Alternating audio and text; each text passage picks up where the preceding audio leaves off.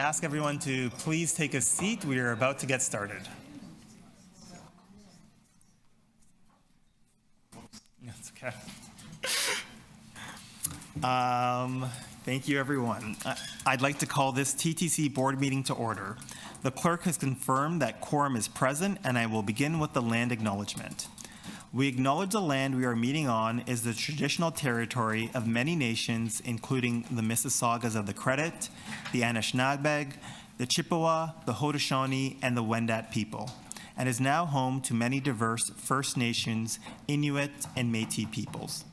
We also acknowledge that Toronto is covered by Treaty 13 with the Mississaugas of the Credit. Commissioners, do any of you wish to declare a conflict of interest in accordance with the Municipal Conflict of Interest Act? No? Okay. Seeing none, we will move on. I would like to remind you that this is an open meeting. As we go through the agenda today, those of you participating remotely will be required to submit requests to ask questions and to speak on items to the clerk. Each member has 5 minutes for questions and to speak. If you wish to submit a motion on an item, please email your motion to the clerk. We have 4 items before us today that were deferred from our last meeting, which we will consider first, followed by budget-related reports at 11 a.m. And lastly, an update on the development of the TTC's next corporate plan. I would also like to acknowledge that Commissioner Ron Lalonde has tendered his resignation. Ron served the board with distinction. I believe he was the first civilian appointee since 2015. He was also chair of the Audit and Risk Management Committee. And we are grateful for his public service, his wise counsel, and we wish him all the best in this next chapter of life.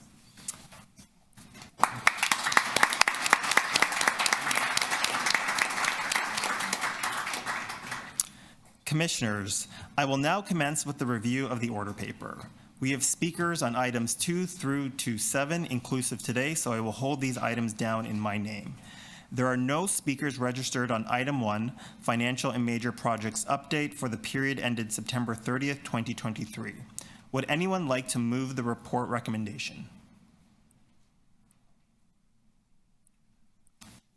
Yep, Commissioner Osborne. All those in favor? Opposed? Item carries. And thank you, and that concludes the review of the order paper. So now we are on to item 1. Oh, sorry, item 2. We are on item 2, declaration of surplus property.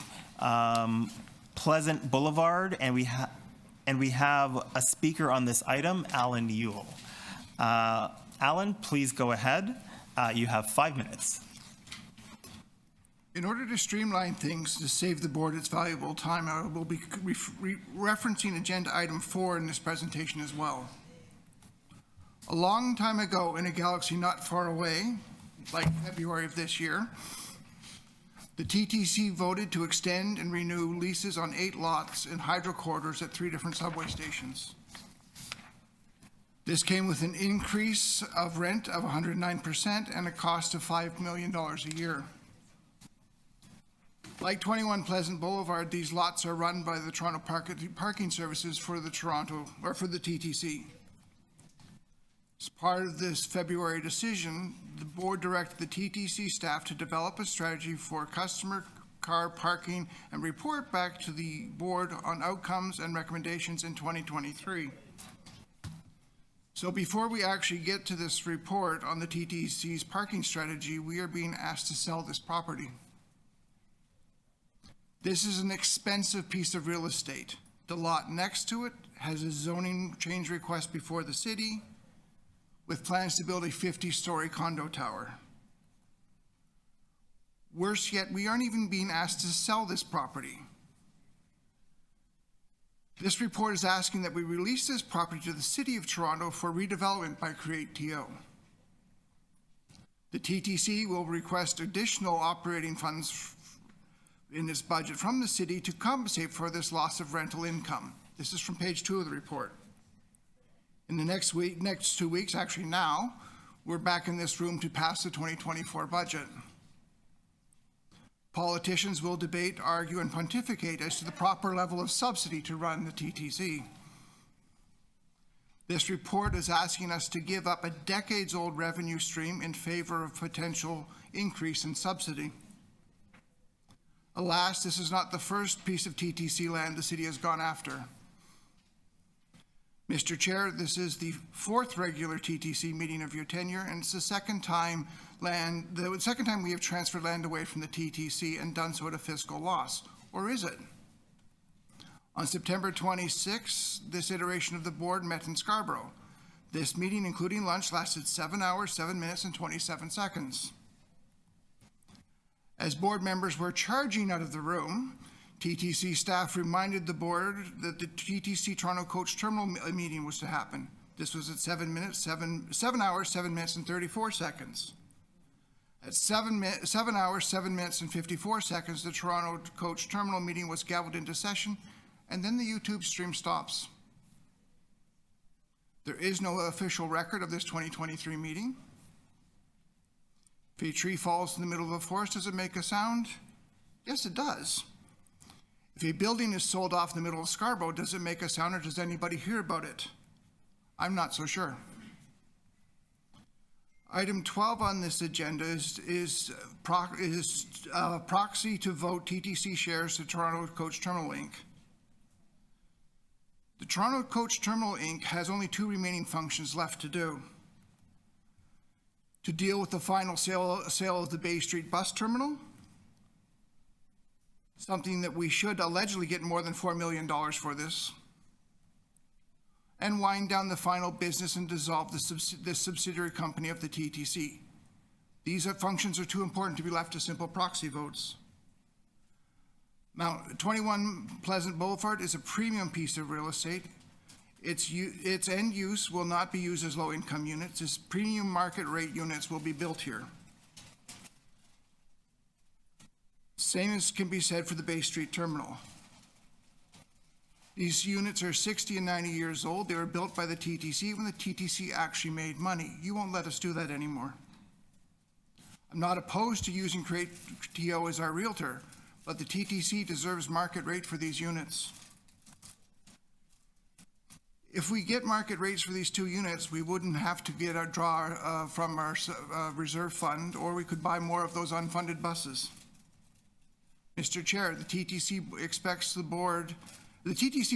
the TTC to get full value for its price. We have the most expensive pass in the country. So why are we being forced to sell this property at fire sale prices? Thank you. Thank you, Alan. Does anyone have any questions for the deputant? Nope, seeing none. Thank you very much.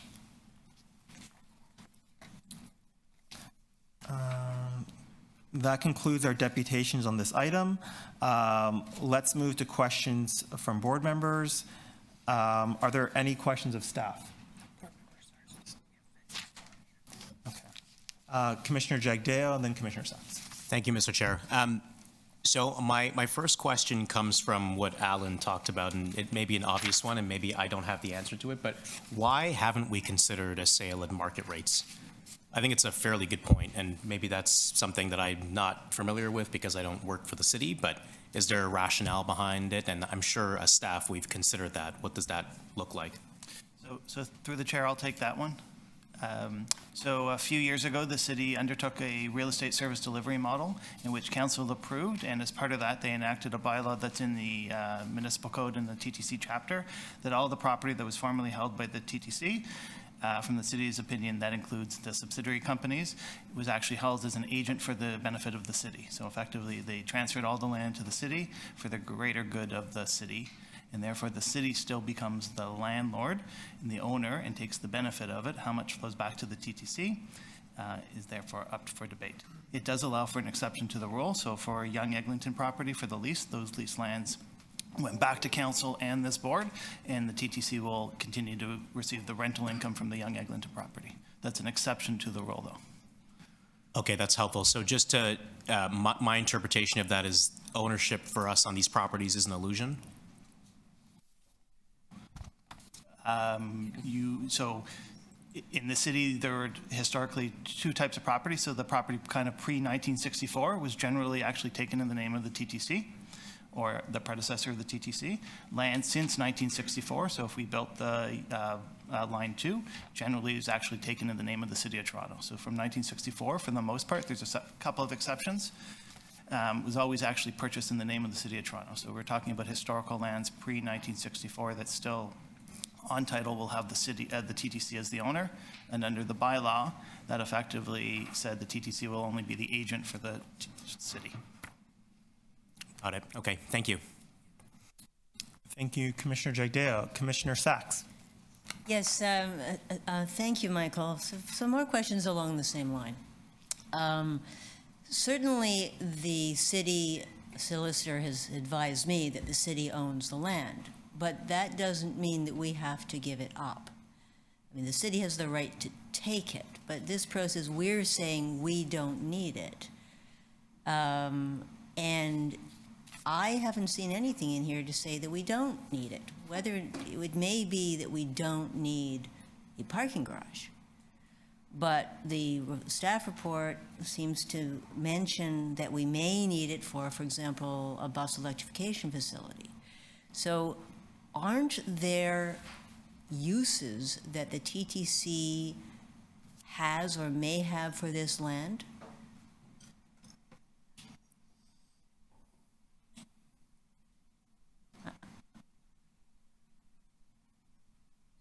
That's a question I think, I'm looking at you, Michael, unless there's somebody else you want to answer it. Yeah, so I think that should be, I think Gary should answer that.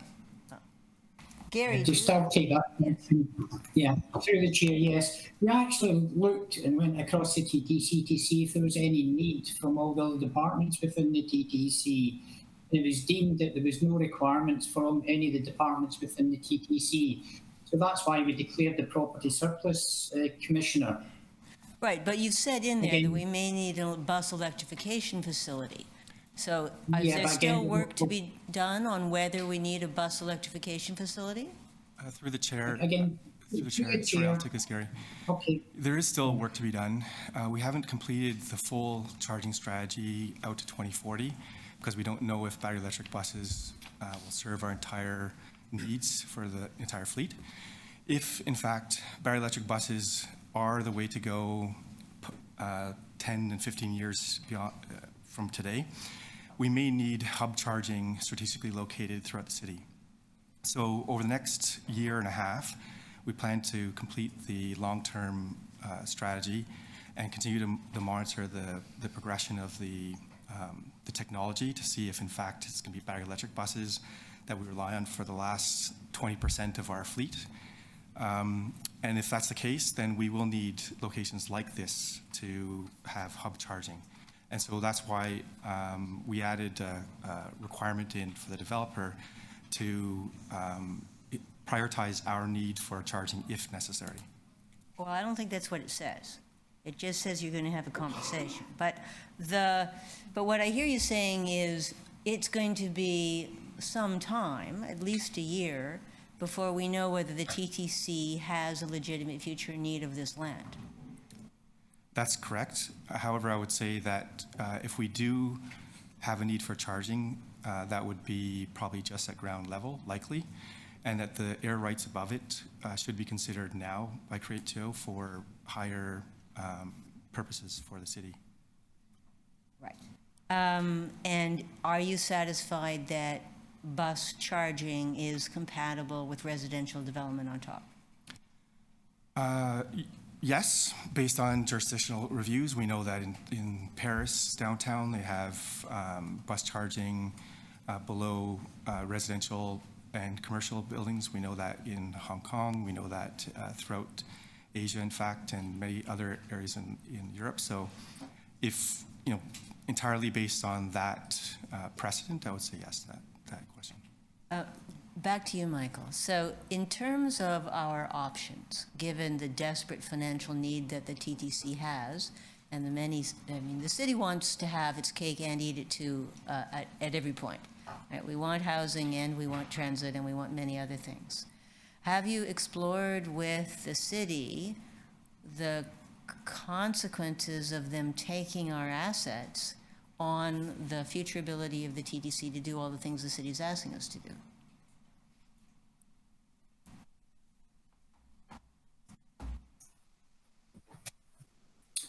So, Through the chair, I can answer. We've got actually Kate Teo's actually in the audience. If they want to speak to this as well, they can explain what they're looking to do with the lands, potentially what they're going to do with the lands commissioner. So I'll hand over to Kate Teo to speak to you on this point. Well, Creatio has a mandate to do various things for the city, but it's no part of the Creatio's mandate to protect the financial viability of the TTC. That's our job. So I'm trying to find out what has the TTC done in relation to this proposal for this property that we may indeed need. That's your last question, Commissioner Sachs. I believe Vic Gupta is online, if you'd like to answer that. I mean, I'll, through you, Chair, I'll do my best, Councillor Sachs, to at least address it from a Creatio perspective. Our job or our opportunity on this site would be to, ultimately try to maximize the land value by, maximizing the density opportunity as it relates to, what we could build, working with our planning department at the city, and of course, in keeping with the neighborhood context. How that land value is then realized in terms of whether it's invested into affordable housing or it's monetized to be provided to the city to support the city's budget and all of its initiatives. That would be a decision by council ultimately to make. What our objective is to take advantage of that site and put a higher valued use there. And ultimately, a higher valued use is really to monetize the value of that site. And then whether, as I said, whether it's affordable housing or another important use, or to just realize the cash value, we would leave that decision up to council. And I would hope that in the balance of all of the priorities, I know transit continues to be a leading priority for council, and so would hope that council would prioritize the TTC's needs accordingly. Thank you, Mr. Gupta. Commissioner Osborne, 5 minutes, please. Also along the same line, I'm just curious if the city can own and then presumably sell these buildings that the TTC has, what the logic is behind the fact that if we need real estate, we have to buy it. So through the chair, maybe I can try to answer that. So I guess to kind of provide some perspective, we do have the 15-year real estate investment plan that helps set out our 15-year needs. In there, you'll hear today about how we try to optimize before we have to acquire and such. And so part of the strategy at the city is such that when we do acquire or need something, the funding comes from the city through our capital plan. That was true for 800 Kipling. That was a strategic investment that we just made a couple of years ago, and that was a great acquisition. But the basic nature of this is that the assets belong to the city. They do move over, and to the benefit of the city's needs, that depending on what kind of development, then those proceeds, that highest value and other objectives go to the city. And in theory, any kind of value that comes from that should help us fund what we need when we need it. So then if we say we need a new garage or something like that, and we have to get land and building on it, does the city then pay the whole shot? So through the chair, when we did the 800 Kipling, that was primarily funded by the city, almost 100% with some development charge funding. If we talk about the new train, maintenance and storage facility, which is very significant, we will expect that the city funds its portion, and we will try to seek partner funding on that because it is a very large value. But ultimately, the city is our funder. Thank you. Thank you, Commissioner Osborne. Commissioner Holliday, 5 minutes, please. Thanks, Chair. Actually, thank you, Mr. Ewell, for talking to us. It was a helpful presentation. I just wondered if someone could comment on, just generally speaking for the board, on the city's broader approach to real estate strategy and how we fit in. Because I think it's not just unique with this agency, but all of them, that there is an enterprise approach to the use of land and space and its allocation and its surplusing and so on. Mr. Chair, I'm happy to address that initially if you'd like. That's Vic Gupta from Cratio.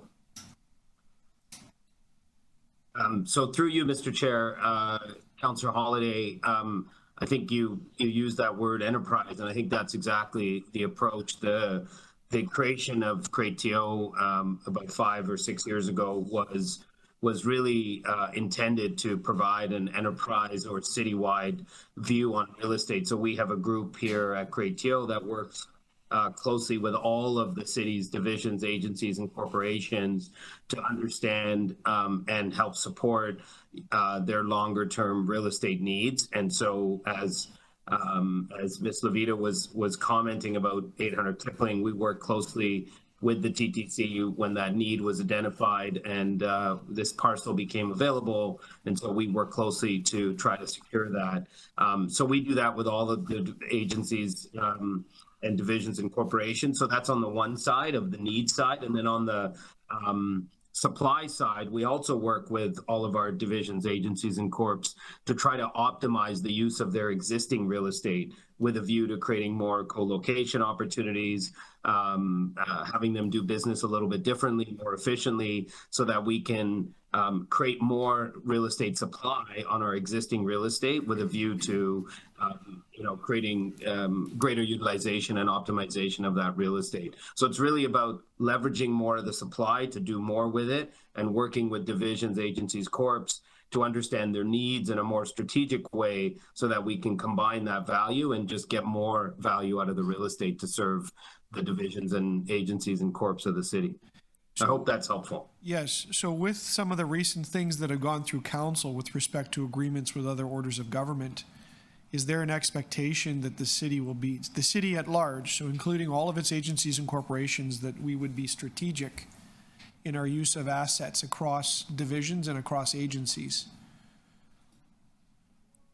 I think it's a yes. Yeah, yes, I would say so. I think there's a tremendous, through you, Mr. Chair, there's, I think, a tremendous focus on identifying parcels of land for affordable housing as a first priority, of course. But our objective is to continue to work now with other orders of government to be much more strategic in concert with leveraging the real estate that's available to all orders of government. Okay, so now maybe my question's about the Rose Hill parking lot. So it's got about a 60-year-old building on it. Who's responsible for the upkeep of that asset? So through the chair, that would be the Toronto Parking Authority. The Toronto Parking Authority. We lease that. But I think in the report, they've indicated that their time there is drawing to a close. So should the Toronto Parking Authority no longer operate there, then what do we do with the land? Do we rebuild the parking garage? I mean, I guess that's the open question. Am I understanding that correctly, right? Like we're at a nexus here where we need to figure out what to do with the asset.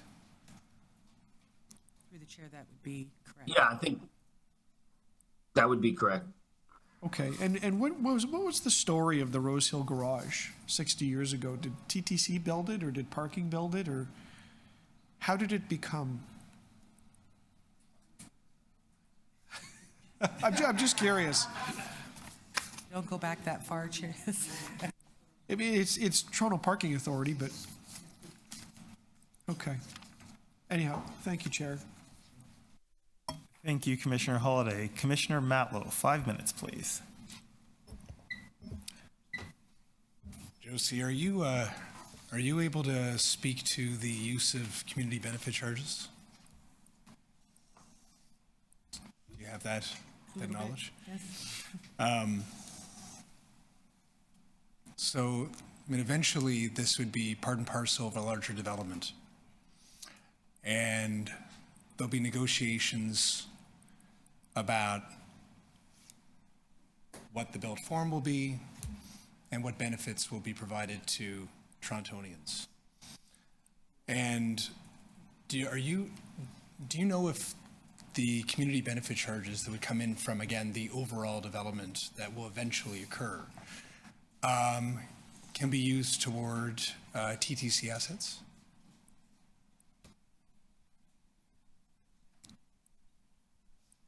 Through the chair, I'm not sure on that scope. I mean, clearly it's around the benefits themselves. If it gets identified by City Council about how to use it, possibly, but we'd have to identify what that benefit might be. And do you happen to know whether or not it's similar to Section 37 with respect to the need to use it toward, capital, infrastructure needs, et cetera, rather than operating? That's my understanding. And it's not restricted, to my understanding, to the same kind of proximity restrictions that Section 37 was. So if there are greater needs, it can go to city needs as well, or transit needs, for that matter. So through the chair, that would be correct. Section 37 is very localized. Yeah. And this is to try to address the issues that are more citywide. And along with the CBC, for those of you, I'm referring to the community benefits charges, for those of you who don't know. Not the Canadian Broadcasting Corporation. Can there be, perhaps Vic would know, negotiations, well, one of you, negotiations outside of the CBC to, for hypothetically, let's say we wanted to make the TTC right in some way and have some funds that come through the sale that we could self-prescribe, we could put into a bylaw that money goes towards the TTC, could we not? Yeah, through you, Mr. Chair, I don't believe that you would be limited in any way to do that. Okay, so You could certainly be prescriptive in that way, Councillor. And that, sorry, just to add, that would be a recommendation from the board to council, but council would have to do it. right, or it could even be written in by the local councillor. So, so the recommendation that's coming forward, my understanding is that this is the process, and we can debate whether or not it's a good process or a bad process, or if it's fair that the TTC doesn't have the control over the sale of the property once it's handed over, and if it has to hand it over, that's a reasonable debate. But that debate was had, and there was a conclusion. So now we're following it, but it doesn't restrict us from being creative as things move forward about how to make sure that we fund the TTC and transit, and perhaps even turn this into a good news story for the TTC at the end of the day. Is that a fair comment? Through the chair, I would say that would be fair. Okay, thank you. Thank you, Commissioner Matlow. Are there any other questions? No, I have a. Councillor Ainsley? Oh, Councillor Ainsley, 5 minutes, please. Yep, thank you, Mr. Chair. Could somebody, so the Toronto Parking Authority, have they decided this parking garage is surplus to their needs? Has that been dealt with at their board? Are they waiting for us? Through the chair, we don't have that status, Phyllis. Don't have that status. Okay, so do we have any idea when it's going to be discussed or dealt with at their board? I think through you, Mr. Chair, and Michael Norton, our Chief Development Officer, is also on. He may have more insight, but I think there's a limited amount of revenue from the parking garage at the moment, and I believe that there's a significant capital requirement. So I think overall they're concerned about how they're going to maintain a garage in terms of how much revenue can be secured against it. And I think it's really more a case of understanding that there could be, over the next few years, a higher value use for it in terms of developing it into, residential based on where it's located. So I think it's really more of a broader look at it versus a specific desire for them to get out of that site. Okay, so Vic, if they stop operating it, so the one clause says we get 0.196 million until operation of the structure stops.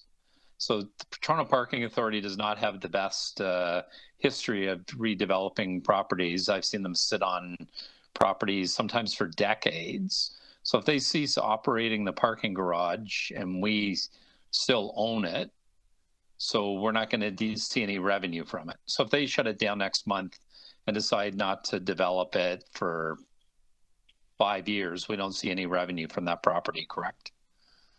And so through you, Mr. Chair, I think the plan, Councillor, would be for us at Crateo to work to put a development strategy together, or just an overall strategy for that site, and go through a zoning process to kind of crystallize that value. And in the meantime, it would continue to operate and continue to provide that revenue to the TTC, and that only at the point in time where council approved an actual development strategy to move forward would you then need to sort of cease operation. So I think we would expect that the garage would continue to operate until you actually would start construction on a new development there.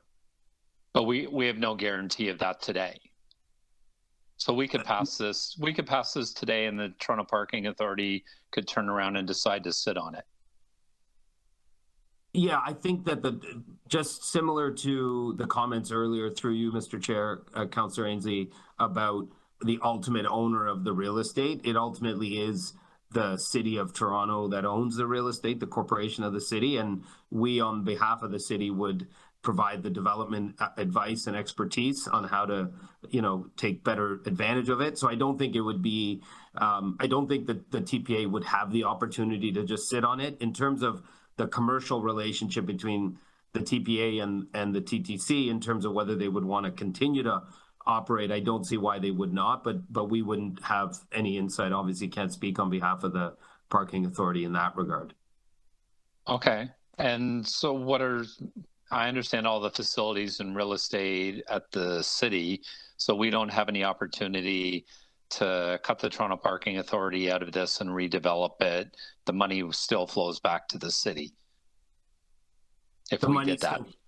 The money flows back ultimately to the city, and as I think Councillor Matlow had suggested, there could be a discussion, and certainly there would be, I would imagine, at council, of how any net proceeds from the development of this site would be allocated, including potentially to the TTC. Okay, thanks, Vic. Josie, I just wanted to ask, there's nothing, the one recommendation, it says we're going to ask the city for money to supplement our operating budget. So the rent from this property goes into our operating budget and not our capital budget?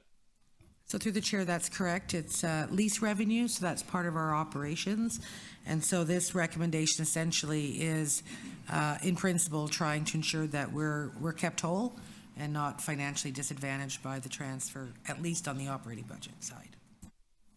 Okay, and are we already alerting to the city that we need to be reimbursed for this money in our 5-year or 10-year operating budget, or is we waiting for this to all kind of work its way through the system? It would be the latter. We don't see it in the foreseeable future, but it has been a general principle in our conversations with financial planning as well as the city's real estate division. Okay, and sorry, why don't we see it in the foreseeable future? Because the questions from Vic, he's seen that Toronto Parking Authority is marching ahead on this imminently. That's your last question, Commissioner Ainsley. Okay, thank you, Mr. Chair. I can't see a clock anymore. Oh no, that's my mistakes. Thank you. So through the chair, it doesn't actually have a date, and so I'm not advised of when that would start, but clearly in advance of that, we would make it very clear that in the following year's budget, we would want that funded.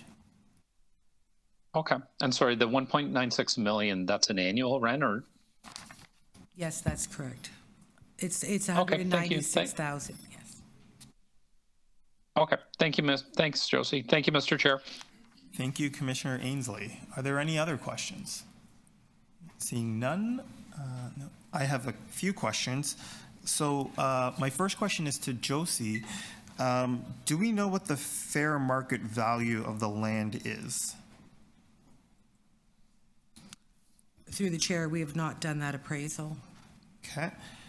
My second question is also to you. If we needed land from the city, do we buy it at fair market value, or is there a reciprocity with the city that we could get their surplus land for a discounted rate or free?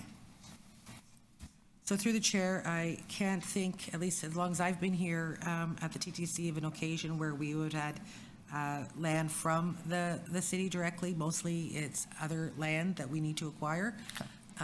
So I haven't come across that situation. Thank you. And then I have a question for Bem Case. You had mentioned that there were other jurisdictions where residential buildings were incorporated with bus charging stations. Have we done an analysis of our own zoning laws to understand if that type of mixed-use development would be permitted? No, we haven't done that as yet. We're not sure that, in fact, we need to do any charging outside of the depots at this point. So we're still, as I mentioned, monitoring the evolution of the technology. If we can electrify our fleet through in-depot charging alone, then we'll do that. So that's something to be discovered, if and when we require charging out in the community. Okay. And I guess the last question is, how do we come to the decision that that property is surplus? Like, can we just sort of walk through the process so the board members understand? And this is for anybody.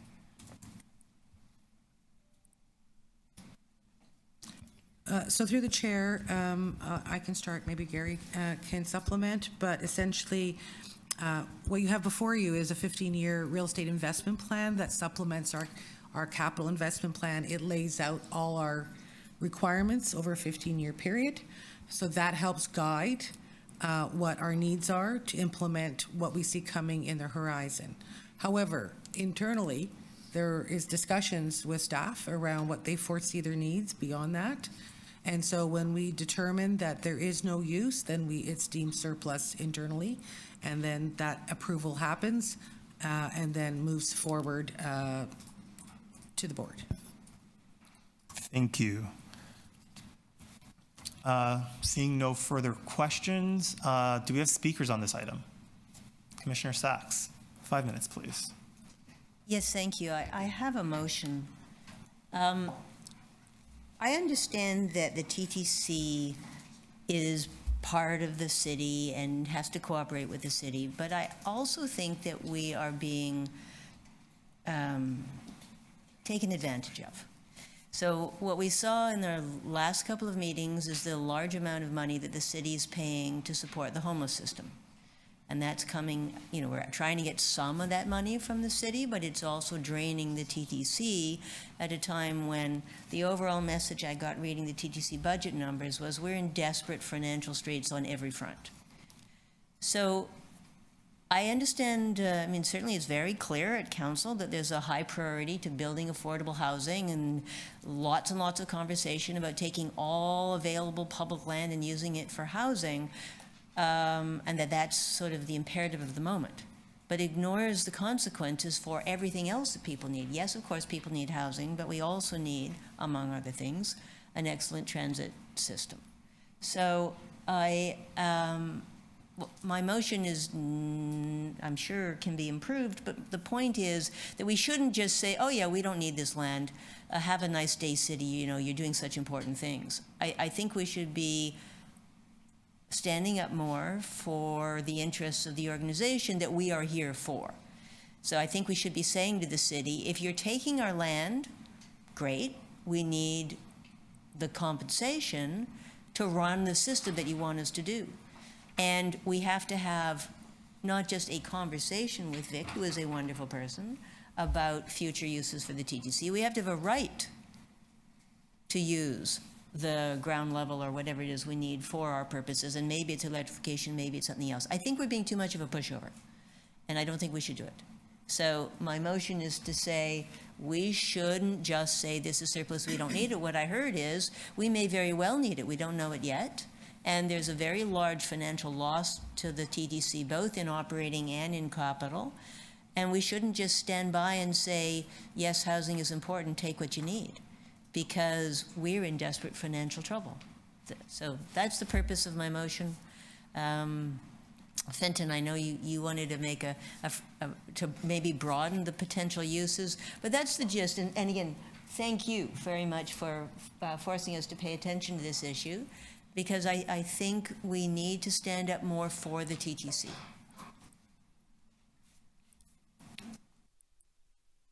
Thank you, Commissioner Sachs. Are there any questions of the mover? Vice Chair De Laurentiis, 3 minutes for clarification. Thank you. I appreciate the sentiment, Councillor Sachs. I guess my question is, TTC is an agency of the city, and basically we're talking about which pocket the money's in, one pocket or the other. And I just wonder to what extent a motion like this puts the management team at the TTC in the awkward position of where they're going to their boss to say, no, you can't have your asset. So perhaps, I don't know if there is, if it would be helpful to first ask the team to have a discussion with the city to determine what it can and can't, just because it is an interesting situation. I mean, we are talking about an agency of the city, and the city can pretty much tell agencies what to do. Yes, that's absolutely true. And of course, I'm one of the people who can tell the agency what to do. But it's also true that when there's a singular political focus, everything else can get forgotten. And I mean, I would be quite open to a motion to defer this item until there's further conversations. I think that would be great. If anybody wants to move that motion, that would of course take priority over mine, because I don't think the work's been done on this. And in terms of, I certainly don't mean to put Josie in a difficult position, or Michael. But if the commission just says, O'Shea, roll over, take what you need, then they've got nothing. If they can go back to staff and say, the commission's really being very difficult about this, and that Sachs woman, I mean, she's just causing so much trouble, there's a chance of having a better conversation at a time when everybody's starving, like every part of the city, everybody who comes to the city for money, they're all telling us they're starving. And if an organization like this doesn't speak up, we'll get lost. So I think we have to be difficult, or we'll be forgotten. Yes. Yeah, and I agree with that. In fact, I was going to move a motion when we have a discussion around budget, because I think that the way we frame our discussion with the city and other orders of government, where everybody thinks of when money is channeled into the TTC as an expense, when it should really be an investment.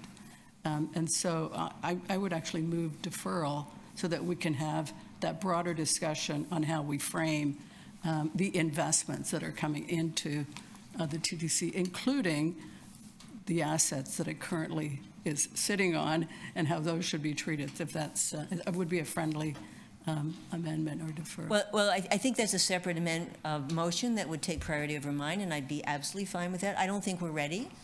And I think we do have to have a broader conversation about not only imposing responsibilities on the TTC, like the homeless problem, but also taking our assets at the same time.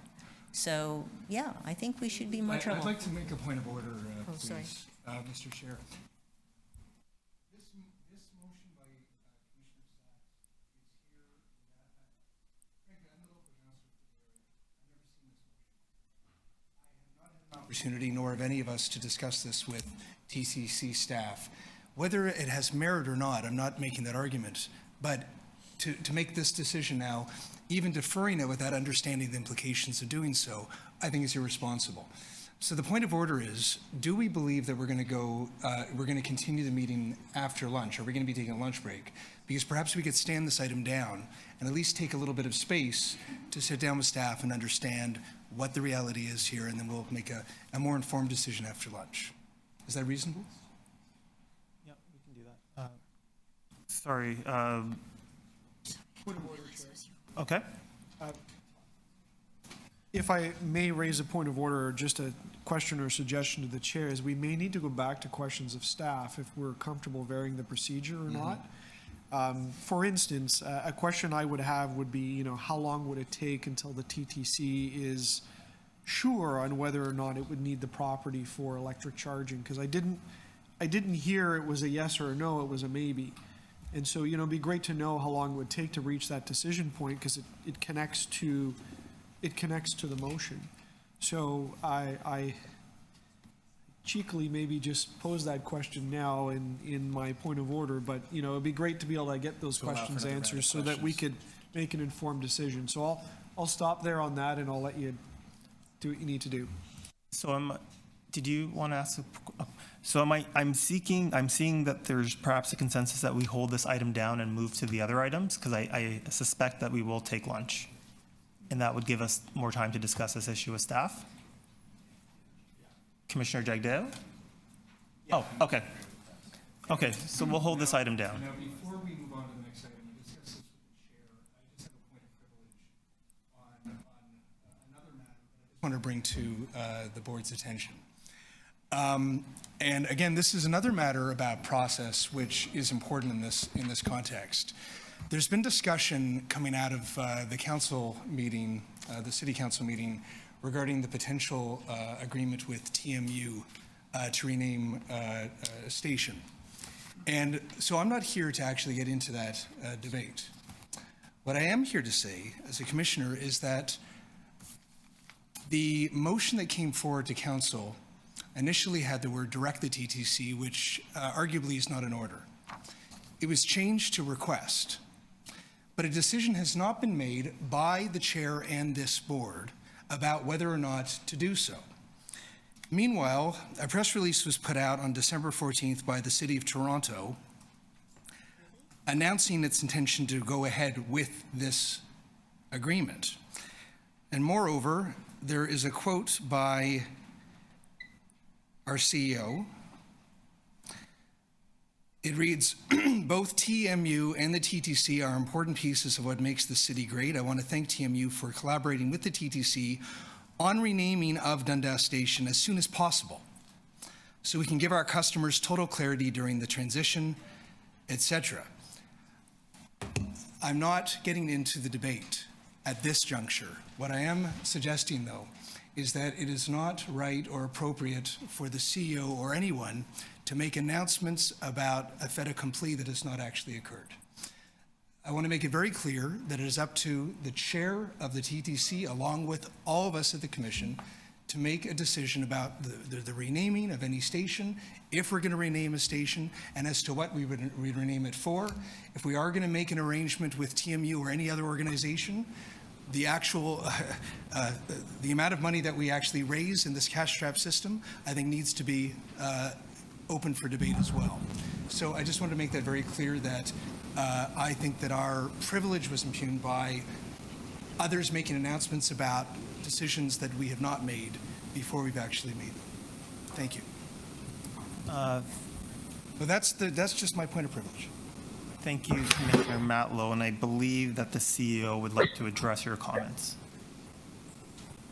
Yes, through the chair, if I may, and I apologize for that, Councillor. I'd let you know that there was a previous motion that had requested the TTC to come back regarding naming rights of stations, and we will be bringing something back in the second quarter of next year. And I know that we've gotten to have discussions internally regarding how do we maximize revenues along those lines. So again, I apologize, but we didn't mean to circumvent the board. We're bringing that back. We'll be bringing it back. Well, actually, I do have an action item that I'd like to request to address the privilege that was impugned. Would you give us an undertaking, Rick, that before any further steps or actions are taken in any form, in any way of this matter, that there be a commitment that the chair of the board will be given a full briefing and given a heads up about any possible next step before any decision is made, before anything is signed and any agreement decided on? Through the chair, absolutely, Councillor. I can agree to that. We would bring a report back on the direction of moving forward. So you have my commitment on that. I appreciate that. Thank you. Thank you. Are you, Commissioner Matlow, Commissioner Sachs, are you making a point of privilege? Well, I'd just like to follow up on the point raised by Commissioner Matlow. My question to the CEO is, will you withdraw that press release? It was not accurate. It was not authorized by this board, and it's misleading to the public. Will you withdraw it? Through the chair, I can withdraw that. Thank you. Councillor. Thank you, Commissioner Sachs, and thank you to our CEO. We're going to move on to item 3. Yeah. Okay.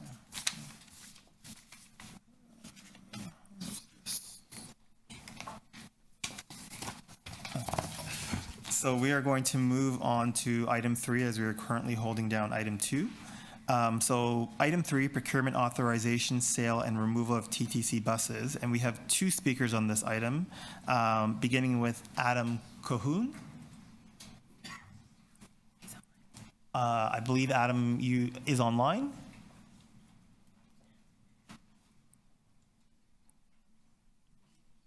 Yes, I'm here. Thank you, Adam. You have 5 minutes. I want to say, I know this should be a straightforward item. Just sell those buses and those who will take them. But I want you to pause and think, because we're in a housing crisis, if you could take a few extra weeks to see if any of these vehicles could be used to ease the burden of the underhoused or any of the needs of the shelter system, even if temporarily. Maybe there's an organization that can use some of these buses to help people for longer. There are other cities setting up proper areas with tiny housing and other shelters to basically be a harm reduction strategy instead of the encampments that are just repeatedly popping up when there is no other space to house them.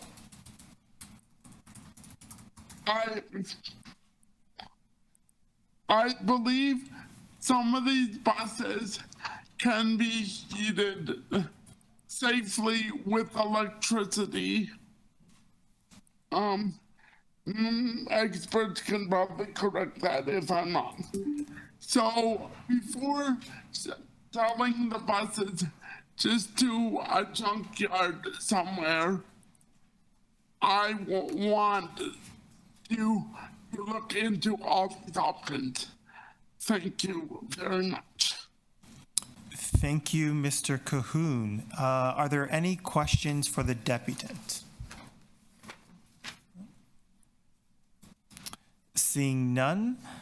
Next, we have Zain Karan.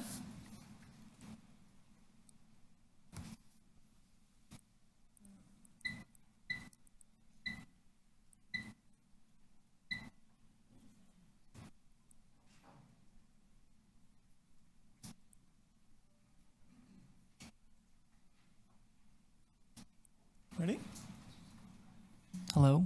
Okay. Thank you, Mr. Karan. You have 5 minutes, please. Thank you. So good morning, commissioners. My name is Zain. I'm here to propose, out of these 915 buses set out in this contract for sale or removal, that you amend the motion and choose to retain 3 buses, one at the very least for historical preservation for the Toronto Transit Commission's historical fleets and potential future museum. So the commission does have a big fleet of streetcars and 1 bus built in the 1980s. And yesterday we learned that some of the SRT vehicles for Line 3 will also be preserved. In this contract for sale removal, there are 2 bus manufacturers, Orion Bus Industries and Nova Bus. Orion was founded here in 1975, right here in Mississauga, Ontario. And since their inception, they've supplied the majority of buses for the TTC, other GT agencies like York, Durham, Mississauga, and several other agencies in Northeast and Southern USA, even for agencies like New York's MTA. So unfortunately, they closed down in 2013, 10 years ago. And ever since then, we've had to rely on other manufacturers from other provinces like Nova Buses from Quebec and Manitoba's New Flyers. So I'm going to pivot here. And in June 2009, the TTC selected Lower Cultural Resources, the largest museum planning firm in the world, to study the concept of creating a Toronto Transit Commission museum akin to the likes of New York City and London. Subsequently, in February of 2010, the then TTC Board approved the study and the necessary resources to further develop this report, and even went as far to approve the Danforth Garage as the location for the Transit Visitor Center and museum. But after that, the work on the museum goes cold. So my point being is the budget for one of these buses. This is calculated by taking the total sum from the report and dividing by 915. It's a small price to forfeit, in my opinion, and I say 3 buses because ideally 2 buses would be retained for parts, and 1 would be the actual preserved bus. So these are the last buses that were made in Ontario, and these buses have been a cultural icon for Ontario, the U.S., and most importantly for the TTC, and they've been an icon throughout the 90s to the late 2010s. This motion will at the very least safeguard the idea of a museum in the future, because you can't really have a museum without exhibits. If in the future it ends up not happening, we at least have a piece of Ontario transit history which we can donate to other private museums, or if the TTC even wants, they can choose to scrap those buses in the future if the museum ends up not happening. So I hope you'll consider the motion. That's it. Thank you. Thank you, Zane. Are there any questions for Zane? Councillor Candeville. I just wanted to say I would move it if I could. It's a great motion, and I fully support it. Appreciate it. Thank you, Councillor. Any other questions for Zane? No? Okay. Seeing none, thank you. So that concludes the deputations on this item. Let's move to questions from board members. Commissioner Sachs, 5 minutes, please. Yes. First of all, I guess this is to Josie. Josie, have there been any arrangements made to donate any of the Orion buses to any transit museum? So through the chair, we have not had a request. Typically, the Halton Railway Museum might seek something from us, but we have not heard from them, but we could reach out to confirm. Okay, so if requested, you would reach out to them and ask them if they want such a bus? Yes. All right. And other than the Halton Railway Museum, is there anywhere else you could put an old bus that somebody might someday want to see?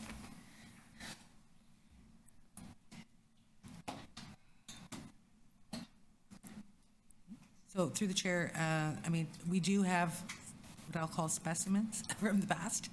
And Rich, I don't know if you have anything to add. So through the chair, we have 2 GM buses, several CLRVs and LRVs, streetcars, and we have a Peter Witt and a PCC. So we do have historical vehicles. Not averse to keeping more vehicles, we just need the space. Do you have space to put one of these buses?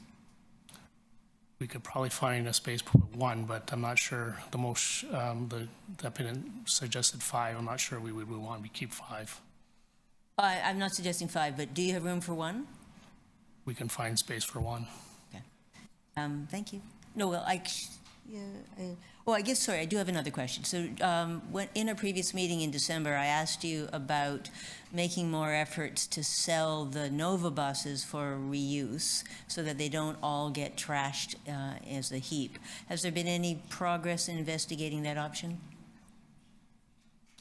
So through the chair, not yet, but we did make progress initially when we went to market in our request for information to seek anyone back in April who would be interested in purchasing, and so that did not, we did not find that, but we are more than happy, to proceed with any kind of further outreach once again to the same industry to see if there's any additional interest. Right. And you mentioned in the report that at least one of the potential purchasers you contacted said they didn't want all the buses, indicating they would take a smaller amount. Has there been any further effort to find out how many buses they would want?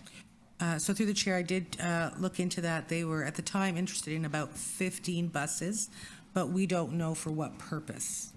Okay, but they did have an interest in 15 buses, and they didn't have the opportunity to buy just 15 buses, correct? That's correct. Okay, thank you. Thank you, Commissioner Sachs. Commissioner Holiday, please, 5 minutes.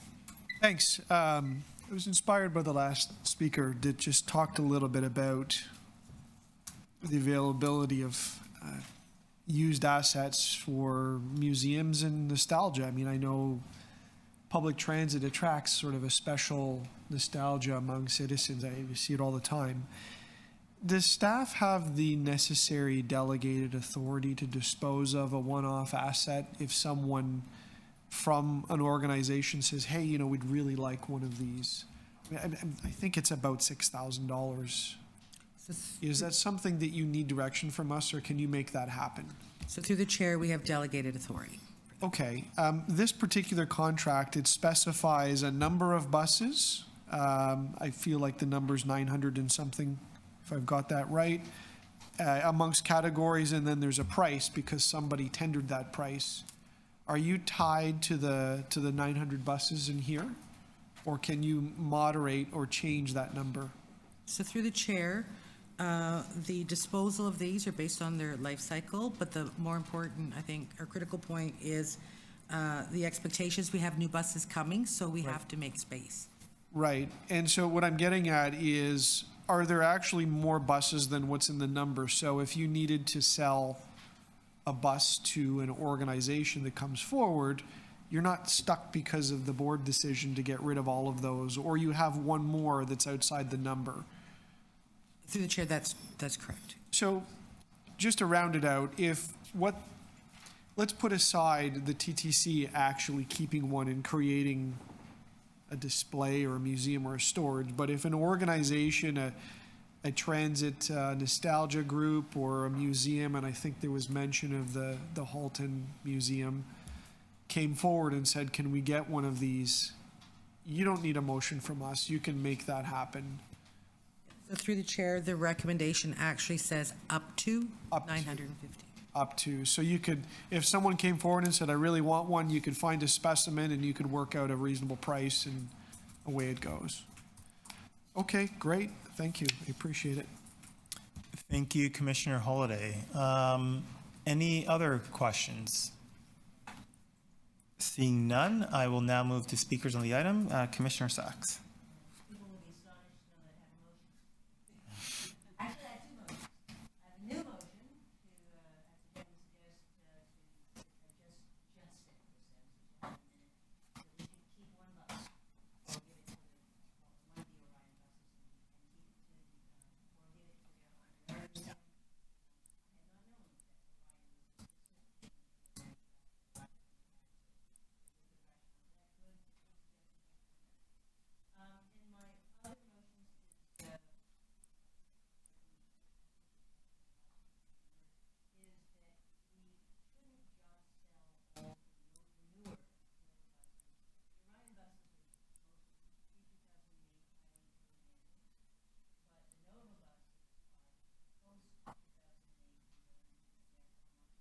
Sorry, on a point of order, Mr. Chair, or point of privilege, I can't hear anything. My fault, I forgot to Online. turn on the button. Sorry, Paul. I'll try again. No problem, Diane. No problem. All right, my first point was that to allow staff, or ask staff to keep one Orion bus or give it to the Halton Railway Museum, as the deputant suggested. And my second motion is that instead of selling all of the Nova buses, the newer, cleaner buses for scrap, that the staff should attempt to sell part of them to somebody who would use them for something, for refurbishment or reuse, so that they don't all have to go to scrap. And especially because there was a buyer who wanted 15 and wasn't allowed to buy less than the total, we shouldn't send all of them to garbage if there is a use for some of them. So my motion says, before selling the Nova buses, the newer ones, make an attempt to find parties who would reuse, repair, or refurbish them, and on terms of where they don't have to buy 900 buses, or whatever it was, 500 buses at a time, they can buy fewer buses of what they need, and then sell things for scrap only after making a reasonable effort to find some other use for them. So that's my, those are my motions. Thank you, and sorry about the button. Commissioner Holiday, are you wanting to speak or ask clarification? Question of the mover, yeah. Just, thank you for the motions. I just wanted to be clear on number one, the public document or the public call, is that to refurbish and keep at the TTC, or is that refurbish and take away? Take away. This is for other people who might use it. So why would it be different than what we did already as a TTC? Because what we did already required people to buy the whole lump. They couldn't buy just 15 buses. They had to buy hundreds of buses. And as we saw, at least the one buyer wanted to buy 15 buses and wasn't allowed. It was an all or nothing tender. Do you think we might have a problem, though, if we now change the tender and go and do something different instead of selling them as a lump? Well, as Josie said a moment ago, the tender was up to, and so we didn't have a commitment to sell all of them. We just didn't allow anybody to buy less than all of them before.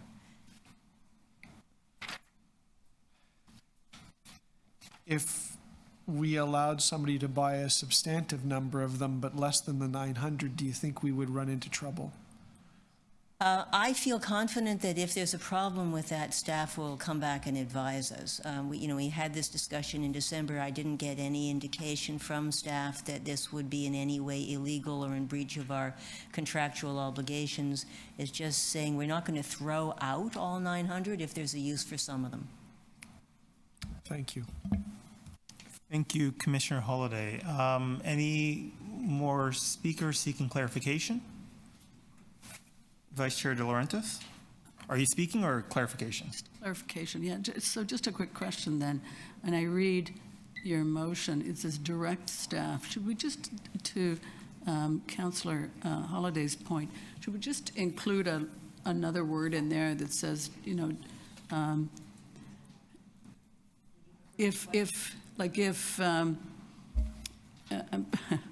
can't think of a word, but, I guess what it was getting to is, like, would we, because we issued that, would we be liable if we changed it? So maybe just a little bit of language that would say explore, and because the word direct is so specific, it doesn't give the staff. Yeah, thank you, Vice Chair. Anyway. I thought we explored this last time, but if request is better, perhaps if the chair would permit, I can ask Mr. Atlas if he has if he has a concern about the wording.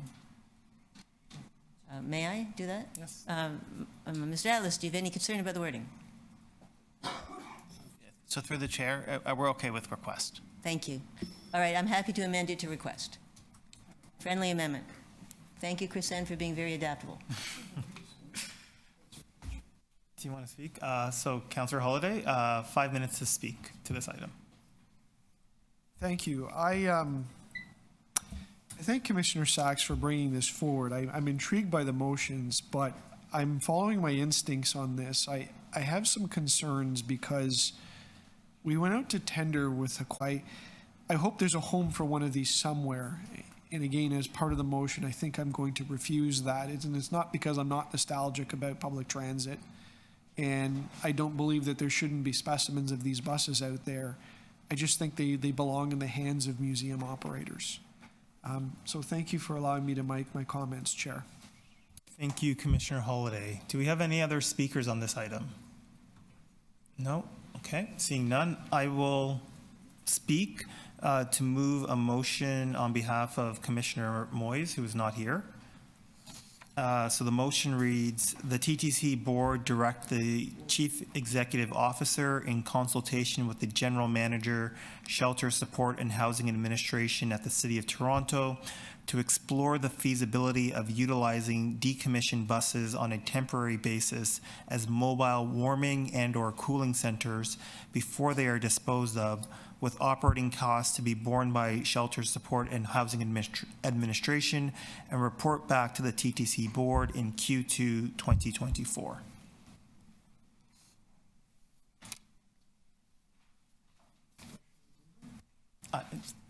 It's Chris's motion, but I'll do my best.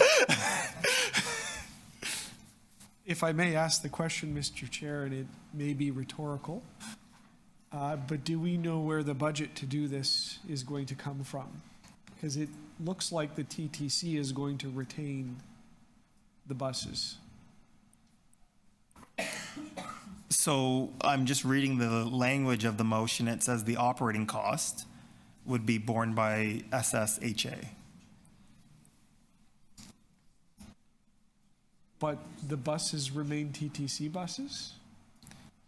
I think the buses we would be exploring the feasibility. So from my reading of the item, it's not, we don't have someone who's saying, I want 915 buses right now. They're all going to go away.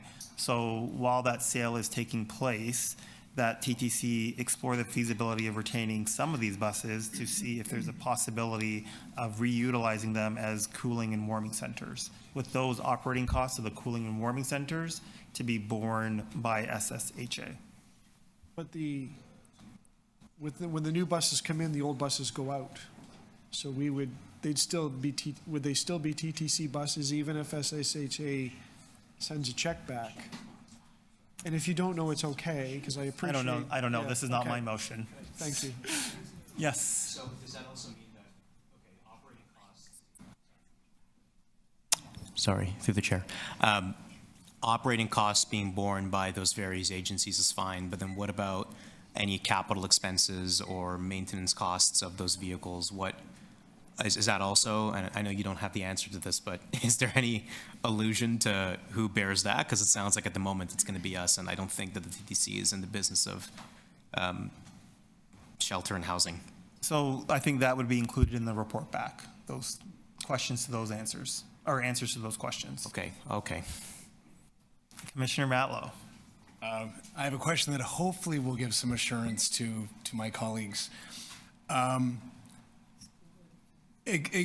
exactly. So do we have a homelessness crisis in Toronto? You would agree that we do? Yes. I would assume. So this motion is exploring the feasibility. It doesn't tell staff to go do it. If staff come back to us and say it's not feasible or it's unwise, that's information we would receive. But it's simply saying there's a problem. Why would we not go and explore to see if this could be a contribution to the solution? Is that fair? Is that a fair summary? That's fair, yes. I would just add that these, from my reading, warming and cooling centers could be used by anyone. Not everybody has air conditioning, not everybody has heating at times. Indeed. So this is, while the cost might be borne by SSHA, these could be used by anyone in the community, including people who are housed, but who need temporary respite for whatever reason. And we're simply asking staff to just let us know what they think. Yes. Thank you.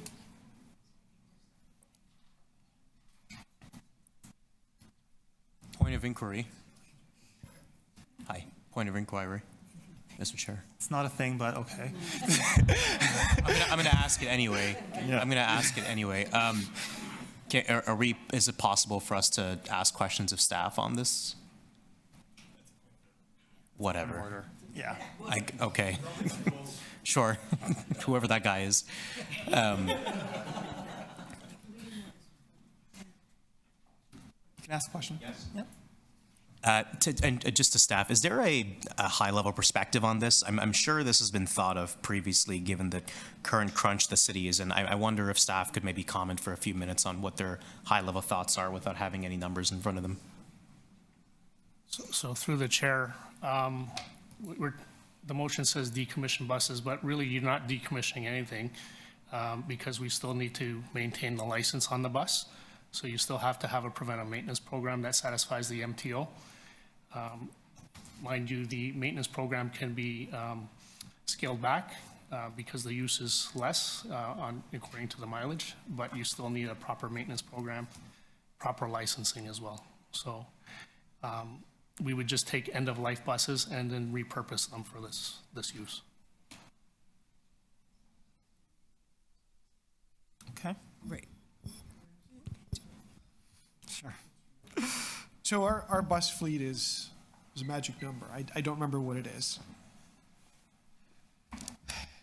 We talked about it at the commission before, where the commission could send a bus to SSHA for their purposes. And I think he even got a motion through that said we would recover back some of those costs. Is this not the same thing? We're just delaying or deferring the surplusing of the old equipment. Through the chair, you're correct. We're currently doing that now. The buses that are being used are 16 and a half years. So why would it not be more efficient just to continue with what we're doing today as opposed to changing the focus to surplus equipment? Would it not be just simpler to just deploy buses within our active fleet and not have to worry about now having a larger fleet? Through the chair, I would agree with you. As I mentioned, we're doing that exactly right now. So instead of decommissioning, we would just extend the life, not really extend the life, but just repurpose end-of-life vehicles. Or when you're selecting from the fleet as to which bus you send, you may choose one which is less likely to be used because it's older. Correct. Because you're not using it to drive around on the road as much, so you're going to choose an asset at the end of its life. Yes. But not at the end of its life. We will choose the best vehicle suited for that purpose. Okay, and so by enacting this motion, we would then, I think my interpretation of it, and tell me if I'm wrong, is to not surplus buses at end of life, and then thereby we would be making the fleet larger. We would just delay decommissioning of a handful of buses. The fleet will grow by that handful, but. Right. And so if we have inbound buses that we've purchased, then we need to park the extra buses. Correct. And so that's an operational issue. After a certain point, yes. Thank you. Thank you. I think we're ready to vote on this item. Please, just one. So the buses that are being disposed of, a large number of them are the pre-2008 diesel engines that are especially polluting. If we pass this motion with Councillor Moyes, would you be continuing to operate pre-2008 buses? No, those buses would be decommissioned, and then we would just bank on the next buses that are coming to end of life. Thank you. Thank you. Okay. Seeing no further speakers, we will begin by voting on the motions, which the clerk will put on the screen.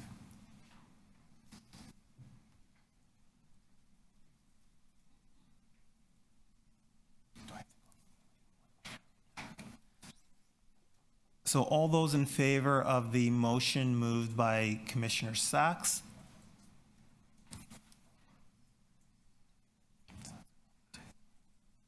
Five. Okay. And Paul? Yep, we can do a recorded vote.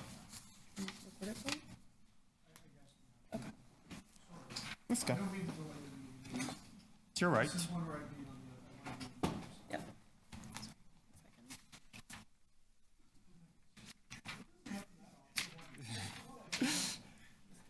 Recorded vote on the motion by Commissioner Sachs. Commissioner Ainsley, please state your vote. In favor? Commissioner De Laurentiis? In favor. Commissioner Holliday? Commissioner Jagdeo?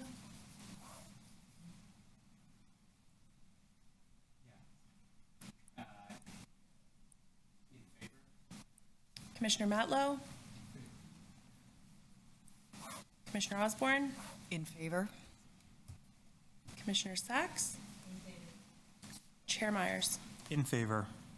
The motion carries. The vote is 7-1.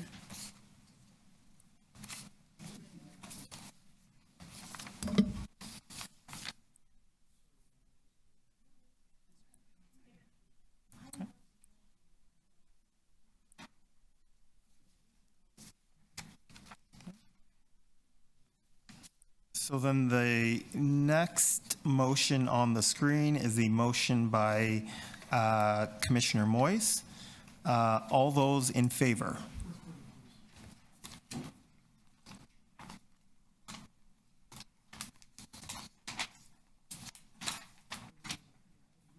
On the motion by Commissioner Moyes, moved by Chair Myers. On behalf of Commissioner Moyes, Commissioner Ainsley, your vote. In favor? Commissioner De Laurentiis, In favor? Commissioner Holliday, Commissioner Jagdeo, Commissioner Matlow, Commissioner Osborne, In favor? Commissioner Sachs, Chair Myers. In favor. The motion carries. The vote is 6-2.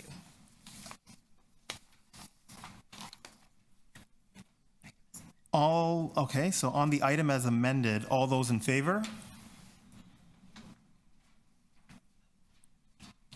Any opposed? Item carries.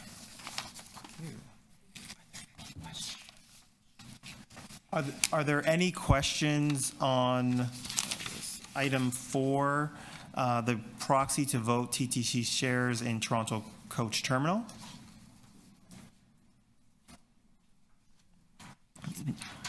No speakers?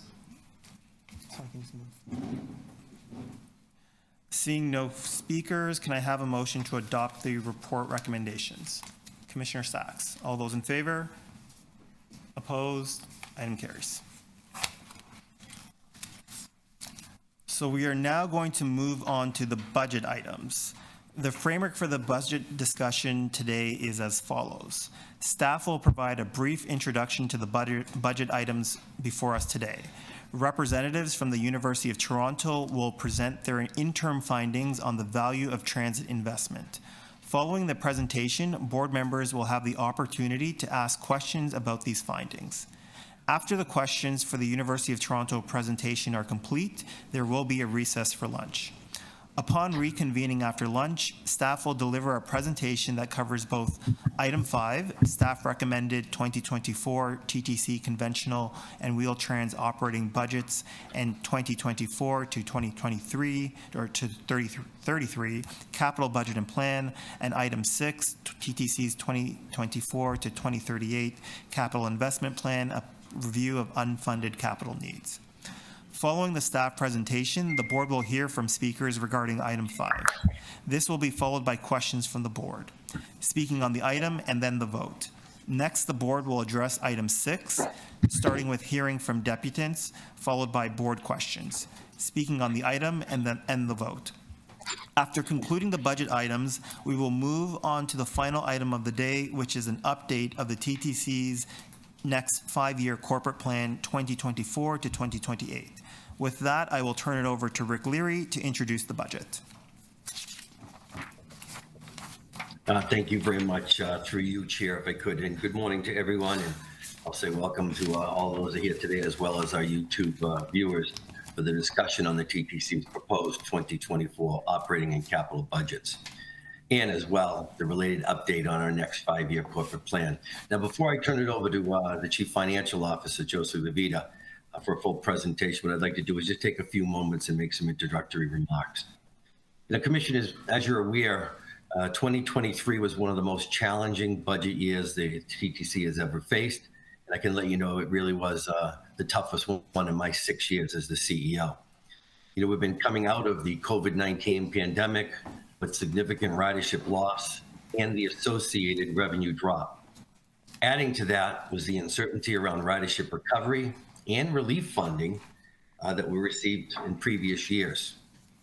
As you're aware, we also needed to respond to other COVID-19 related impacts like the underhoused and those with mental health challenges in our system. As a result, we had some difficult decisions that we had to make around service levels and fares for 23. Well, I am pleased to tell you that as we look ahead to 2024, what you will see before you today represents significantly good news on both of those fronts. Our proposed 2024 operating budget protects the restoration of service hours that we were able to achieve this past fall and actually increases those hours later on in 2024. We're also proposing a significant investment in our community safety, security, and well-being program, and to continue those efforts. All this means is more service, safer service, and improved reliability. And I will mention that we're proposing all this without a fare increase. As for 2023 progressed, we did see ridership increase a little bit faster than we anticipated, and it was actually putting pressures on us to increase service. So I will say thank you. Thankfully, because of the additional revenues that we've derived, our prudent fiscal management, the availability of staff, and the support of this board and Mayor Chow, we were able to meet that demand. And although that we had budgeted for 91% of pre-COVID service hours in 2023, we actually ended the year delivering 95% of pre-COVID service hours. And as we look ahead in 2024, our budget proposes starting the fiscal year maintaining that 95% and then increasing it to 97% in September. I think that's good news for all of us, especially our riders. Now, the bottom line is our customers are coming back quicker than we expected, and this budget allows us to meet the needs for next year. Now, one of the ways I'll just let you know that we're preparing to meet those needs is we're in the process of hiring 650 operators by July, in addition to other frontline positions. And it's also important to note that through our outreach and recruitment efforts, the operators that we're hiring are increasingly more reflective of our customers. We're seeing more diversity in our workforce, and in 2023, we actually exceeded our target of 40% women hiring in frontline operators. We're also seeking an investment in our people. What you're going to see is the initial rollout of the people strategy, with our first focus on investments to support staff's health, well-being, and engagement. Now, I would like to say that this budget balances our needs to deliver safe, reliable, and affordable service with the increased costs associated with inflation and the new transit lines that we now need to manage. Commissioners, I do want to take a moment and acknowledge Premier Ford and Mayor Chow for their deal that they reached last month. It will provide designated funding to address short-term, and I do stress short-term, operating and capital needs over the next 3 years as we work towards a longer-term sustainable funding solution. I want to thank them for that. Now, earlier I did mention the corporate plan update, and it is important. This is an important piece of our budgeting strategy. In fact, the direction of the next version of the 5-year corporate plan really has greatly informed priority actions in the recommended budgets before you today. Specifically, this is reflected in key actions that we're taking around people, safety, and service to make sure they align with our customer needs. And you'll hear more about the correlationship between the plan and our budget from Josie Olivier shortly. Now, I'm also going to, before you today, is the capital budget, the $12.4 billion 2024-2033 capital budget and plan. Let me just give you a few highlights, if I may, from this plan, because we're proud that more recently that we've been able to fully fund the TTC, or the city's share, or the 1/3 share, for the purchase of 55 subway trains for Line 2. And we do acknowledge that's still contingent on matching funds from the federal government. We continue those discussions and providing that education and the information to them. We're also advancing projects like Woodin and Islington stations, and our capacity improvement projects, like you've heard us talk many times recently, the Young Bloor Capacity Improvement Program. As well, we have the funding to provide the ongoing funding for the new streetcars and green buses, as well as the associated infrastructure for both. And I'm going to take a moment just to highlight that, because I think that's what's really critical, is the infrastructure and preparing for these vehicles. You know, Russell on the streetcar line and Hillcrest, both built in the 1920s. You know, we're working with Power On for the electrification of our bus garages, so we can advance with the new electrification of buses coming in. And the same is true. I mentioned the 55 subway trains, but you know, we look at Greenwood on Line 2, and it was built in the 1960s, and it really is key for us to get ahead of making sure that facility is available and prepared for the delivery of the new trains. So there's a lot of focus on the existing infrastructure. And I'll also mention we continue to look at investing in our new technology as we modernize the organization and look to use data in different ways. You know, as part of the presentation from the finance staff, you're also going to hear an update on the revised capital investment plan. And what the CIP shows, that despite significant capital in state of good repair investments, we face a growing backlog in unmet capital needs over the next 10 to 15 years. And we know that investing in the TTC's future remains critical to the city's vitality, offering economic, environmental, and social benefits. And not only for Toronto, I remind everyone, but also for the GTA, the province of Ontario, and Canada at large. And those are the discussions we have when we're talking other levels of government. And it's because of this that I believe that we have an obligation to keep not only this board, but our funding partners at all levels informed in an honest and transparent way. And we do that by sharing the CIP with them. And finally, you're going to hear, and the chair had mentioned it earlier, just hear from Professor Eric Miller and the team at the University of Toronto's Mobility Network, who are going to share their key findings from their interim report on the value of transit investment. And, it's their report really makes the case that sustained investment in transit is the right thing to do for the city's economic, environmental, health, and social equity goals. So with that, I'm going to ask Josie Levita and her staff if they could give the presentation. So thank you, Chair. I'll turn it over to Josie. Thank you, Rick. And through the chair, if we could put up the presentation. So we're going to begin with our esteemed guests from the University of Toronto, as Rick mentioned. They're from the Mobility Network, and we've been working with them since 2022. And while we're getting the, it's out. Okay, so you ready? Okay, great. Okay, so to the first slide.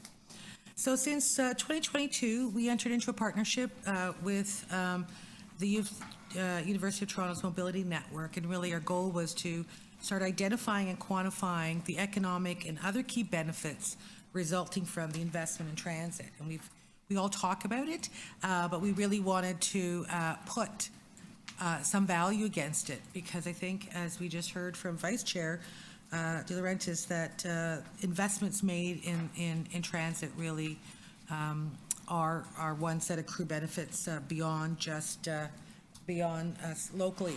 And so we set out to look at a series of opportunities to quantify not only just economic benefits, but also environmental benefits, health, social, and community benefits, and transit rider benefits. Next slide, please. So last year, when we were together on the 2023 budget, we did present some phase 1 research that was done by the university, and that was primarily on quantifying the economic benefits of capital investments. And so what it determined was that approval of the 10-year capital plan last year would generate about $12.6 billion in additional GDP activity, additional GDP, almost $30 billion in economic activity, and over 180,000 jobs. It also found that about 89% of those benefits would be realized in Ontario, with 52% of that being found in the GTHA and another further 11% nationally.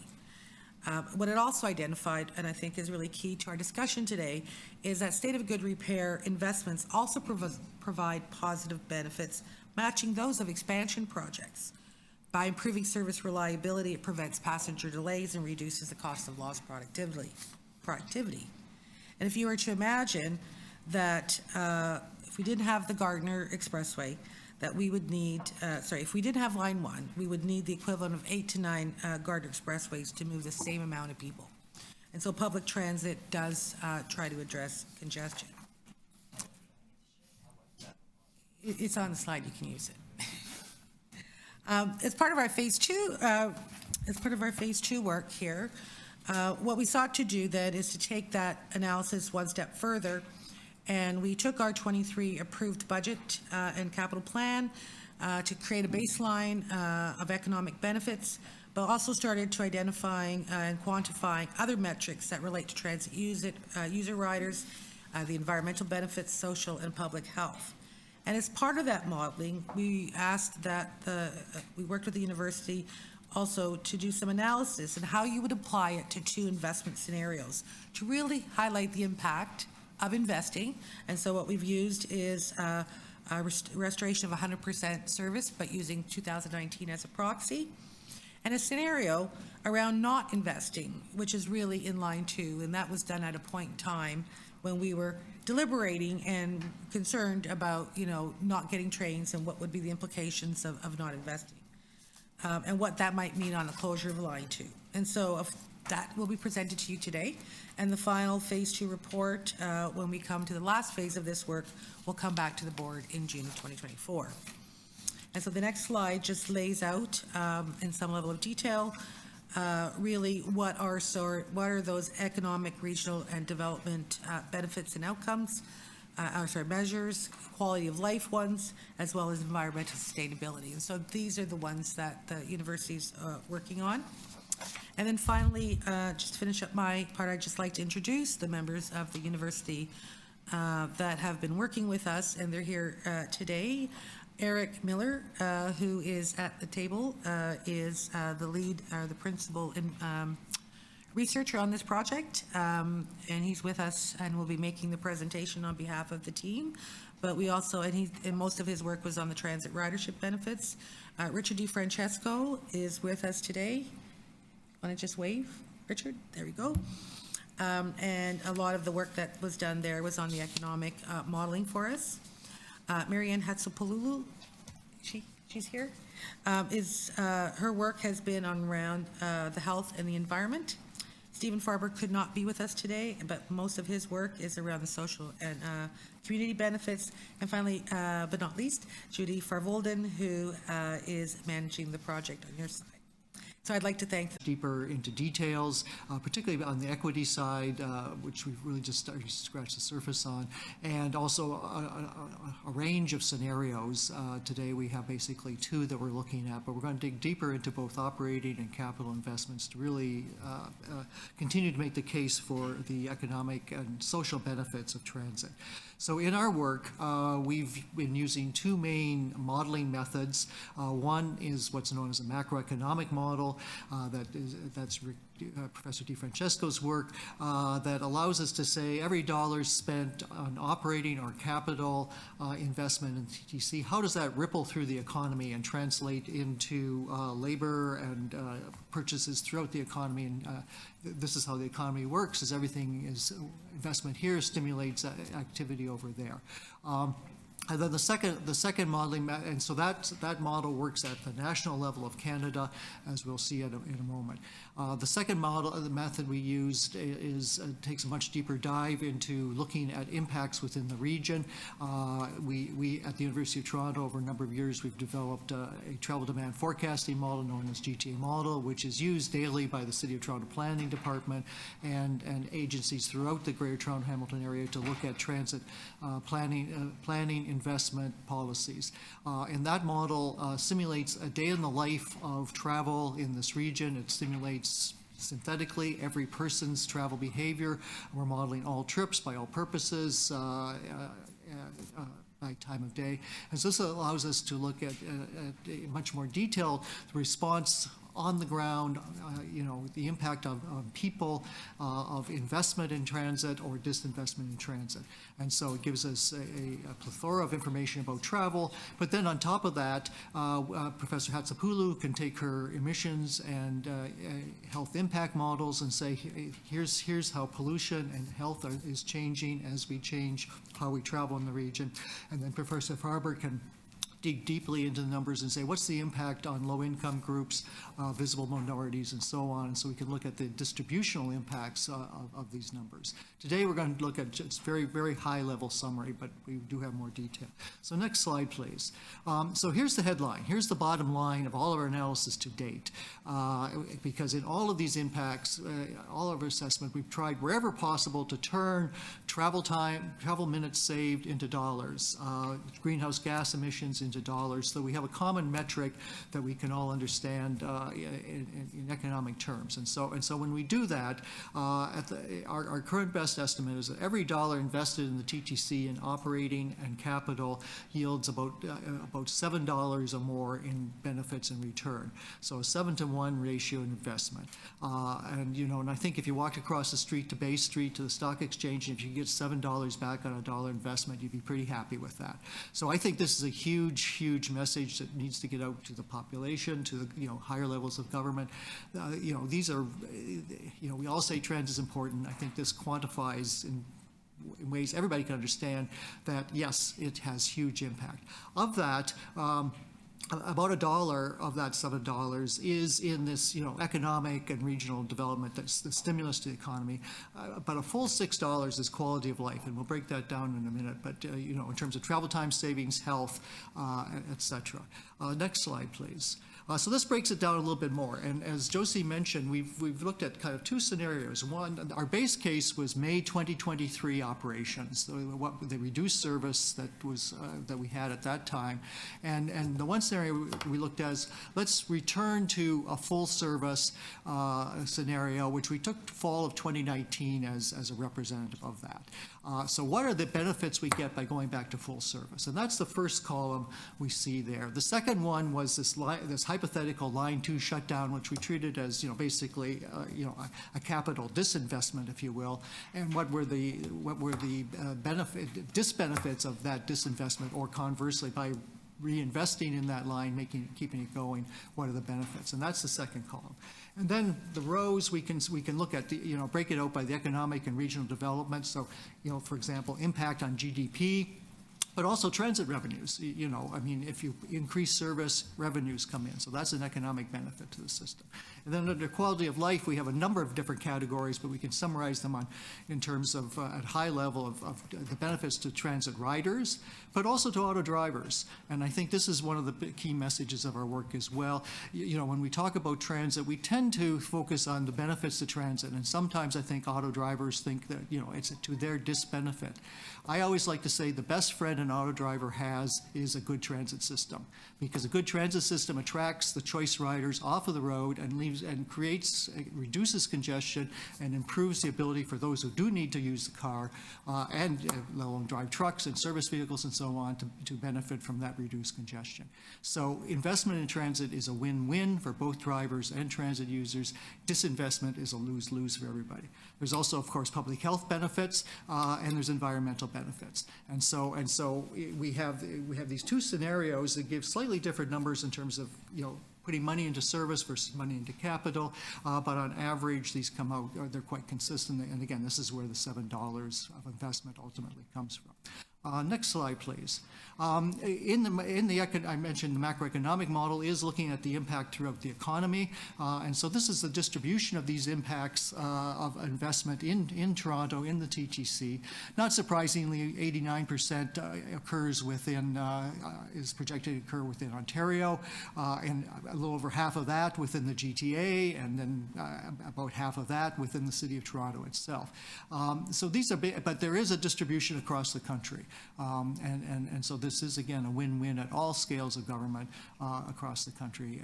And again, these are very significant numbers in terms of job creations, in terms of stimulus to the economy, and the GDP, the overall gross domestic product. Next slide, please.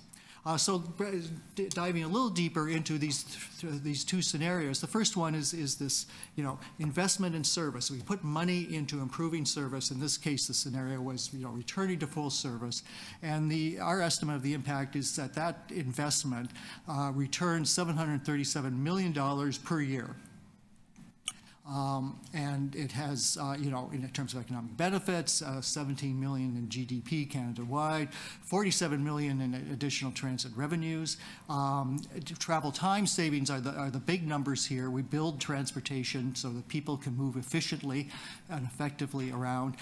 So 427 million in travel times savings. That's for both transit and auto users, but also auto user costs, reduced need to own automobiles, the reduced parking charges, the reduced cost of tolls, et cetera, et cetera. So again, it's a win for auto users as well as transit users. Environmental and health benefits, greenhouse gas emissions go down significantly. Health costs are reduced. Hospitalizations are reduced because of fewer asthma cases, et cetera, et cetera. And then in terms of accessibility, and this is something we have more detail here and we'll have much more. more. This is a very high level, but we've looked at, if we improve service, how does access to jobs increase? How does access to foods, to groceries and food stores increase? To healthcare, to schools, to parks and other amenities.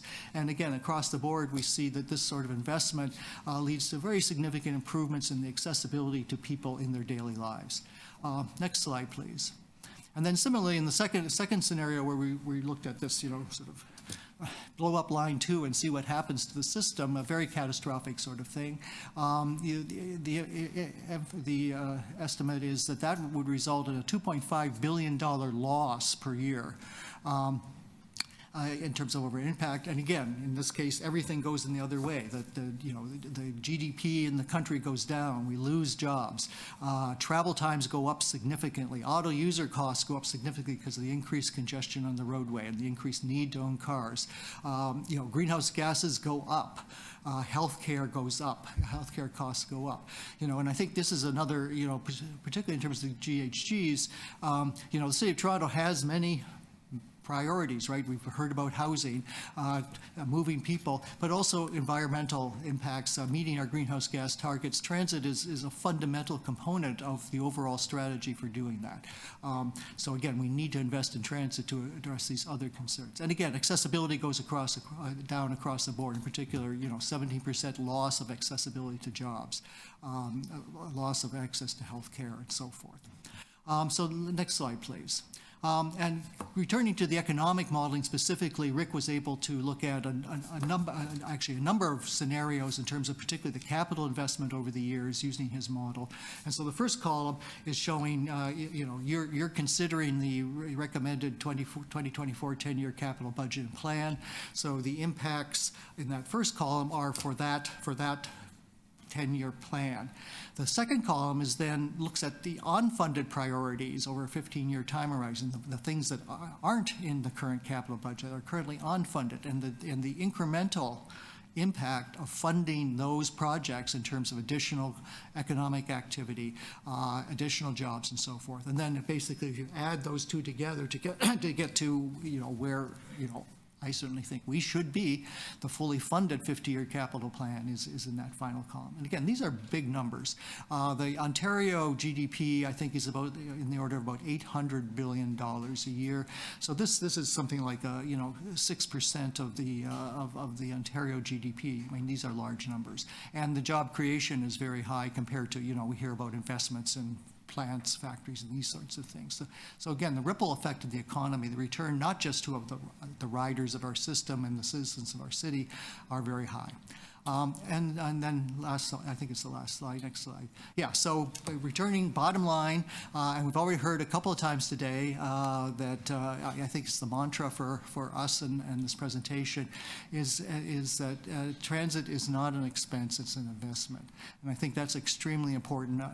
Obviously, I'm sure the board agrees, but I hope council would agree and the province and the federal government agree, because I think it's very easy when you are facing huge budget crunches to look at everything as a cost, as an expenditure to cut, and lose sight of what you're really debating is how should we invest wisely the few dollars we have. And I think the argument we're presenting here is that transit is a very wise investment.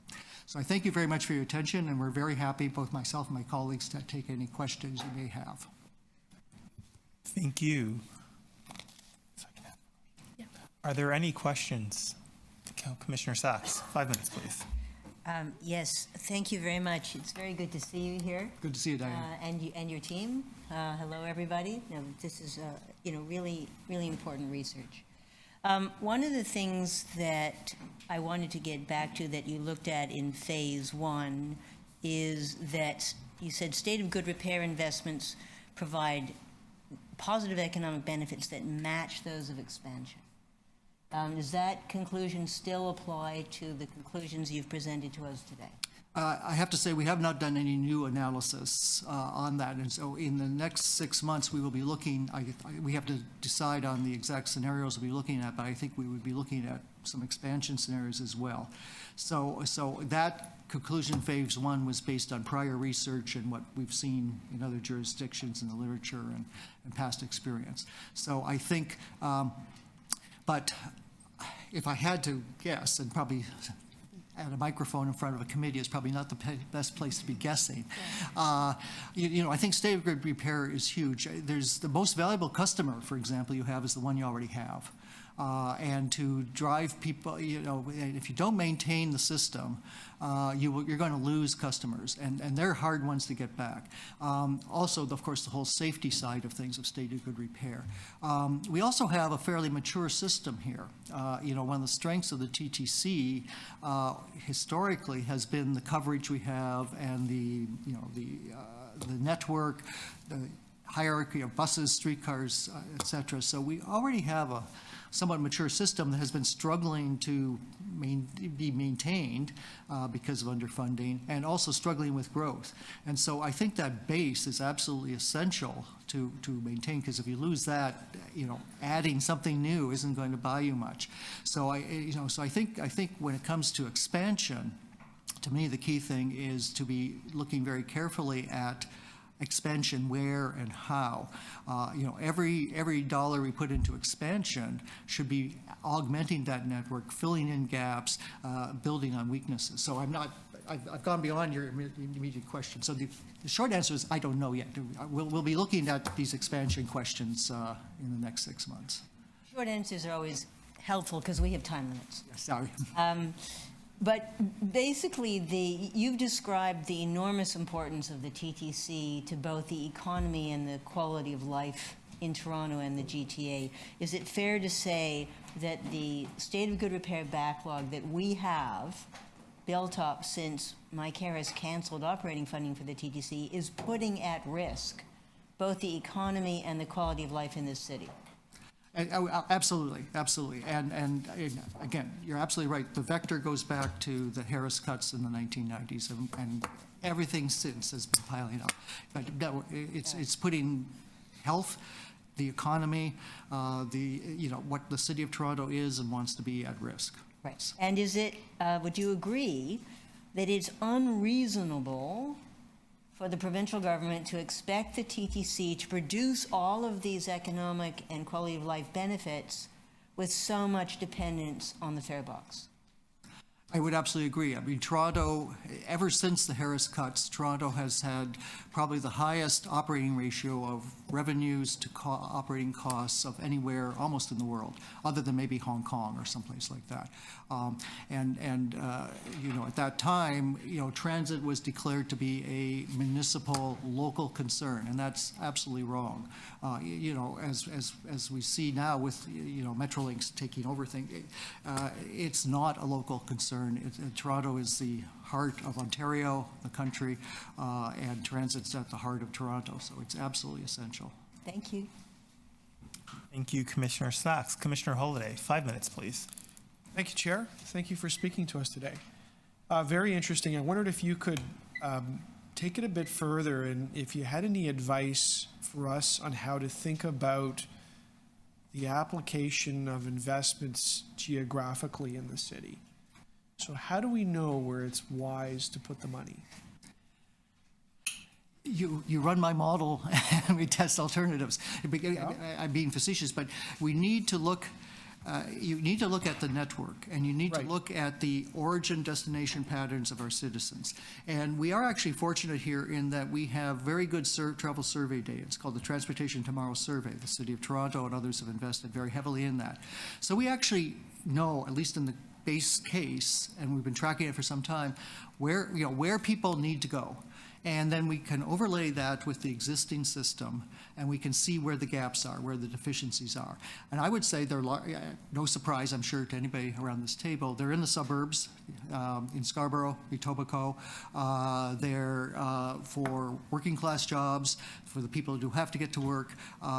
So I think my personal view is that we should be investing much more in our buses, in our surface routes, in speeding up the buses, providing priority to them. We've had a huge focus for decades on, the big ticket, splashy, high, rail, very expensive, which we do need. We need the backbone, but we could be doing much better moving people to and from work and stores in the suburbs with relatively, simple technology. So, yeah, and I think the sense I have is where you've taken it, and my question is, can I put through questions through the economic model that you've shown us? And as a commissioner, I guess I'm thinking about, do we move the window of the subway wait time from 8 minutes to 7 minutes, or do we add an extra bus to the Kipling 45 route? You know, I don't know if they're cost comparable, but, you know, let's say that they're somewhere around. Having 5 buses come in an hour instead of 4 is a pretty big deal when you take the 45 route way up to north of Etobicoke.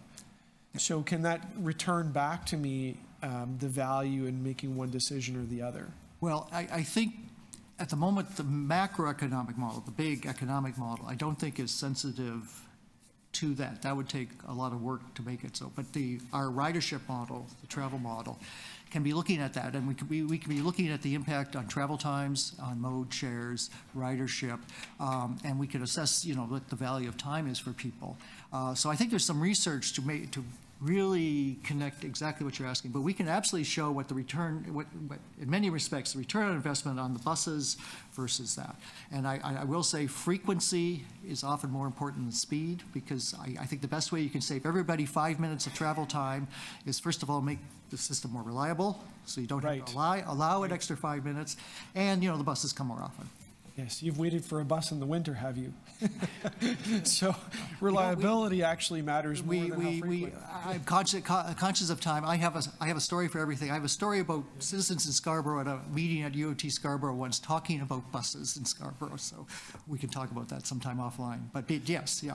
Okay, and so here's another question. Is there a way to, I have so many, but we have so little time, but is there a way to connect the cost of the time saved and how that connects to the price of housing? So there's an economic theory about, you know, travel time and connectivity between your origin destination points and how much you're willing to spend on your housing.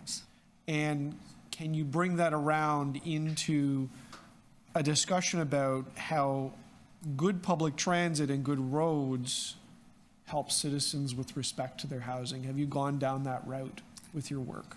Not in this study, but yes, I mean, these are issues we're very interested in. We have another colleague, Christopher Higgins, another professor. This is exactly the sort of thing he's interested in.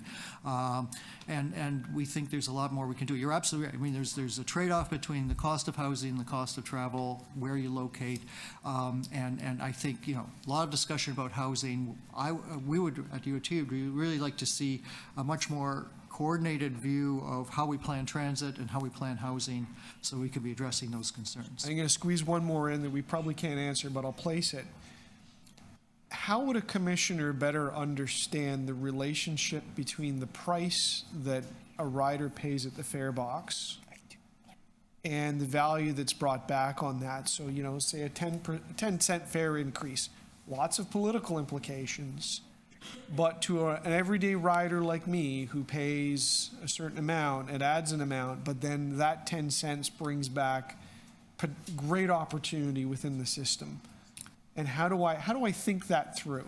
Well, that's a great question. I really like that. And I think that actually is something we can take back to this project, because I think we can actually, through the model, address that, at least begin to address that kind of a question. It's a very interesting one, and it would help make the case to people, because it has to be paid for, right? And so fare increases sometimes are necessary. But if we can show the benefit, just as we're trying to do here, I think that would help a lot. Thank you. Hi, the chair has changed. Any other questions around the table from members? I have a couple, if I may. So the power of data, it's really, what a fantastic presentation. Thank you. You're a data shop, right, in addition to all this stuff. So, you know, there's lots of other data we could have you look at. In fact, the city could have you look at. And one of the most, if we go to service levels, one of the most frustrating issues for our riders, as you know. And so my question to you is, if you were able to get a hold of all the data in the city that talks about where construction is happening, where maintenance is going on, where, you name it, where there's a problem is created for the movement of buses and streetcars. It's a little easier with subways. Would you be able to paint a picture that would in fact help us help the TTC improve service planning?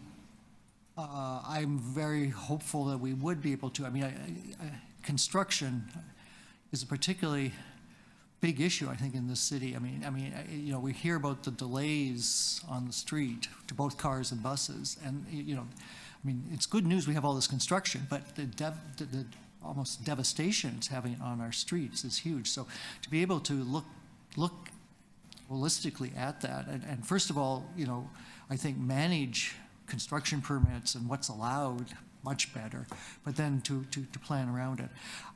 If I may also, because I thought you might be going someplace else, we have another colleague, Amber Shalby, who runs something called the Transit Analytics Lab, and he works very closely with the TTC and others, trying to access the data that's available and provide guidance on how we make better use of the data that's available to operators like the TTC, particularly addressing things like reliability and on-time performance and that sort of thing. So there's a lot we could be doing with data. There's a lot of data in the city. I think certainly at the university we could have better access to some sorts of data and then make better recommendations on some of these things.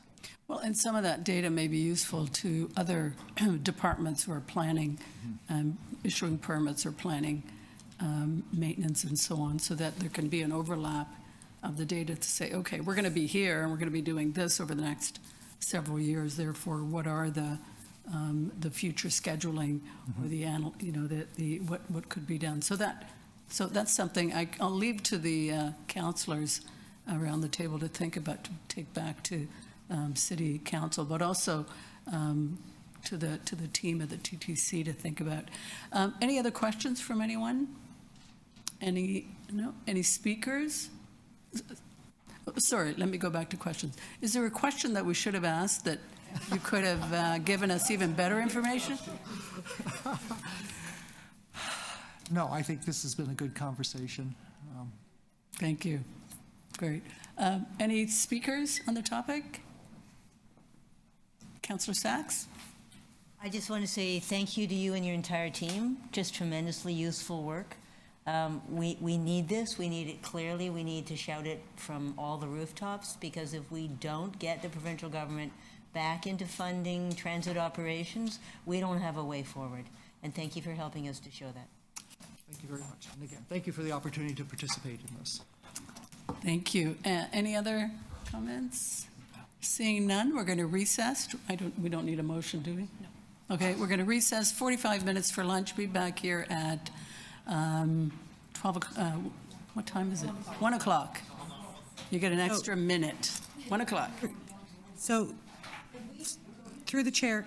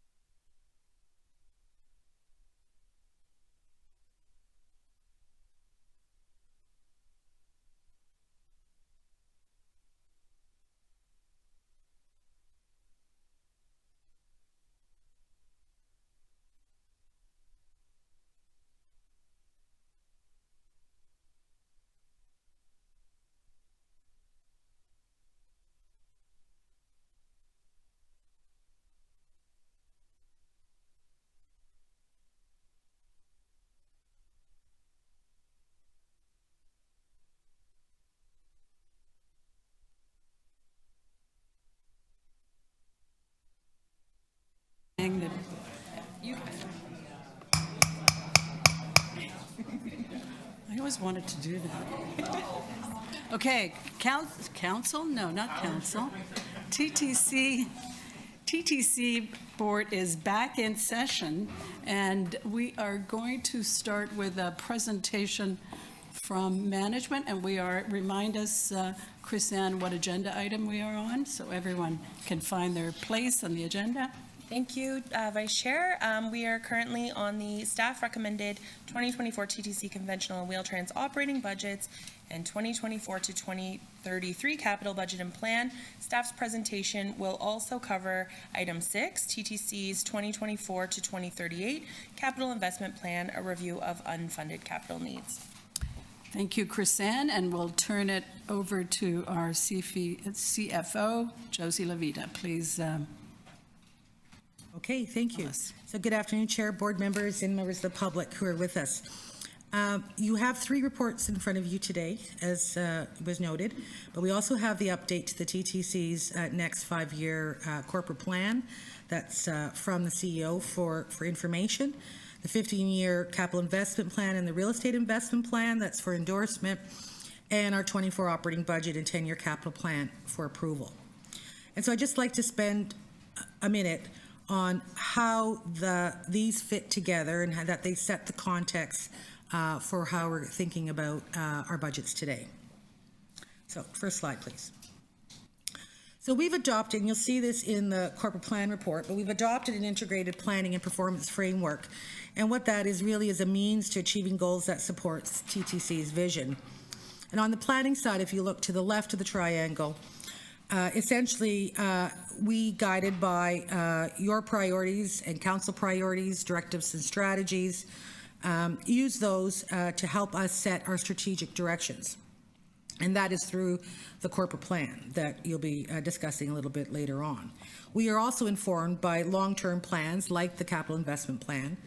And through that 5-year corporate plan, we then set our strategic directions as well as service objectives through our service and business plans. And those are those plans that you will see coming forward in Q1 mostly around our 5-year service plan, our accessibility plan, the innovation sustainability plan. And in those plans, they will be setting out priority actions. And in turn, those priority actions inform our financial planning and resourcing that's required in our budgets. And so as we mature this planning framework, we'll be establishing performance measures and targets and outcomes, all in an effort to monitor and assess our ability to achieve the ultimate goals that we collectively had. And so the emerging strategic directions that are outlined in the corporate plan report that's before you have guided the priorities reflected in our budgets today. Next slide. So I believe our CEO highlighted most of these earlier, so I won't repeat them, other than say in the last one that we are still being impacted by COVID, a lingering financial impact of $304 million this year. That is $60 million lower than 2023. And so that just says to us that, we need a sustainable funding strategy going forward to address the revenue gap. We don't believe in the short term, at least, short to midterm, that gap will likely change, given that our commuter rates of 2.5 days per week in office continues. And we'll talk more about what we have there. On the capital side, you also heard of some of those highlights, but I just want to bring your attention to a few. So given really flat capital funding this year, we have repurposed about $500 million in approved funding to deal with our critical priorities. And so we wanted to ensure that things that were in flight, projects in flight, were fully funded because we have seen cost escalations, and primarily making sure that we had that 1/3 share of our train funding updated and provided. And so we are ready should the federal government agree to match. And so that is really important for us. And of course, we have as a major goal is to have a steady state of capital funding for state of good repair, but you will see that starts to decline in 2026. And this capital plan continues our fleet procurements where we do have funding, and those will be coming over in the next couple of years. We have also established a steady state cyber security program so we can ensure that we maintain our cybersecurity posture. And finally, we continue with our business modernization program. Next slide, please. So for 24, our priorities and our investments are focusing on service, safety, and people. And so when we think about that and we look at the emerging directions that we have established through the draft corporate plan, we have a series of ones that are really around fostering a highly engaged, diverse, and skilled workforce, both in the operating side as well as in our capital work. And many of them are highlighted as we move forward. Service, of course, is core to what we do, and ensuring that it's safe is really paramount priority for us. And so a lot of our focus on our delivery of our service, increasing that to 97%, ensuring that Wheel-Trans is also accommodating, sustaining our safety, security, and well-being program, as well as some other things like reinvesting in Line 2 subway maintenance and streetcar maintenance, so that is available to us to ensure safe and reliable service. And on the capital side, we continue a series of capital projects that also support safe and reliable service. And our third area of strategic direction is really to help enable us to sustain long-term growth.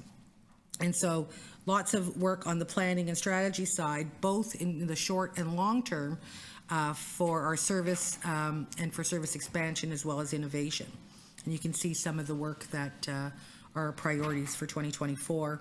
And on the capital side, there are many elements, many key capital projects there that have our focus and our recommended funding. And then finally, we would be remiss if we didn't continue to deal with our fiscal challenge. And so we continue to transform to address that. And so we continue with our business transformation. We look at expenditure management, implementing Auditor General recommendations, protecting our fair revenue, and of course, always looking for opportunities to maximize our funding partnerships. And on the capital side, we continue with the work around our long-term planning, business modernization, enterprise asset management, and of course, looking at some new revenue sources through digital advertising. So let's now turn to the 24 operating budget. So for 2024, it's $2.6 billion. If you look to the left, you'll see that 94% of that funding does get used or gets allocated to our conventional service, while the balance goes to our Wheel-Trans service. And on the right, you will see how our budget is funded. But in 2024, this has changed to some degree. So if you look to the right, our passenger, ancillary, and reserve funding is about the same as 2023. What's different for 24 is that last year we had what we call relief funding from the or expected or hoped for relief funding for COVID. That made up about 15%, and that did not come. And so this year with the new funding deal, there's $175 million embedded in this budget based on that agreement, and so that's representing 7%. And the rest of that 15% or the additional 8% is now city funding. Next slide. So the 24 submission has an increase of about $272 million. And so that is quite significant, but that is incorporating the COVID impact into the base, essentially, in budget speak. What we were facing is about $110 million in base pressures, much of it coming from our economic conditions and prior year decisions. $46 million of it to accommodate service demand. That's increasing it to the 97, plus the full year impact of delivering the SRT replacement bus service. And we've also have about $38 million in here to help mitigate some of those pressures. And finally, we have about $28 million in here for our new and enhanced. And so all to say, the budget that will be before City Council will have a net budget of $1.2 billion, or 28%, to deal with the COVID implications after the provincial funding has been accounted for. Next slide. So there are two key drivers in establishing our budget. One is our service demand, and the other is our revenue ridership. And these, based on 23 experience, help inform our 24 estimates. So you can see from this slide, the green line is our revenue experience that we saw in 2023, and together with working with our partners in service planning, we have a red line at the top, and a green, and I think it's green line at the bottom, blue line at the bottom, which sets out our service demand scenarios. And so at the high, it's about 83%, and at the low, by year end, it's 78%. And the dotted line in the middle is essentially establishing the ridership revenue forecast for 2024, which sees us moving from the experience that we have in Q4 up through the end, 2023 to the end of 24, from about 78% to 80%. And so we're expecting that ridership recovery to be consistent really with our fall 23 experience. We believe that further ridership in the short term is still constrained by hybrid work models. But at the same time, we have planned for service that provides a little bit additional capacity higher than the ridership revenue budget. Next slide.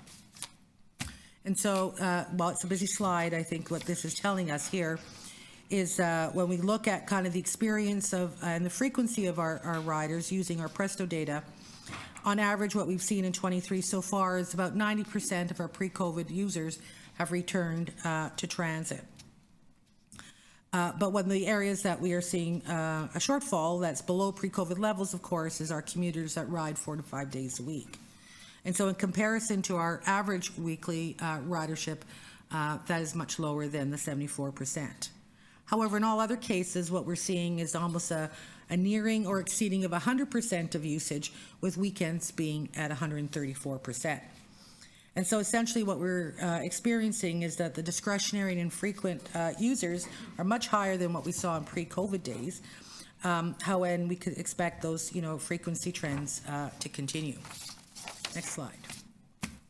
So you saw this slide when we dealt with the service plan at our previous board meeting, and so as reflected in that plan that was presented by my colleague Lawrence Louie, what we identified here was proposed service at 95% that retains where we are today and has it moving up to 97%, with 96% in April and 90 of 2024, and another 1% in September of 2024. So that fall service a year from now will be at 97%, and that allows us to deal with the ability to adjust some of our service standards to demand and deal with the highest priority congestion areas in mixed traffic. And so with the city, of course, there are opportunities to explore faster, more reliable service, which has been highlighted in the green left side, and I think the professor spoke to that as well today. So our ability to have transit priority lanes, thinking about traffic on-street parking charges that moves our vehicles faster, and of course rapid TO are key priorities that would help get us additional impact without too much additional effort at this time. Next slide. So this slide highlights for you the service budget by mode. And so the chart shows you that for Q1 2024, we'll have an average of 95%. However, that is distributed amongst the three modes based on the usage that we're seeing in those modes. And in the spring, that'll average to 96%, and in the fall to 97%. And what you will notice that bus by the fall of 2024 will be at 100% of pre-COVID service hours. And so really much of that is to ensure that we can accommodate the demand growth we're expecting and deal with the congestion on mixed traffic corridors. Next slide. So I said we had 109 million. We really had 147.7 million in base pressures before we look at efficiencies. And so when we first look at kind of what are those key drivers, the first group at about 88 million is all about prior year impacts and cost escalations. And so what we've seen here in particular is inflationary increases in our vehicle parts at about 25 million, and the continued increase in benefit costs for those who are on WSIB and health dental, of course. And part of our strategy and our new investments is to help deal with some of those rising issues that are not just a TTC experience. We're seeing that in all the emergency services as well, that staff who are off because of stress and trauma have been on the rise, particularly since COVID started. And so the next group really is about our operating impact capital. So you complete capital projects, you need to maintain them, plus some additional investments in our aging fleet. And so that brings another 13 million in pressures. And then finally, in order to deal with service demand, that's another 46 million, both for our conventional and wheel trans services. Next slide. So when we talk about bringing it down to 109 million, these are the actions that we've taken. So we continue to do our part as good fiscal stewards to help mitigate the pressures. So there's $12.9 million in adjustments here that reduce the budget, but not the service level, and you can see them listed here. This brings us to a cumulative value of about 195 million since 2019, based on a series of initiatives that we've undertaken. And the final item is a one-time funding strategy in recognition of the city's overall financial challenges. And the goal here is that this is in place as we look to having new revenue tools bring in and phase in new revenues to help fill these gaps based on what's been approved by council. Next slide. And so where are we playing, say, our new investments? And so what this budget has total is about $28 million. And the first and the largest, of course, is $26.2 million to sustain the safety and security and well-being program that was before this board in September and in many ways is underway. And this would make this permanent until our next assessment, of course. Our focus on a people strategy has a cost of $1.6 million, and as our CEO indicated, it is a huge focus for us, and this begins the rollout with these initiatives focused again on mental health training, trauma assist, health and well-being for our staff, as well as some engagement. Thirdly, we need to support our service, and so there are two requests there that have been identified. One that will help us with many of the implementation items that you'll see in the 5-year service plan, coordinating the city on some of their strategies. And the second one there is to hire 3 travel trainers that are supporting the family of services transition from wheel trans to conventional, and that allows us to ramp that up from about 150 to 600 riders per year. And then the final one, our city council approved priorities. We are partners as part of the city-wide real estate strategy. One of the key elements of that program is a modern TO, where there's a change in the way we work in our workplaces. And so TTC is part of that program, and we'll be eventually moving our corporate functions into consolidated space in Metro Hall and North York. And finally, we need to ensure that all our construction standards meet the green standard. And so that's a one-time cost funded from the reserve. So looking forward into 25 and 26, inflation, service demand, and transit expansion will continue to impact us in 25 in particular, but much of it in 26. What we're projecting is an operating pressure that includes the continuing lingering impact of COVID, of $354 million in 25 and about $300 million in 26. And some of those base drivers you can see there amount to about $56 million, another $58 million for service. And then we have some revenue changes, of course, that take that up, that offset that by about $59 million. And then based on where we believe passenger revenue will go, which is only an incremental 2%, without doing anything else, will still shrink that COVID impact to about $280 million, at least in 2025. And then finally, as we close up on the operating budget, I just want to be clear about what's in this budget as it relates to the new Ontario-Toronto funding deal. So we know that on the operating side, there is agreement for 3-year funding at $110 million per year to help cover the costs, the operating and maintenance costs of Line 5 and Line 6. And so for 2024, that's at $75 million because it's not full year funded, but that will increase in the following year. And then there's a $300 million amount to be allocated over 3 years to help overall with the sustainability of our operation, but with a focus on transit safety and recovery. So that's 175 that's been built into our budget. And on the capital side, we have not shown it yet, but we know that the provincial funding commitment has been made for its share of the 1/3, and then subject to that, we would have a total of about 1.5 billion that would fund the 55 replacement trains only. The 25 growth trains that we talked about at our last meeting would not be included. The last item here is an amount yet to be determined that will become available to the TTC to help with our capital funding. It is freed up debt from the costs of the Gardner capital funding that had previously gone to Gardner and the Don Valley Parkway. And so once the city's determined that might be an in-year adjustment, but we don't have a value yet to incorporate into our capital plan. Okay, so that's operating. So I'd just like to now turn our attention to focus plan and on solid ground as our real estate investment plan. And so these are companion documents that guide the stewardship of our assets. They're updated annually. They're here today. They identify the needs and interdependencies of what's funded and not funded, and they provide us with a focus roadmap and plan around needs and timing. And we've been taking a very integrated approach, understanding the interdependencies, and it lays out the key investment priorities and funding. So since 2019, we've had a CIP, and it has matured. Initially, we showed it by mode and laid that out, but in 22, we did a major update where we really took a much more integrated approach to investment programs so that we could focus in on the interdependencies around the projects and the funding.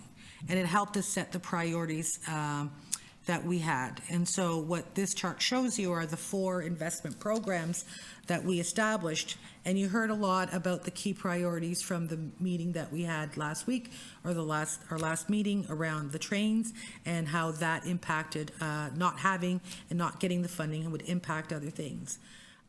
So what I've done here today is just to give you a little bit of sense of some of the progress made, and those things that are in green actually mean that either we have funded them along the way since we've taken this approach.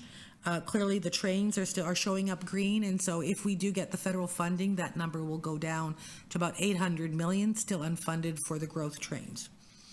On our buses and the interdependent projects there, we did get some funding of about to acquire 340 e-buses.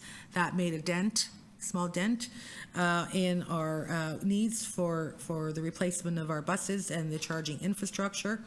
But yet there's much more to go, as you can see in the 24 numbers. Our streetcar fleet, we did get our 60 streetcars funded in 2021, so you don't even see that on here. But we've also made progress in these were our top priorities, but we still have a requirement to fund some additional overhead power, because without the power you can't move the buses or the streetcars, and so that's still sitting at the top of the list. And then, of course, our state of good repair that we've all talked about.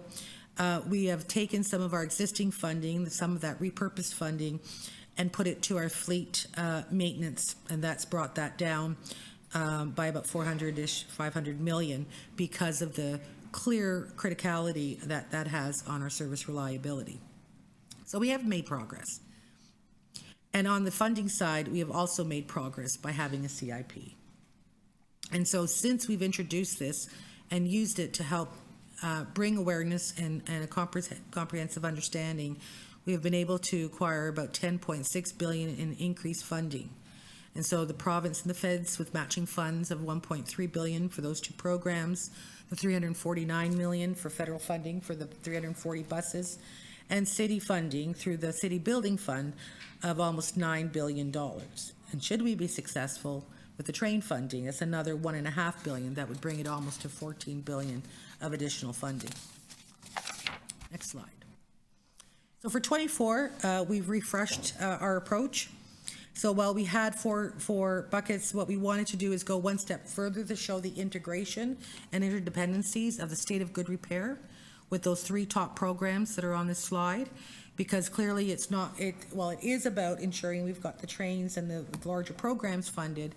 It's really the ongoing state of good repair that was in the report that you read that is, for lack of a better analogy, is kind of like the underbody of a car, right? It holds it together, and it's the protector, and it's the enabler. And so we've put those three together, and we've recreated two separate categories for facilities maintenance and our network-wide assets, and we've added a new one for transform TO. Next slide. So the 15-year number of what do we need over 15 years is $47.9 billion. On the left side, you can see that it's separated out by these key priority areas, and this is the total amount. On the right side, it's been categorized by project type. So you can see that 42% is for state of good repair, 55% is for growth. And so when we think about what's the 10-year capital plan, how does that relate to the capital investment plan? The capital investment plan is the full 15-year need. What's before you is a 10-year capital plan is the funded portion in the first 10 years of that capital plan. So it's 12.4. That means we have $35.5 billion unfunded. Next slide. So if we take this one layer down, what this does is shows you in those programs how much of those programs are funded and unfunded. So clearly, that helps to give you a better sense of how that lays out. And you can see on the subway side and such, but at the end of the day, what we have is about 26% of all those programs funded and 74% unfunded. Next slide. Just quickly, to help folks with the real estate investment plan, similar to our capital investment plan, we have a 15-year plan that guides our real estate portfolio investments that are necessary to support our capital works, and the timing of those are in advance to enable us to continue with our capital activities. And so we established that in 2022 for the first time, to ensure that we had a strategically planned, optimized, and managed approach to our real estate portfolio to meet our needs today and to ensure that we had sustainable growth. Along with guiding principles that were approved by the board, there are really four core strategies, with the first being ensuring that we optimize the use of what we have first before we acquire land. We seek other opportunities where we can either co-locate or find ways to collaborate. And of course, part of the subject of this morning was our role in supporting city building objectives. And so for 2024, we've updated that. We did several property transactions that required us to secure properties to support our easier access program. We did speak about 21 Pleasant Boulevard, where there was a deemed surplus, subject to further discussion here, of course. But we've updated also for 24 to include additional property needs to support us in Line 1 and Line 2 programs, bus electrification, and for the infrastructure. And so the benefits of having this, of course, is that it helps us strategically align our capital project priority requirements with our capital work so that it is not a barrier to getting our capital work done. It has supported larger city building objectives, as you also heard this morning, such as Modern TO, working with Create TO. And to date, this is, pre-2022, of course, but we have transferred about $500 million in property value to the city. That's contributed to over 600,000 housing units, of which 2,100 are affordable rent units. Okay, so that sets the context for the 10-year capital plan. So let's go through that to lay out that program. So what's before you for approval is a 10-year capital program that's $12.4 billion. You can see here how that's allocated, significant amounts for everything from vehicles to structures on the top row, and those things that are at the bottom row are equally as critical and are those things that I would say are equally important or what represent part of that underbody of the car that I referred to. Next slide. So how is it funded? So 2/3 is city funding, and you can see that the lion's share of that is the city building fund. That was from a previous council decision and has enabled us to help double our capital plan since its approval.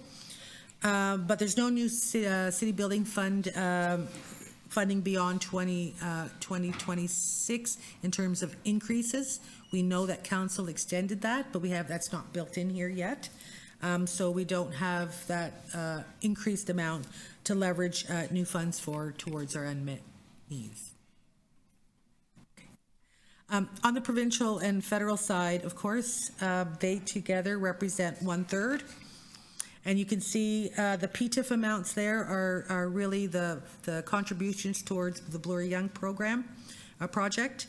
The provincial and federal gas tax, which is annual there, that represents the 10-year amount. But we know in the future it could be at risk given, consumption of gas. And finally, we have those very specific targeted funding sources for the streetcar program, and the ZTIF is for the e-bus funding that we received. Next slide. So our capital plan, of course, we have assigned it by kind of what we call project portfolios. The capital budget, which is the 1 year, the council appropriates for funds, and that we execute on in 2024 is almost $4 billion. On the right side there, the three modes make up about 52%. And on the left-hand side, if you take the major state of good repair and our ongoing state of good repair, that's about 45%. On a 10-year basis, if we look at those two groupings, the three modes make up about 57%, and state of good repair make up 42%. Next slide. So when we think about the portfolios, we've what I've done here is we've tracked out on a 10-year trend line the cash flows for the major capital projects versus that underbody or ongoing state of good repair. And so the top line there is showing the trending of the funding over the 10-year period with a big blip in 2025. And that is essentially our procurements. So subway, our streetcar, our e-bus procurements, our 1/3 is sitting in there and ready. Easier access and a few other major projects. The line at the bottom is the ongoing state of good repair. I think the key point for us in that is that we see that peak in 2026 at about $465 million, but there's a 62% decline that takes us to about $166 million by 2023. And so our concern, of course, is the need for more funding to ensure that we can bring those numbers up and deal with our state of good repair. If you look at the next slide, it takes the same information, but it now it takes the same information and it just now categorizes it by kind of the nature of the project. And so the gray line is our health and safety and legislated projects.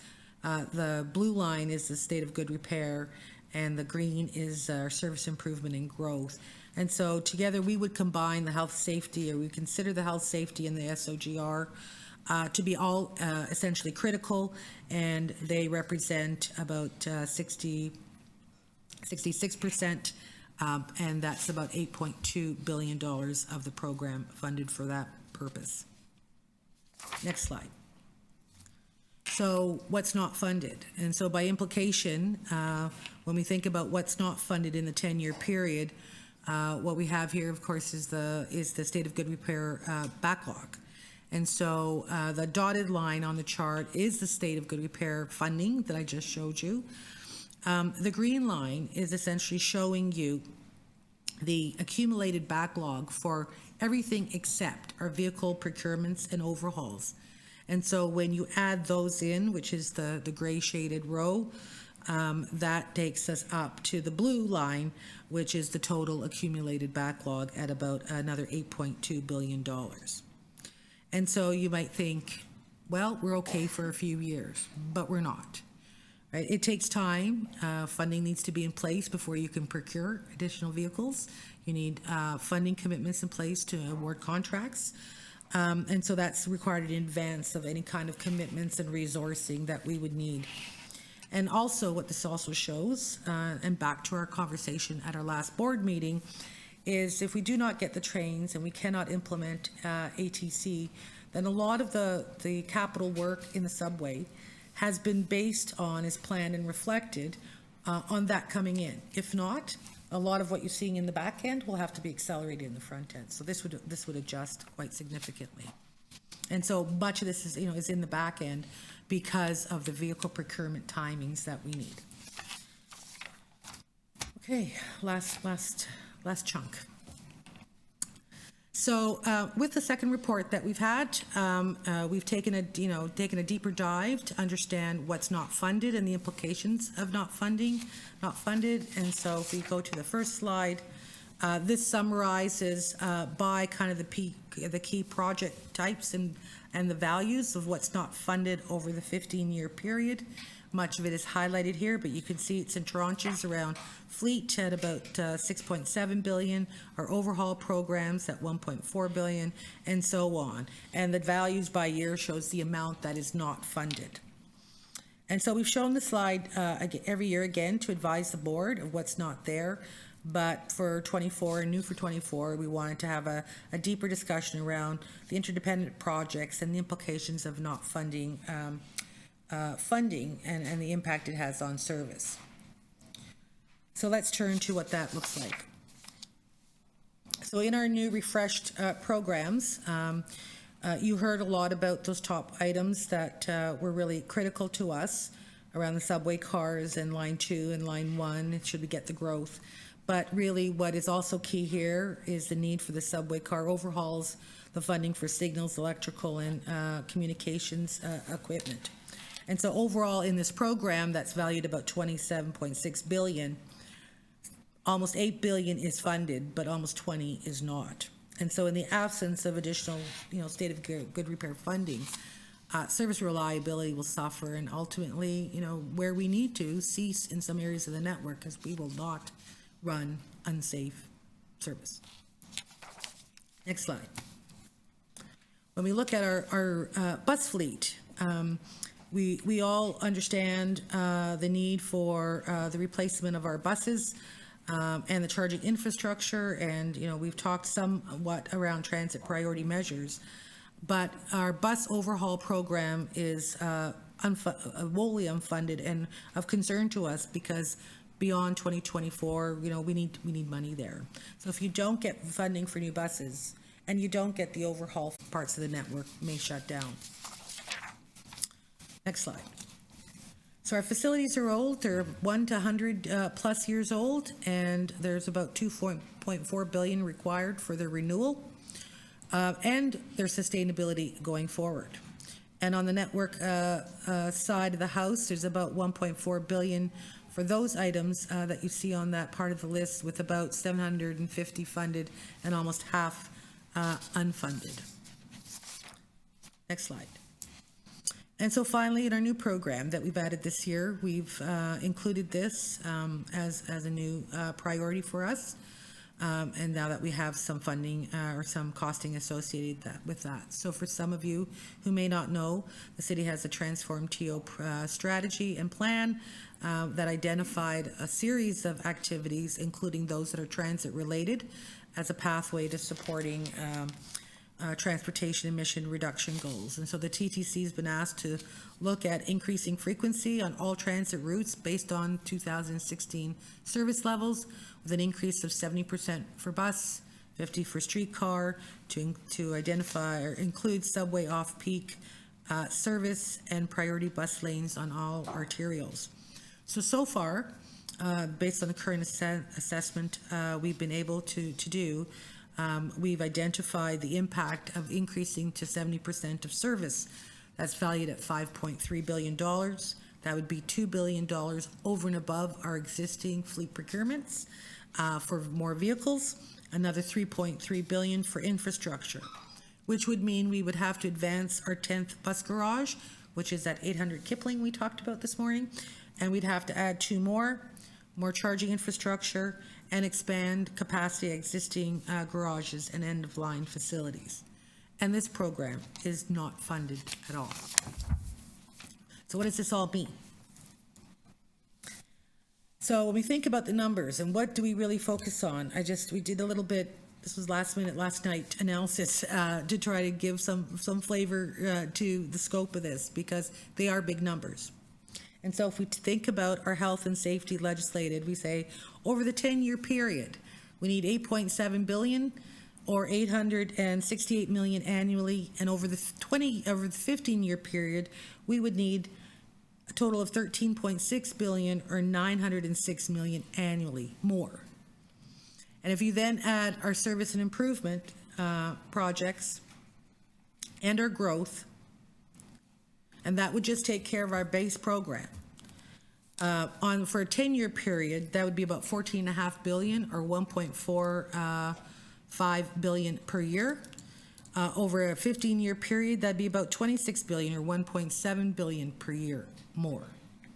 If you then add Transform TO funding, that takes that up to about 1.77 billion per year in 10 years, 2.1 billion per year over 15.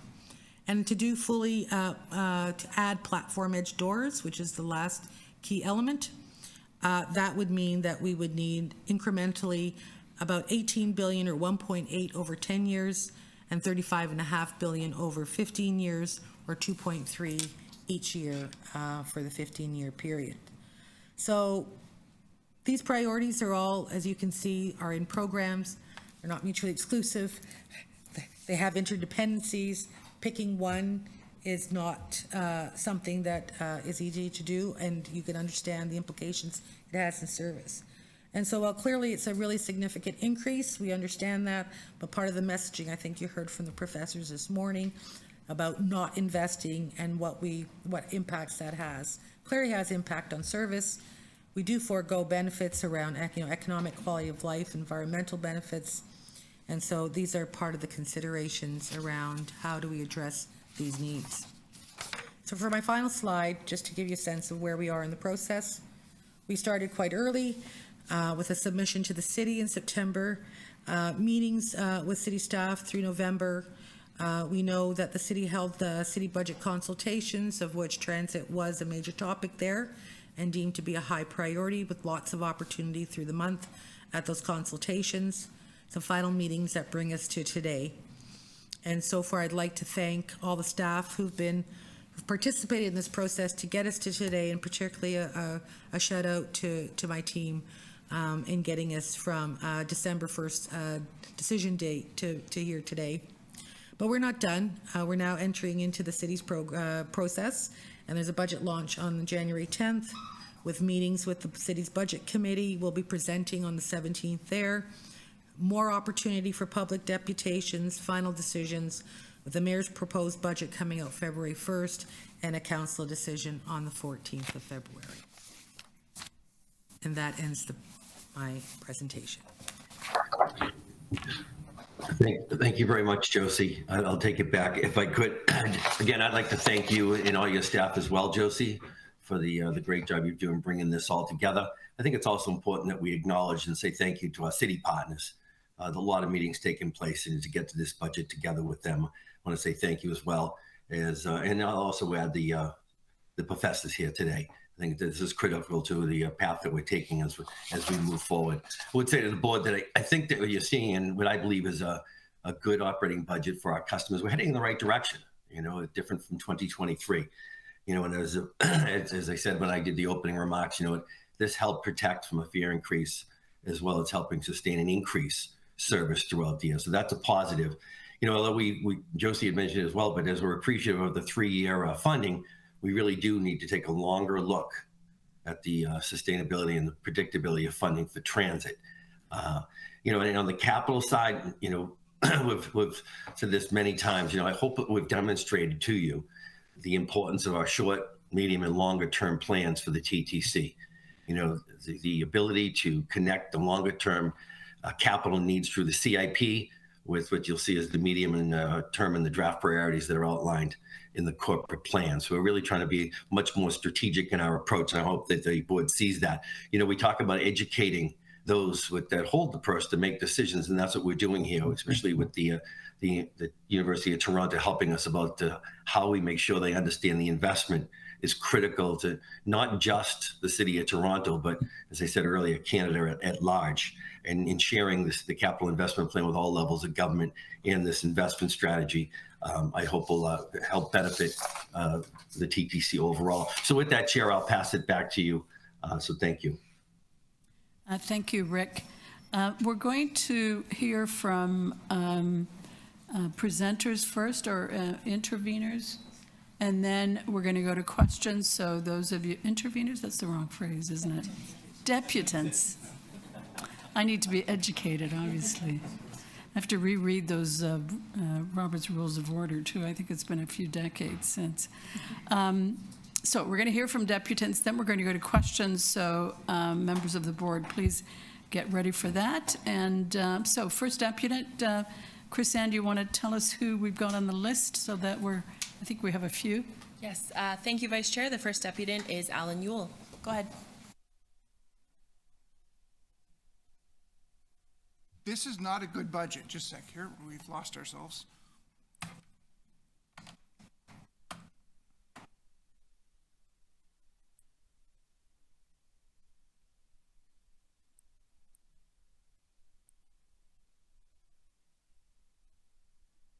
Yeah, well, we're all in shock. Scroll down. Thank you. Okay. We're having technical difficulties.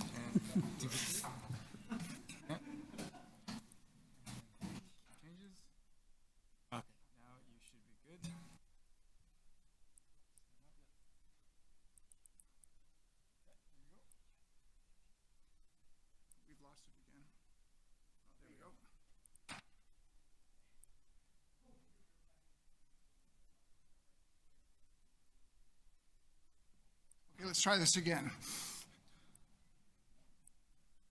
This is not a good budget. I would consider it a bad budget. It does nothing and fixes nothing. 10% of this budget is non-repeatable in the 2025 budget year. 25 million of that will leave us with a budget hole that needs to be filled when we begin the 2025 budget process. One of you will complain that the province no longer contributes to the operational budget of the TTC, and that's the root cause of our budgetary woes. One of you actually did. Attention, old people on the board. That's an excuse that is older than at least one of your board members. Get over it and do your job. We need to have a real adult conversation on how we are going to fund transit in Toronto. We say we want to increase ridership on the TTC, but this budget does nothing to foster an increase in ridership. We have the highest pass cost in the country. That includes the dollar amount and the number of trips to break even. That's 48 trips to break even in the TTC. If you are lucky enough to be poor enough to actually qualify for the TTC's Fair Pass program, this is on page 14 in the report, this program entitles eligible customers for a discount of approximately 1/3 on a single adult fare and 21% of the annual monthly pass. So let's take a closer look, shall we? The discounted fare is $2.10. The discounted monthly pass is $123.50. That makes it 59 trips to break even on a discounted fare pass versus the much more normal non-poor people, 48 trips. In Waterloo region, that discount is 48% on the ticket price and $47.84 or 30.84 trips to break even versus their standard 31 trips to break even on a regular pass in that city. The city of Guelph has a 3-tier program where the lowest fare is $4 a month. So way to go, Toronto City Councillors. If I could make a motion, it would be seconded by every other deputy in this room, and it would read as follows. Be it resolved that the TTC's current board be dismissed for failing to bring industry standards to the TTC. Industry standard for the monthly passes in the province of Ontario is 30.62 trips to break even. You guys all have a copy of this in your handouts. Earlier this month, we did a lot of gesticulating over TTC policy change, and after only consulting 500 people. Now you want to pass this budget with only consulting 8 people. A new budget for discussion should start as follows. A cash or open payer payment of $4.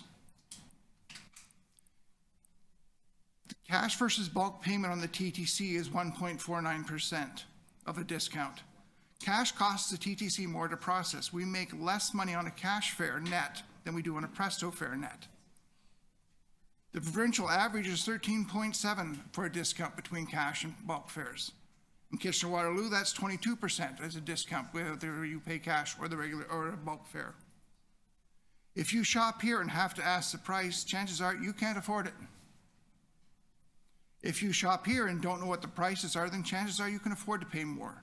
Those who seldom use the TTC should pay more. The Presto fare would be $335 per trip. And the monthly pass, because of the extra costs in the other two fare medium, would be $117.25, which is down from the current $156, or it would be 35 trips to break even. This is still higher than the provincial average, but it is a start. The TTC is a member of CUTA. They generate some good reports, but I don't see evidence of these reports in these budgets. One of these reports is on how transit can help tackle Canada's housing crisis. The chair is aware of this report. I've seen the video with him in it. Another report is re-attracting customers through fare policy. It's a 56 report and an interesting read. I see even less of this report in this agenda item. I find it particularly sad because the TTC was part of the Transit System Working Group members. So I have to ask, why are we here looking at a budget like this? Thank you. Thank you, Alan. Any questions of the deputy? Julie? Just for clarification, you talked about when you were talking about what you thought the fare should be, you said the Presto fare versus a cash fare. Where would you put an open payment fare in that? Through the chair, some agencies that use Presto have open payment at the standard cash fare. Some use the Presto fare. Okay. So that's the decision that we'd have to make as a board. But some do the full cash fare on a debit card. I just wondered if you had a thought on that because it wasn't mentioned, and it's obviously, we hope, a growing. Theoretically, people who are just doing open payment aren't using the TTC that often. When you buy the Presto card, you're getting a discount, or a discounted fare, because you're using it more often. When you buy a monthly pass at the recommended price that I said, you're using it more often, so you get a better discount.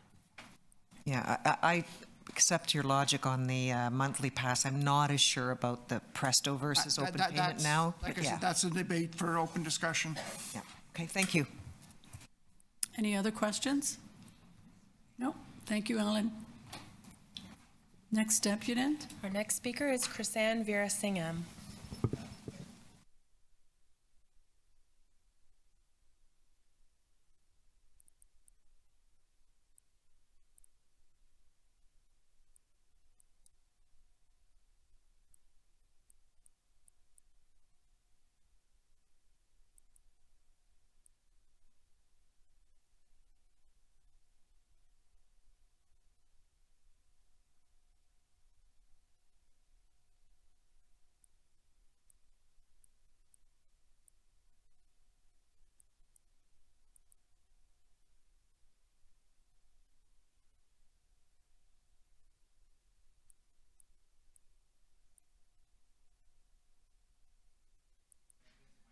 Sorry, can you turn your microphone on? Oh, sorry.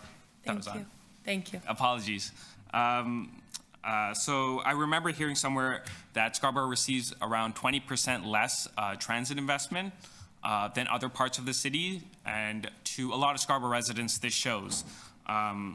This underinvestment has a price, in my opinion, and it comes at the cost of the time that it feels like is being stolen from us when we're stuck spending longer for commutes now that the RT is gone. And another cost is from Uber's reporting recently, trips in the Scarborough area skyrocketed 70% after Uber, after the RT shutdown, and that means people who are already living in a cost of living crisis are spending potentially 10 times more for transportation.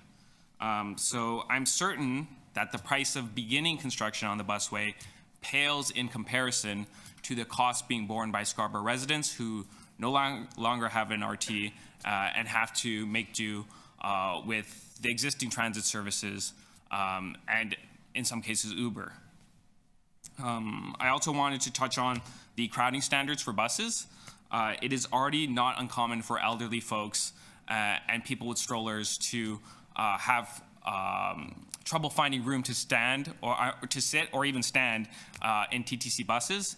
If we move the current standard, which is 35, up to 45 people for off-peak service hours, this means more people who are already having trouble accessing TTC being pushed out. And one example of this is, like, one of my most infuriating memories of using transit was waiting in the blistering cold for a bus, being packed in like a sardine when it arrived, and then at the next stop, someone with a stroller was saying she was waiting over an hour for a bus and she wasn't able to get on. So this, in my opinion, is an unacceptable goal that a transit agency should be striving for, in especially a world-class city like Toronto. I think we can do better, especially at a time when Wheel-Trans users are being shifted off of Wheel-Trans and onto regular bus service. So I hope you consider all that, and yeah, it would be great for my community in Scarborough if you could take that to heart. Thank you. Thank you very much. Any questions for the deputy? Thank you. Thank you for coming. Our next speaker is Derek Song.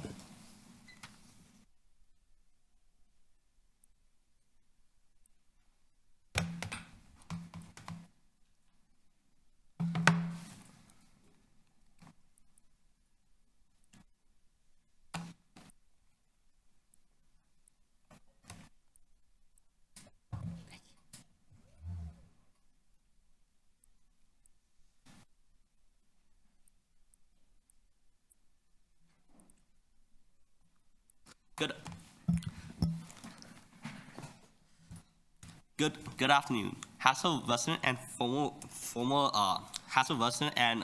user of the Scarborough RT, I am disappointed with the fact that the Scarborough RT busway is still unfunded.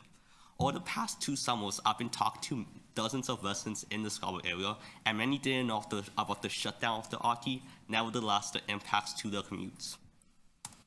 Residents of the East End will be neglected of a rapid transit solution until at least 2030, and knowing from the Eglinton crosstown fiasco, that delay may be even farther. Each month, when each month the Scarborough subway gets delayed, riders lose 6.5 hours a month. This is from a TTC estimate that riders would save 10 minutes a day from the busway one way. That times 2 for 2 ways, and then times 5 times 4 equals 6.5 hours a month. These delays are significant since that 6.5 hours a month could be better spent by studying, especially with the UTSC and Centennial students nearby, working or getting extra shifts, taking care of family, rest, or just recreation. The closure of the RT also not just affects transit users. Uber reported a 72% growth in trips in Toronto since the Scarborough RT shut down in July, and that triggers down to more traffic on Midland, Kennedy, and other roads, and more impacts for Uber drivers having to work more. Additionally, there's going to be more traffic on Kennedy Station, which is bad because a lot of routes such as the 129, 939 now terminate at Kennedy Station. More Uber drivers mean more traffic in that area, and that means more slower buses. Moreover, Uber isn't simply not affordable for a lot of people. For example, this screenshot I took yesterday, $12.38 for one person to go from Kennedy Station to Scarborough Town Center, compared to $3.35 for an adult fare on a TTC. That does not include, the TTC also has even cheaper discounts for youth, students, and seniors, which Uber doesn't have. Additionally, an Uber car is the same as a private car. It seats 2 to 4 people, takes up the same space on the road, and has higher greenhouse gas emissions compared to a bus. A bus can fit up to like 35 people, it's more space efficient, it's more cheaper and has less emissions per person. Additionally, I know a lot of people from Northview Heights Secondary School and York University who rely on the legacy York University busway every day to go from school from areas such as North York, Etobicoke, and Scarborough. This is a quote I got from a friend who had to use the York University busway every day to go to his high school. Some example trips from the York University busway that are still being used are such as Scarborough to North York, Scarborough to the universities such as York, Humboldt, University of Guelph Humboldt, Seneca to North York, and Finch to Finch West. Even though the Toronto York subway extension got opened 5 years ago, this busway shows that it's still being used, and that investment could also trickle down to Scarborough if you built the busway. Other uses of the busway may include cycling infrastructure. There's not a lot of cycling infrastructure in Ellesmere west of Midland, and this busway, if you build a cycling infrastructure, can connect the Gatineau Hydro Trail and provide access to more areas, especially since Highway 401 is nearby, and that's like a really big choke point for cyclists. Moreover, a lot of these bus stops on the shuttle bus route, they just have shelters and like a small bus pole. This is not that good enough for people with disabilities who need like bigger shelters, elevators, and heated waiting areas such as like some of the bus stops on like Steeles and Finch. Those bus stops can really improve the experience for those users. Thank you for listening. Though I applaud the TTC for like its rapid mobilization for shuttle buses in lieu of the RT closer, there's so much that could be done. So much that could be done for riders like me, cyclists, and all of Scarborough. Thank you. Thank you, Derek. Any questions? Thank you so much. Thank you. Our next speaker is Noah Pilnitz.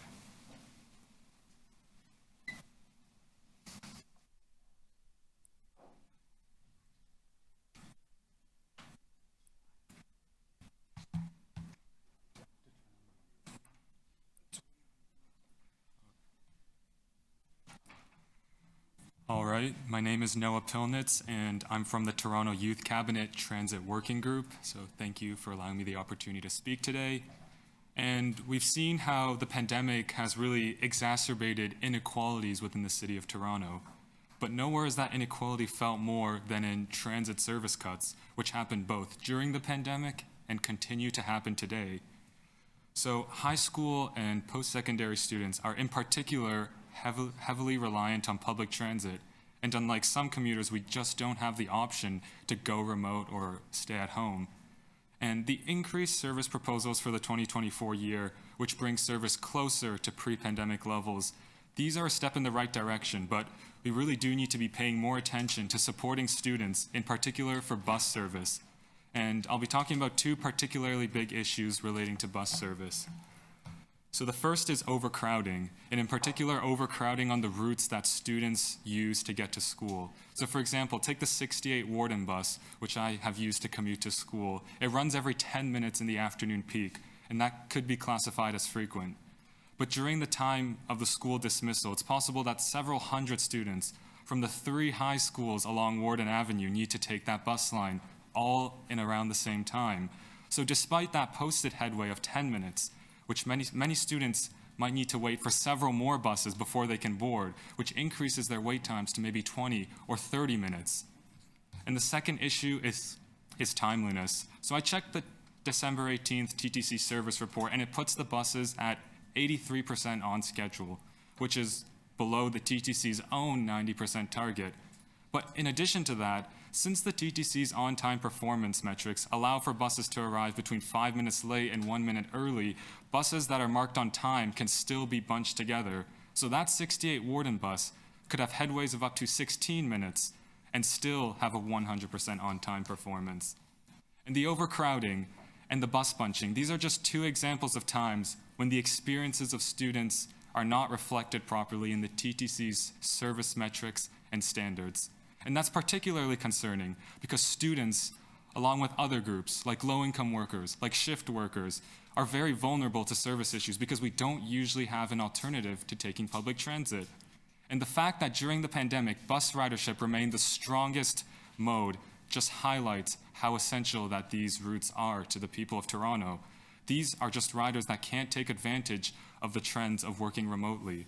And so when we use ridership numbers, when we use a decrease in ridership to justify reducing service, we end up catering to the people who have the choice to drive, people who have the choice to work remotely, people who have the choice not to take transit, instead of people who need it the most in their lives. So I hope that in the coming year, the TTC continues to recover and come back to its pre-pandemic service levels, but also to make sure that we're looking beyond just the figures, beyond the percentages, and taking into account the actual experiences of students and other people who are using the transit on a daily basis. Thank you. Thank you, Noah. Questions for Noah? Great message, thank you. Next speaker. Thank you. The next speaker is Sheila Pisey Allen.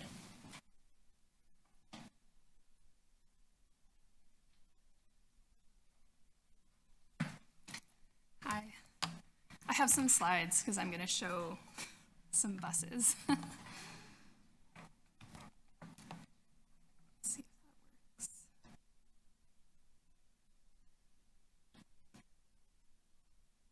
Oh, thanks.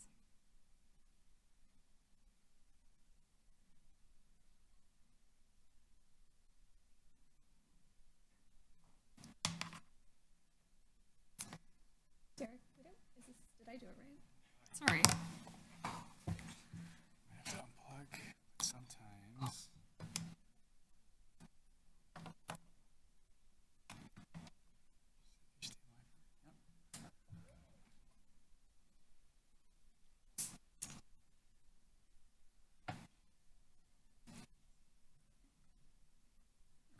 This is not even the best. It'll be worth it. I'm going to show these little dots. Good afternoon. Thank you so much for the opportunity to speak to you this afternoon. I'm Sheila Pisey Allen, representing TTC Riders, a membership-based group of transit users. And I just first want to applaud the staff and commission for recognizing affordability challenges in Toronto and freezing fares, and also moving in the right direction to bring back service levels in a very challenging year where there still hasn't been any federal operating funding. And I'm here really just to bring two questions about the service that is being planned in this budget, and whether it will really mean that service levels will improve for transit users. So the first question I'm bringing, I know this is sort of impossible to read on the screen, but it's from a table in the budget. And it says here that TTC will be restored to 97% to address traffic congestion. So the question is really whether service is being increased and riders will see more frequent service, or if this will all get eaten up in traffic. Because if buses are getting stuck in traffic more and service hours are being used to accommodate that, that's not an increase in service. And many speakers have spoken about the need to improve bus service, especially. And of course, we've heard some great positive remarks about Rapid TO, and we totally support that. But this is really a question of transparency and just the board members having information about what does this budget do for riders and for rebuilding ridership in our city.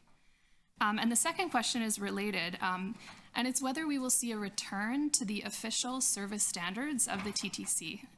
So here on the screen is a segment from the 2023 operating budget. And this tiny little sentence was buried in the budget, and it completely changes how service is being planned. So in the off-peaks, service is being planned to a standard of standing room only. And this really affects people with disabilities who have mobility devices, women who do trip chaining, have grocery carts and strollers.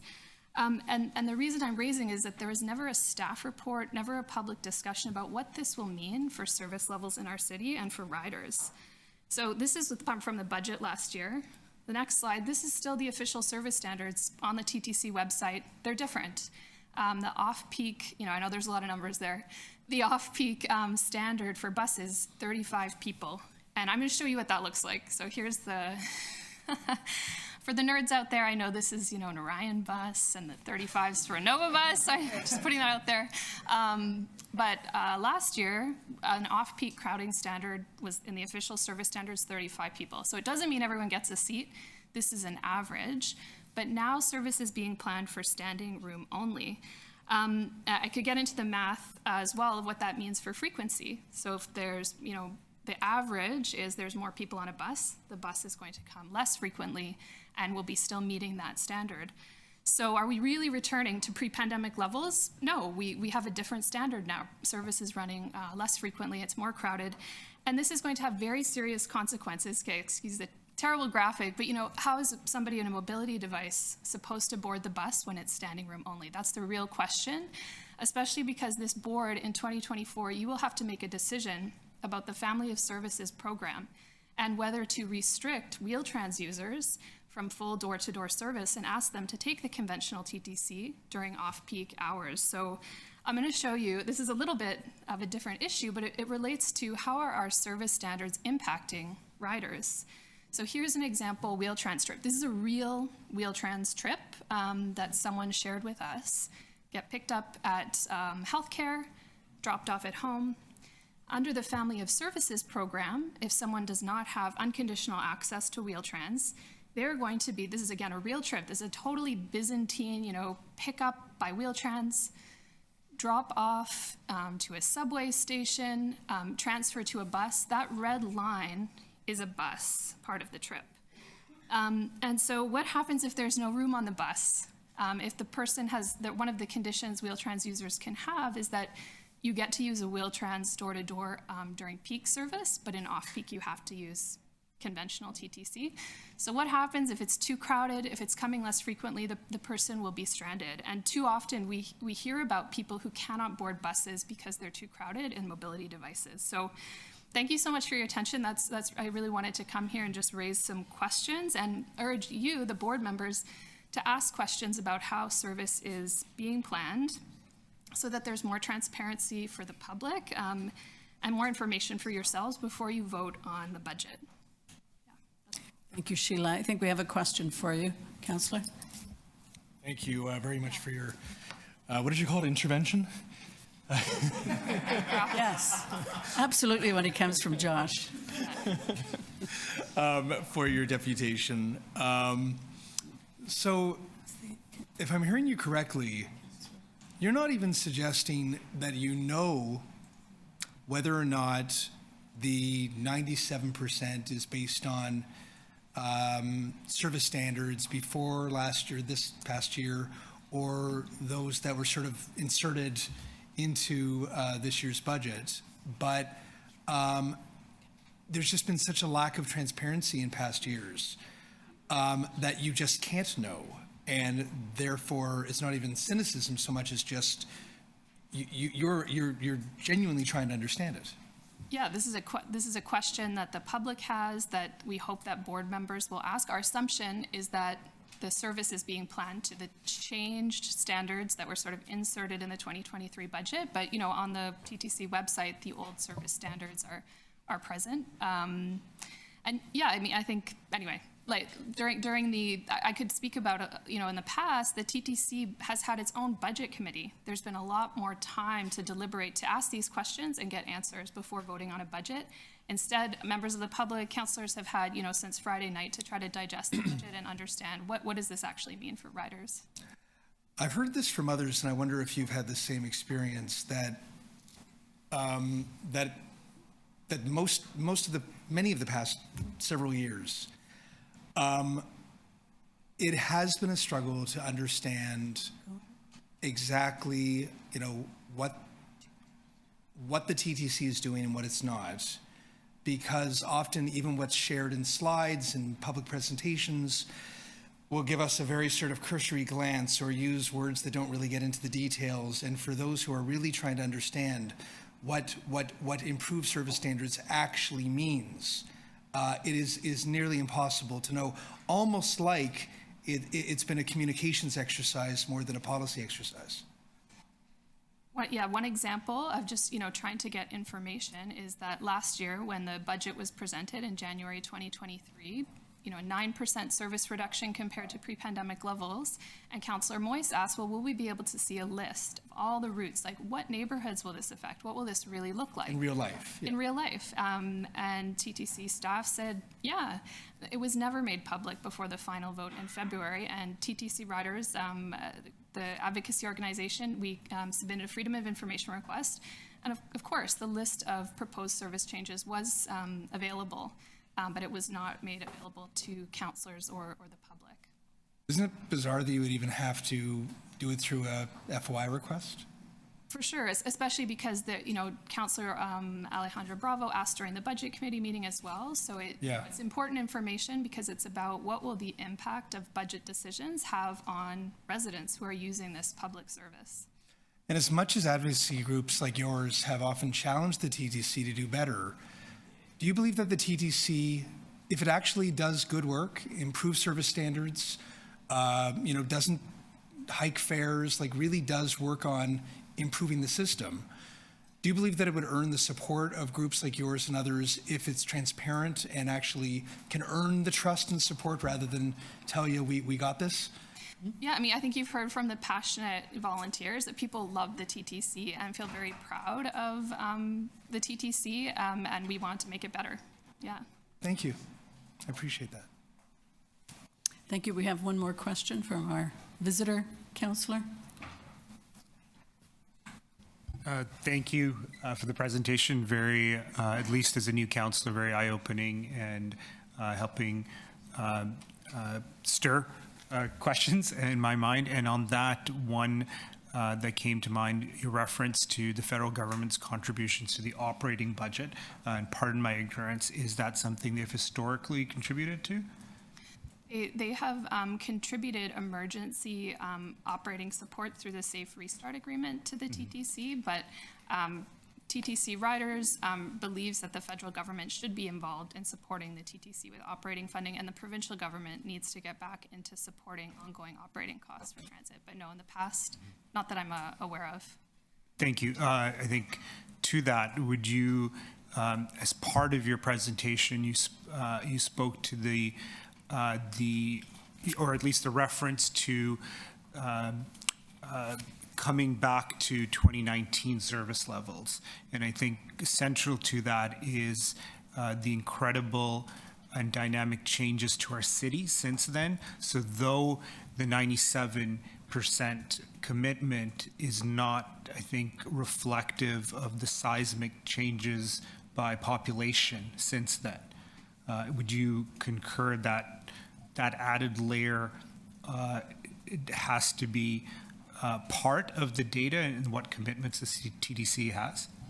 Yeah, that's a great point. And yeah, I agree. And just to echo what other speakers said, but also Eric Miller, that there are opportunities to grow ridership if we invest in the right places. And he mentioned especially the bus network in the suburbs, people getting to working class jobs. But we should be trying to do better and grow ridership. The budget actually notes that before the pandemic, there was 27% mode share, so 27% of people using TTC. Now that's 23%, and we have to do better for our climate goals. Thank you. Any more questions? Go ahead, Councillor. Yes, thank you for coming again today. My question is about high school students. So I know you talked about how the buses, the off-peak buses, are already fuller than they were. And as you know, I made a motion asking the staff to look at free off-peak school trips for high school students, which I'm still waiting for information back. But what does your group think of that concept? Of specifically off-peak, I think our group supports universal free transit access expansion for high school students. There's great data, which I know your motion referenced from Kingston, that creates transit users for life if high school students learn the life skill. But it's also about racial equity and the policing that youth experience if they look older than 12. This is a big problem in Toronto, and it's about kids getting to school and making that accessible for people. But in terms of the off-peak, I think there's sort of, there may, it's sort of about, who will have access to school field trips, but also is there really the capacity in the off-peak to absorb more field trips? That's sort of what we're getting at with the off-peak service standard, I guess. Right, so what's the bottom line? You do support the idea or you don't?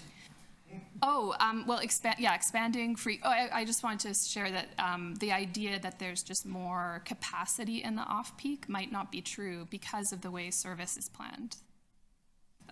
I don't know if that got at what you were asking. Well, the TTC is under pressure in every conceivable direction. Everyone wants better service. Almost everybody would like to see lower fares. The Get on the Bus program pointed out a specifically powerful lifelong change if high school students have access. So my question is, does your group support the proposal that I put to the TTC?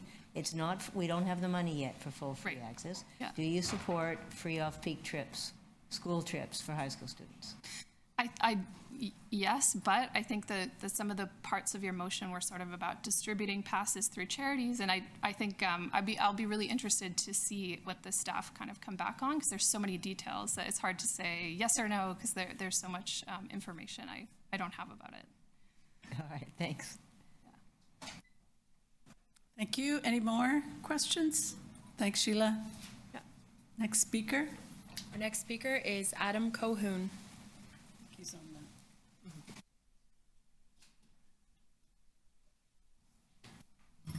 Adam, you're next. Are you there? Yes, I'm here. I want to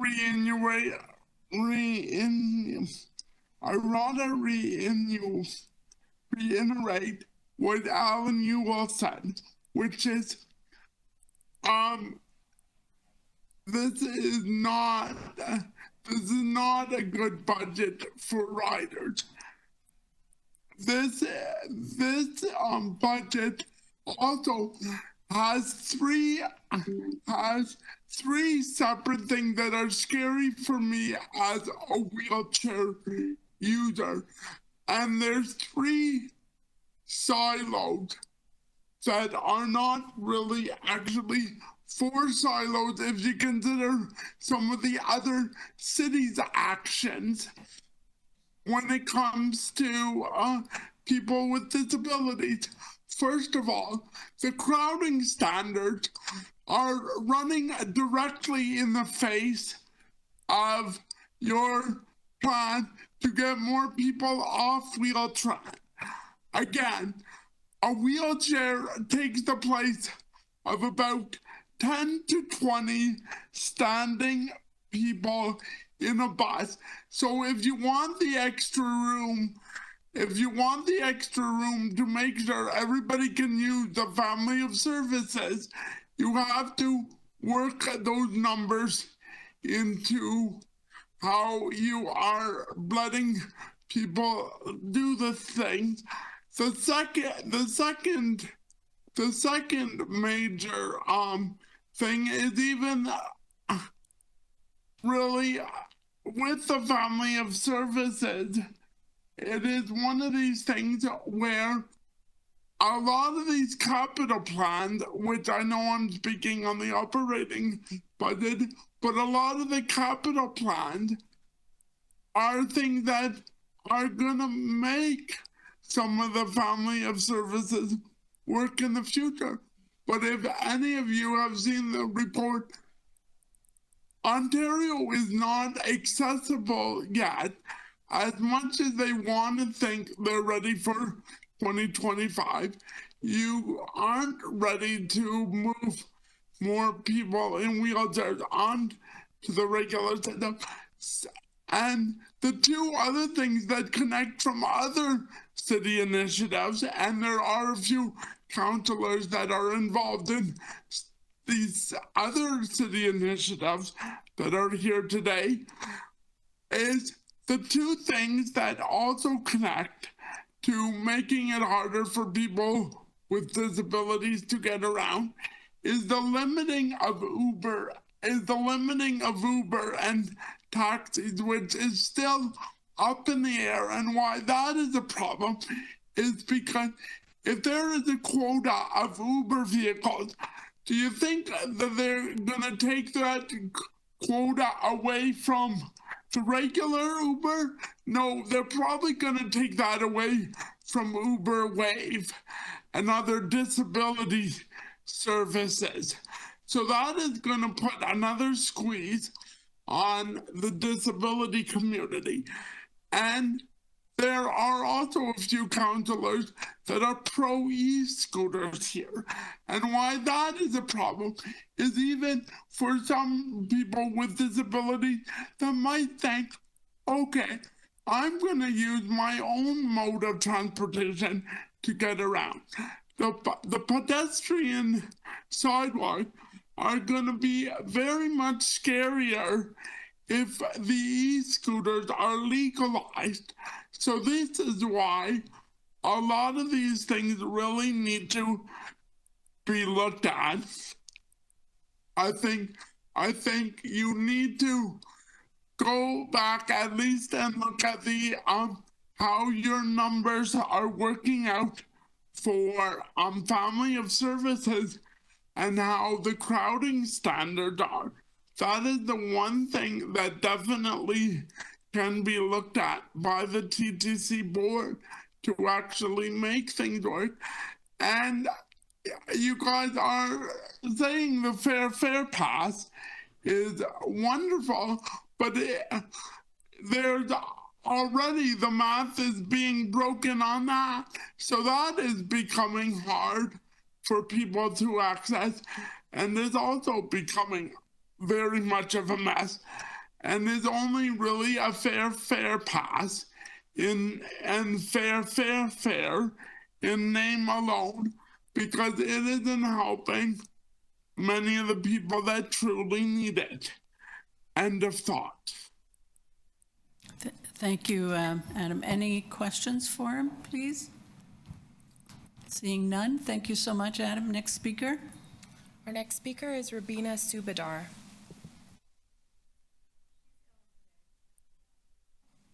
Thank you, Sheila. The final speaker on this item is Brad Pearson.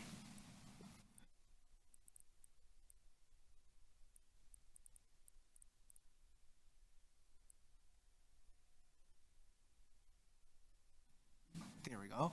Is it on? Yes, it is.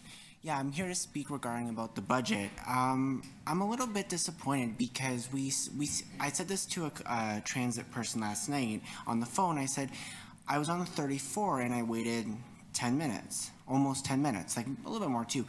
And I looked at this, and I looked at the TTC board at Kennedy Station for the bus times, and I'm learning that, oh, wait a second, the 34 Eglinton isn't on the 10-minute network. It actually is more like a 15-20 minute.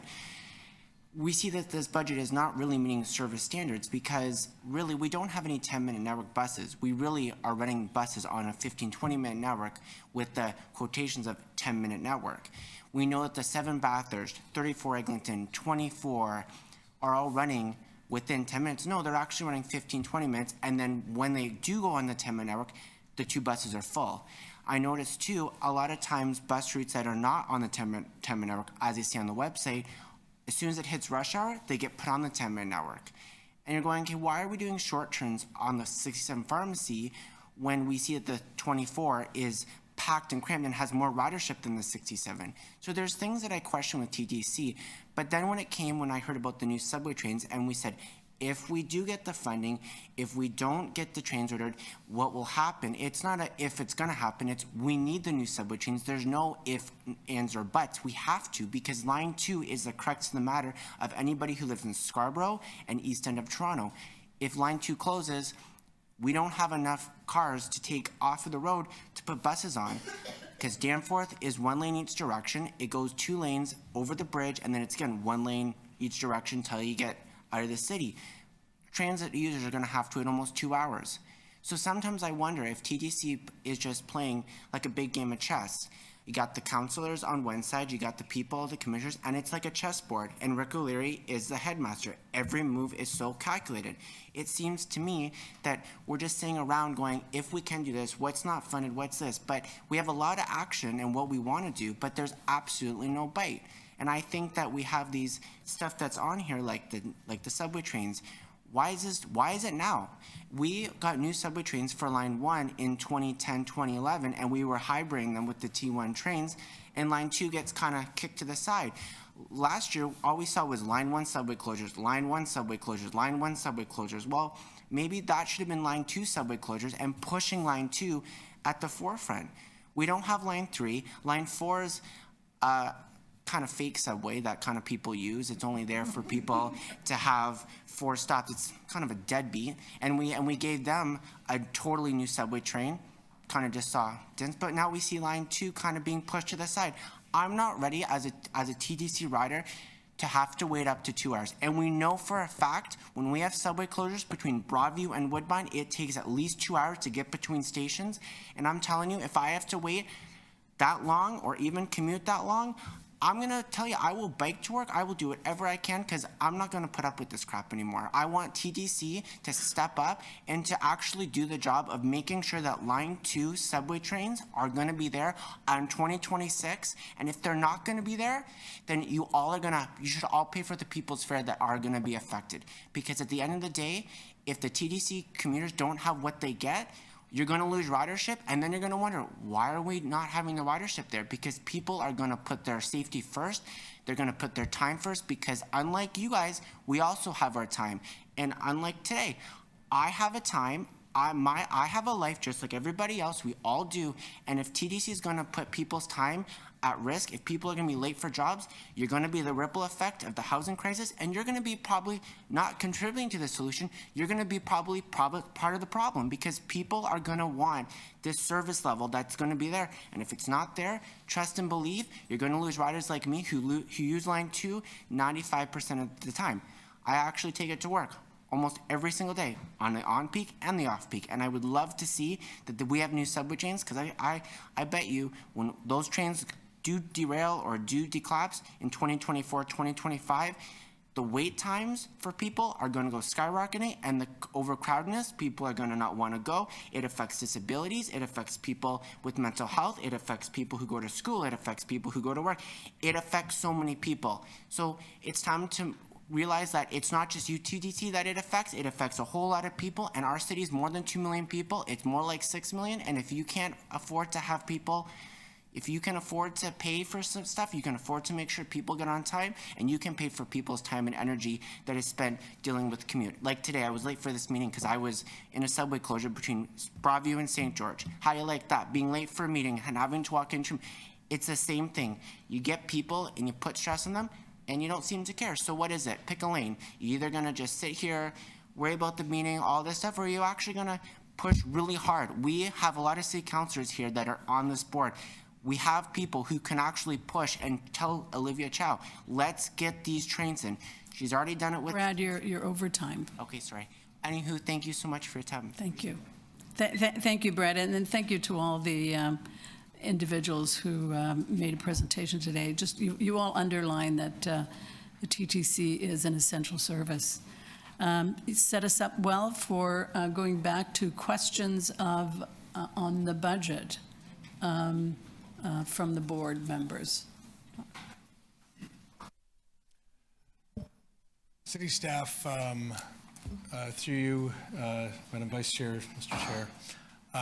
City staff heard earlier from Sheila from TTC Riders about the lack of transparency that many people feel that they've received from the TTC in the past several years, and the way that the service standards were changed for this year, which just has also led to a lack of trust, frankly, in what is being said today. So could I just have city staff, TTC staff confirm the increased service standards that we saw on the slides, the 97%, is it based on 2002 service standards or 2003 service standards? 2023, rather. Through the chair, the 97% that was stated in the service budget, that reflects a continuance of the off-peak service standard that was changed through the 2023 budget process. This doesn't, I just want to clarify with that off-peak routing, we're not cutting service so that it is to that level. It's just that we do not add until it exceeds that level. So there's a slight nuance in that. If we had changed the service standard officially, we would be cutting all service to be at that more crowded level. Is it based on the so-called standing room only standard? Through the chair, that is correct. It is a variance of 5 to 7 people in the off-peak.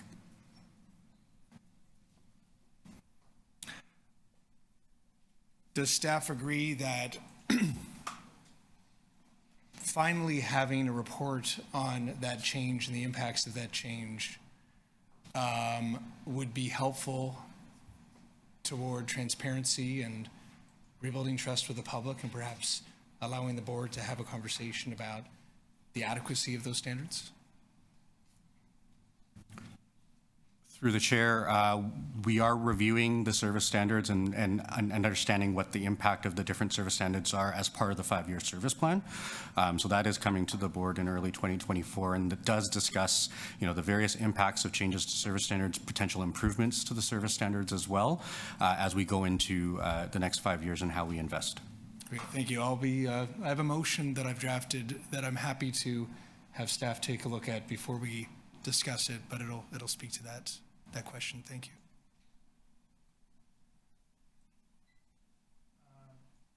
Thank you. Commissioner Osborne, 5 minutes, please. Thank you. I have a question about the Transform TO increase in service. There was a reference to increasing bus service by 70% under this program and 50% for streetcars at a cost of $5 billion, which I am assuming is just the capital related to the vehicles. There would obviously be, I'm assuming, attendant operating costs with that. I'm just wondering what the rationale was for this level of service, i.e. specifically 70 for a bus and 50 for a streetcar and not 60 or 20? Like, where did those numbers come from? Through the chair, there was a model that the Environment and Energy Division of the city had commissioned to prove that there was a number of things that could be done to, in fact, achieve net zero by 2040. And in that model, they found that among the suite of transportation levers to be pulled to achieve that goal, an increase in bus frequency of 70% would allow for that, and that combined with an increase of streetcar frequency by 50% and an increase on off-peak subway service to 3-minute headway. And so it was a model that demonstrated that net zero was in fact possible. They are, just to add to that, they are looking at running additional models in the coming months to see if in fact that is the only formula that will work to achieve net zero by 2040, but that's work that's still pending.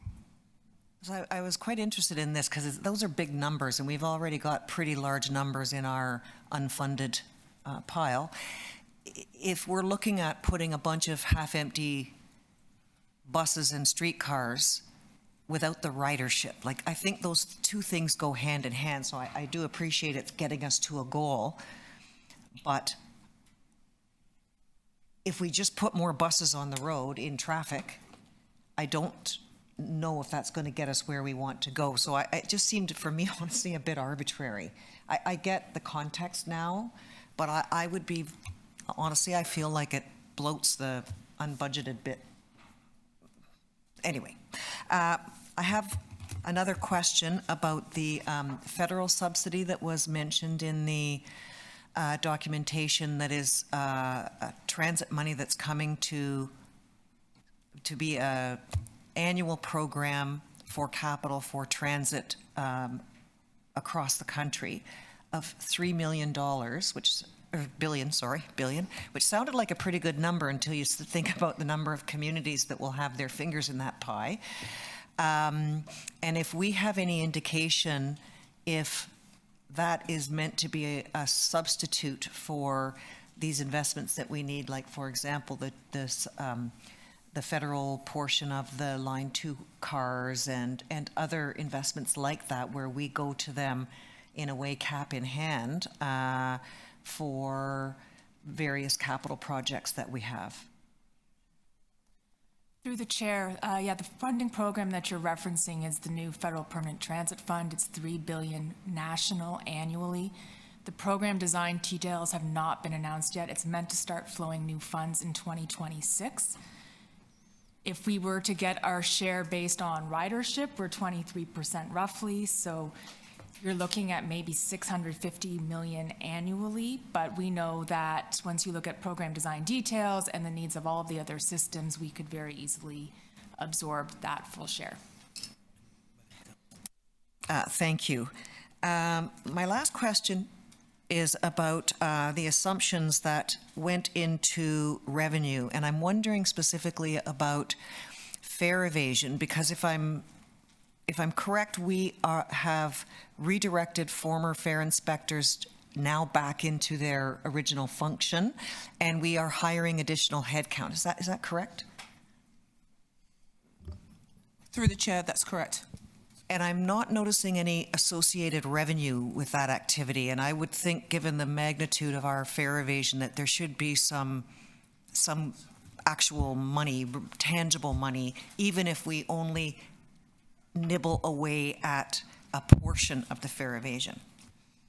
So through the chair, this year really has been a rebaselining for us. So as you recall, we've started resumed ticketing beginning of April. We have also have new technology that has helped us with inspections. That new technology was onboarded in July. And we also are working on other improvements that we can help with addressing fare evasion. So we're working with Presto and Metrolinx to see what they can do in terms of adding additional controls. There's a lot of work we've done already for this year. We're going to take all of that lessons learned and then be able to come up with revised numbers for 2024 in terms of how much additional revenue that we could be gaining through that program. I'm over, but I have some more questions about this. We can do a second round. Yeah. Are there any, Commissioner Sachs? Yes, thank you.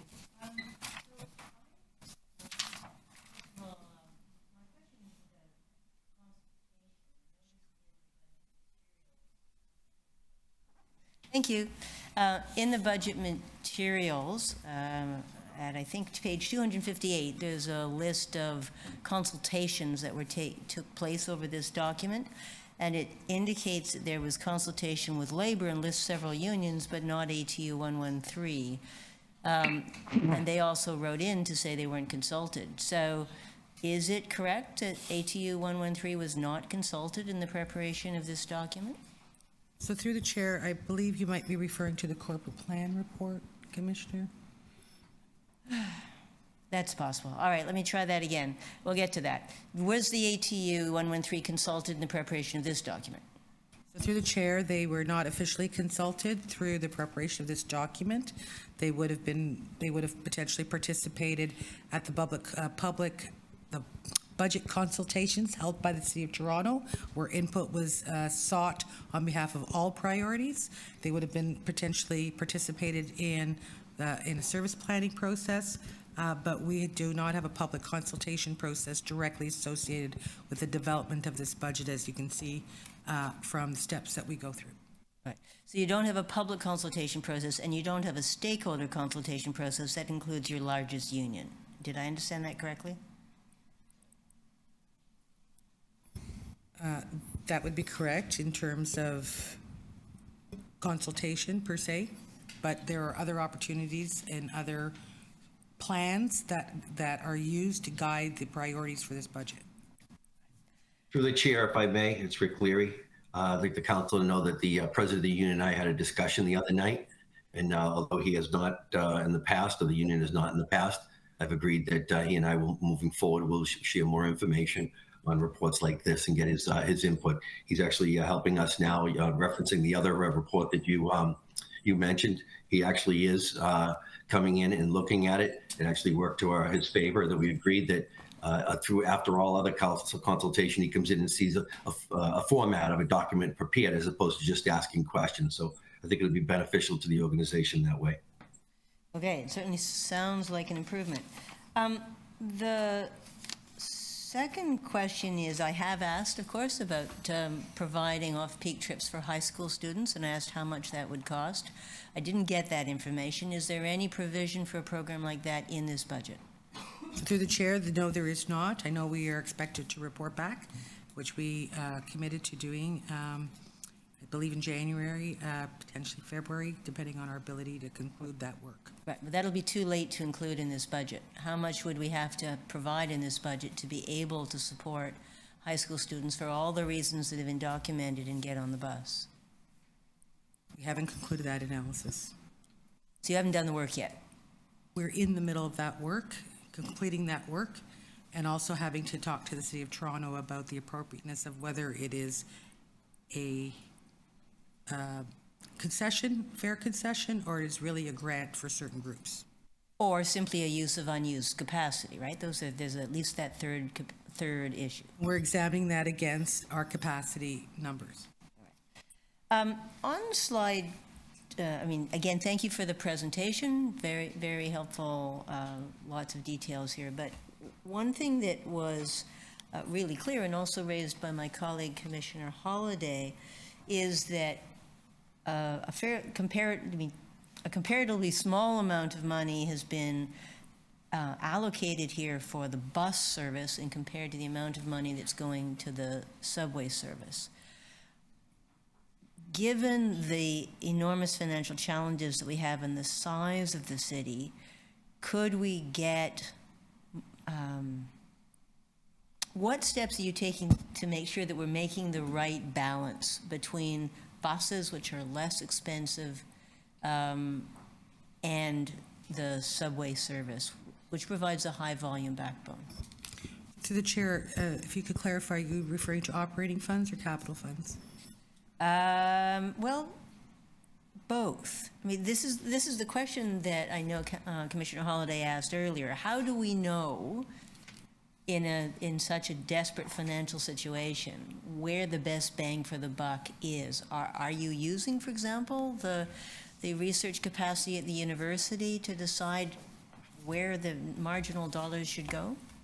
So through the chair, the research that we've commissioned with the university, because that is our request, is to help us going forward, to help with that kind of analysis.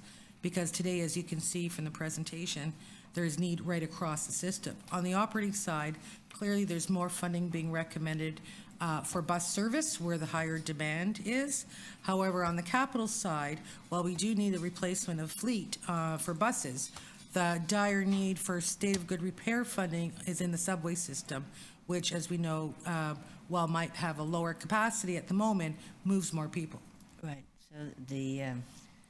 So this disproportionate amount to the subways, that's primarily the problems in line 2? I see. You mentioned on slide 11 something about looking for assistance from the city with traffic and on-street parking changes. What changes are you looking for, and have you formally asked the city to make them? Through the chair, the various items listed here in terms of how to make transit faster and more reliable, that does have a financial benefit to the TTC in that we can use fewer buses to run the same capacity, which means if we can save a bus, if we save 2 or 3 minutes of travel time, we could be saving that bus to put somewhere else on the system to improve capacity and wait times elsewhere. Forgive me, I wasn't asking whether it was a good idea. I was asking what specific changes do you want the city to make, and has that request been put in writing, and where do I find it? That's your last question, Commissioner Sachs. Through the chair, we have been actively working, especially when it comes to the bus replacements on St. Clair and coming soon on Queen West as well, of identifying parking restriction changes, which we've identified would improve the speed of buses, and that would help us be able to redistribute those buses to elsewhere in the system. Okay, I want to see it in writing, please. Chair, if I may, it's Rick Leary, if I could. Yes, of course.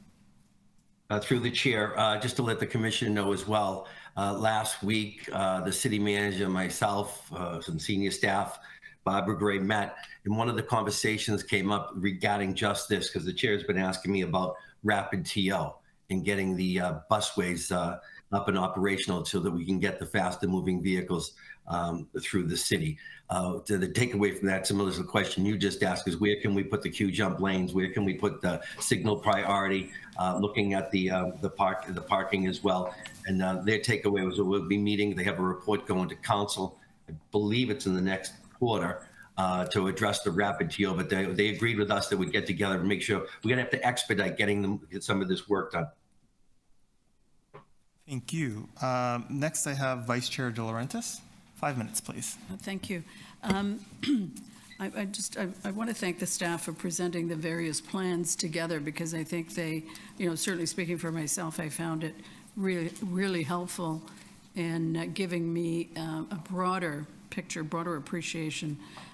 As Josie said, the interdependency of the funded versus non-funded, the unrealized benefits that exist when some investments are made and others are delayed. The implementation challenges because of supply chain problems or because of delayed funding. I think that's, that all points to how interwoven all the decisions are.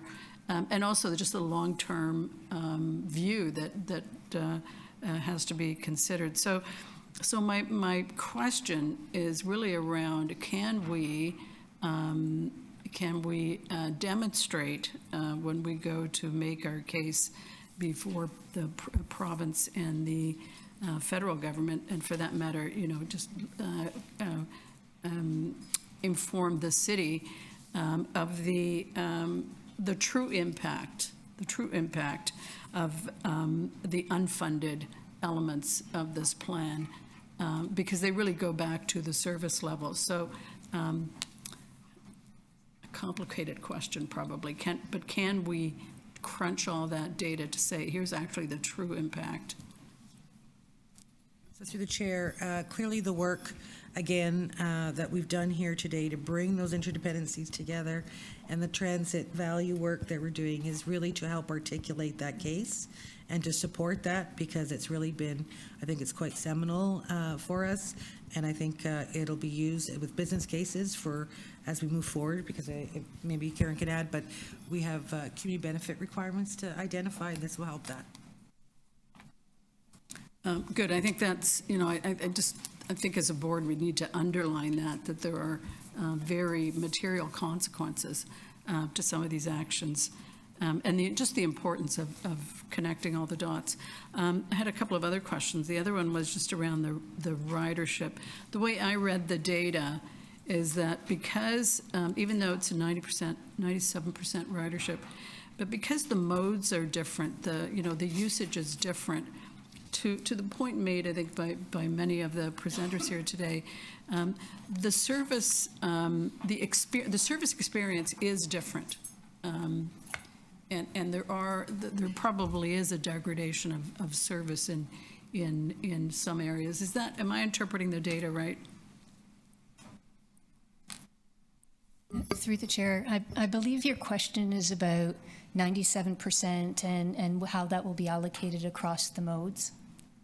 And to your point, it won't be allocated evenly. We recognize that there's more demand on our bus service than there is on our subway service compared to pre-pandemic or compared to what they've been built to. And so that 97% by the end of the year will be giving back 100% compared to pre-pandemic levels on bus and less so on streetcar and subway. We're regularly evaluating the demand on all of these modes.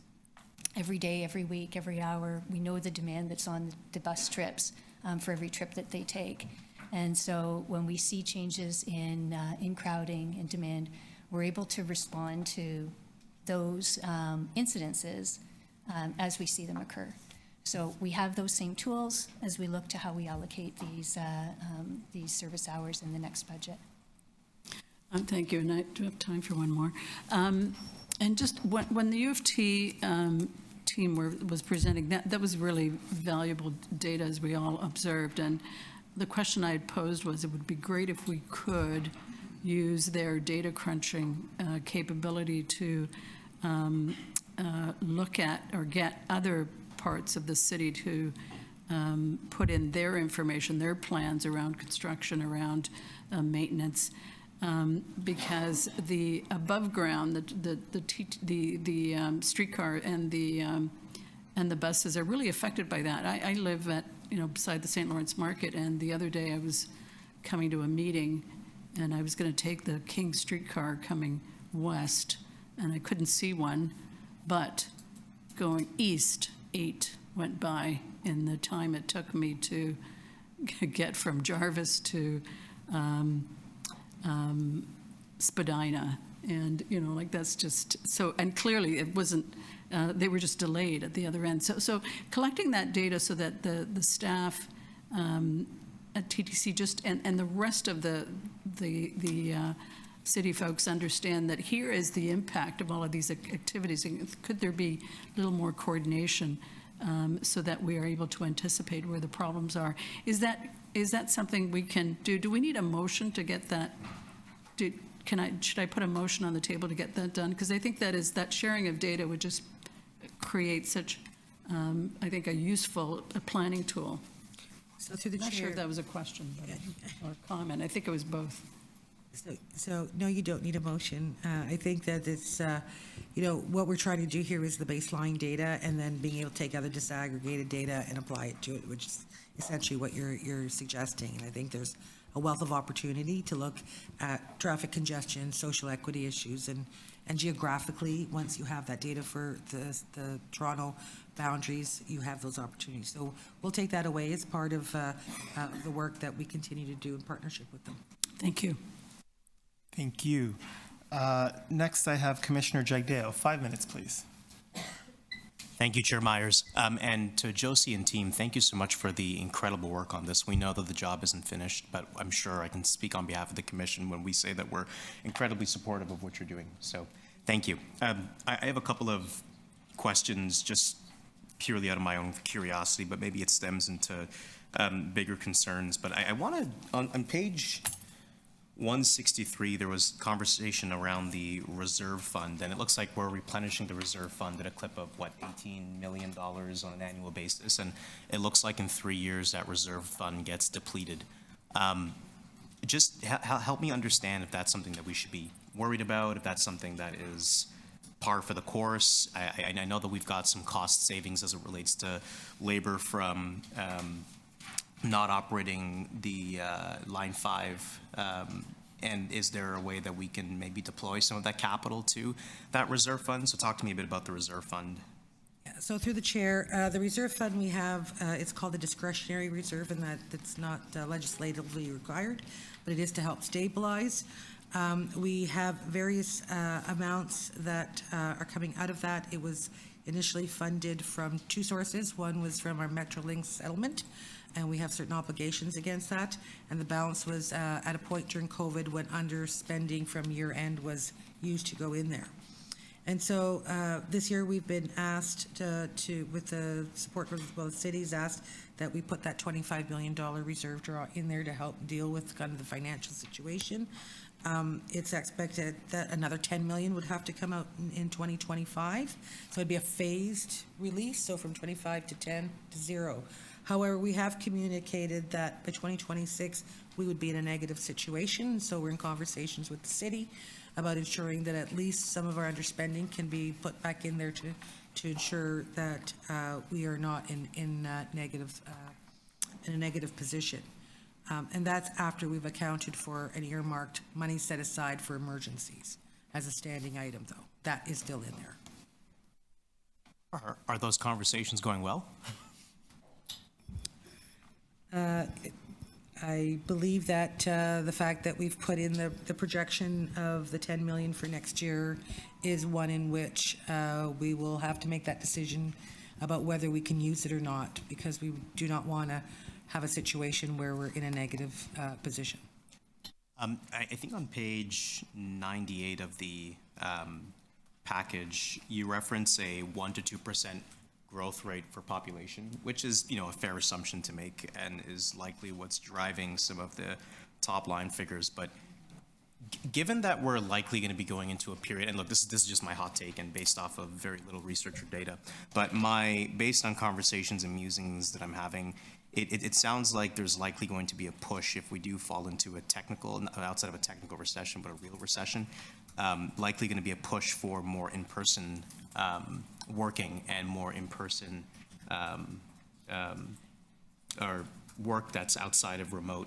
And I wonder if if we've provisioned for that potential increase. I'm not saying we have to use the increase, but have we provisioned for it? And, have we considered any other aggressive scenarios for growth as it relates to people using the system? So through the chair, I think, so at this point, we've taken the conservative road of putting in the 1 to 2%. If we actually budgeted higher and didn't make it, we'd be in a deficit situation. So, the issue there is about finding the right balance.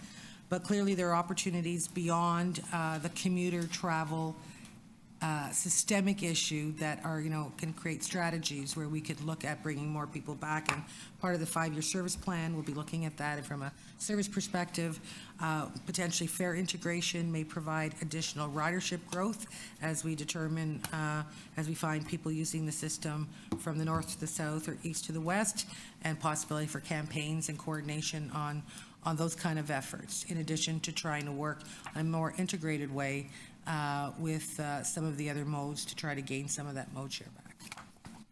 Okay. Just to add to Josie's answer as well, we're also engaged with the City of Toronto to be looking at long-term forecasts. So thinking beyond what will be happening with hybrid work and anticipating other population and land use patterns that will be affecting and influencing transit use. Thank you. That's your final question, Commissioner Jagdeo. Commissioner, I have 10 seconds left. I mean, if you want, we're going to do a second round.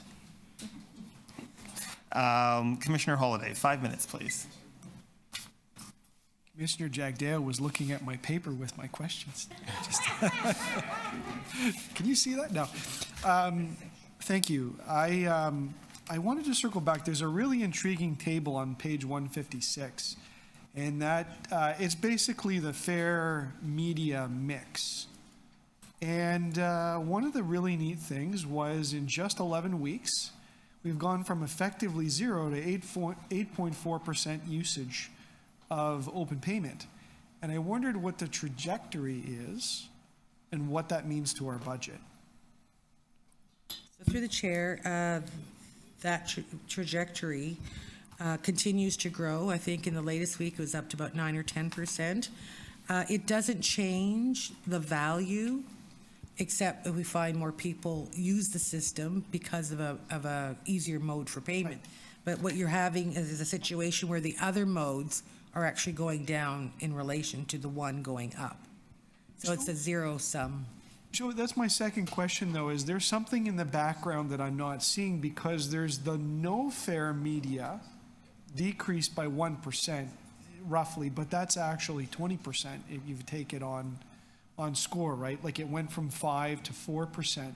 So that's kind of like a test or reference point. For some reason, the number of kids that went through went down, and maybe it's because school started, I don't know. The others track that. This one went up, and then Presto went down. I mean, I've got an old school Presto card, one of the green ones, right? And I'm looking at this going, there's not a lot of advantage to using it other than it's kind of neat to be able to look up my history and stuff. What's the future hold, though, for open payment on our budget? Like, is there more per transaction? Is there any advantage or disadvantage to this trajectory? Or like you said, will it actually end up attracting more riders and maybe even more fare compliance because it's easy? So through the chair, there are potentially a few opportunities. As you know, we still have legacy fare media. And so as we see... Tokens, right? Legacy fare media. Tokens, bill, tickets, yes. So we still have those. And we're hoping those come out of circulation because that changes some of our revenue fare collection opportunities there. But otherwise, unless we are able to kind of see higher growth because of more ease, right? I mean, what we see here is just a situation of it going out. Okay, so into my next question. We heard a moment ago, and I saw it in the report, that we've made assumptions on ridership growth of 1% to 2%. And that's, if I remember from the report, and correct me if I'm wrong, that is only based on population growth in the city. As more people move in, proportionally more are going to use the transit system. So it's a very, very safe assumption. The term sheet for the province had some lines in there that caught my attention. And I'm going to really paraphrase because I'm going by memory, but it talked about investments in safety, security, and revenue protection. Have we factored in things that we're going to do in 2024 to satisfy provincial requirements, but also would or could attract more riders or make people feel safer and thus more ridership? So through the chair, if you recall the slide that identified our new requests, $26 million, which is basically our safety and security program, which through my conversations at the city, that is 100% eligible to meet that commitment. So that's there. And some of the other work that we're doing around fare protection that was also before the board also is to help support that. Okay, and fare protection, revenue protection, dealing with fare evasion. So if we happen to overachieve our ridership numbers, in other words, we do better than 1% to 2% growth, is there potential to claw back on the amount that we're dipping into reserve funds for? Okay. So through the chair, at year end, we would look at whether we were underspent, and if we had underspending, we would not use the reserve. What's the value of a 1% overachievement on the ridership target? It's about $10 million. Okay, thank you. Thank you, Commissioner Holiday. Commissioner Ainsley, 5 minutes, please. Thank you. Through you, Mr. Chair. I want to first thank staff for all of the presentations and the work done on the budget so far. My first question I wanted to ask around the Eglinton East LRT, and I guess in conjunction the waterfront LRT. There's no mention of those in the capital budget, unless I missed something. So through the chair, I can start, but essentially you didn't miss anything, Commissioner. They are not in our budget. The only part that we have is waterfront planning for one portion for the loop up to Union Station, but they are not. They are in the city budget. Okay, but why aren't they in our budget? Through the chair, they are not TTC projects. Okay. So they just stay in the city budget until... So through the chair, as you know, previous transit expansion projects, priority ones were moved up to the province through the upload. These two are over and above that. And so as of today, until a decision is made about who is actually leading those projects, they are not in our budget and currently sit in the city's budget.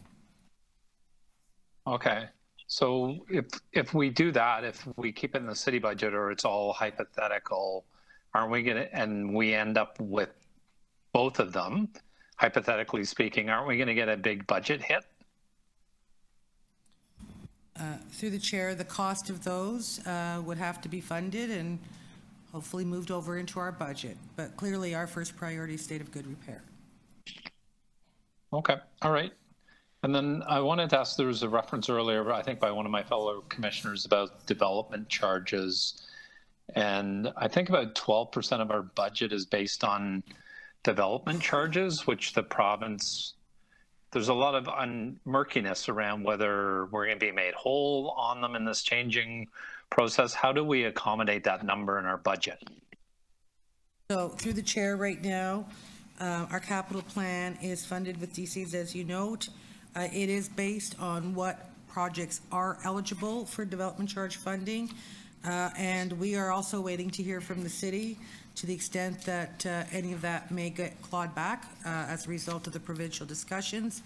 But the expectation is that there's a replacement for that, particularly as we move through our capital plan work and where we have commitments in place. Okay, and sorry, Josie, how much of our budget is based on those DCs?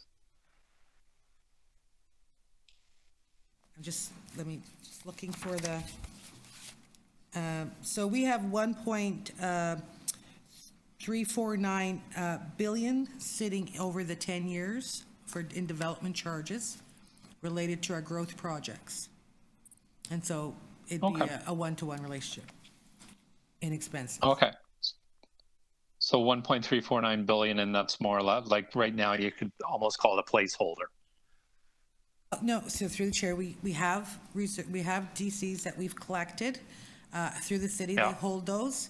So all of this is, most of this is confirmed money. The issue is whether some portion ends up not gets clawed back by the new provincial legislation. Okay, and do you know what that number could possibly be? No, we have no idea, commissioners. No idea. Okay, all right. And then I guess, you know, as first year on the TTC and looking at this huge budget and the unfunded and, you know, trying to get money out of the federal government, I'm trying to understand how we prioritize projects. Like we have must-have projects, and then there's projects that are, I'll say, nice to have, but they seem to not follow like a hierarchical order in the budget. So through the chair, when we categorize our projects by their type, health and safety obviously is first, state of good repair is second. Those two combined, which I think I said was about 66%, that is our bread and butter of ensuring that we have a safe and reliable system. We balance that, right, with ensuring that we also have capacity in the system for the future. And those are our service improvement and growth projects. Okay. And then I guess in terms of federal government lobbying the federal government or asking the federal government, are we relying on the city to do that, or do we send the chair and the CEO out to discuss things with the federal government? I'm trying to understand where we're using our leverage. So that's your last question, Commissioner Ainsley.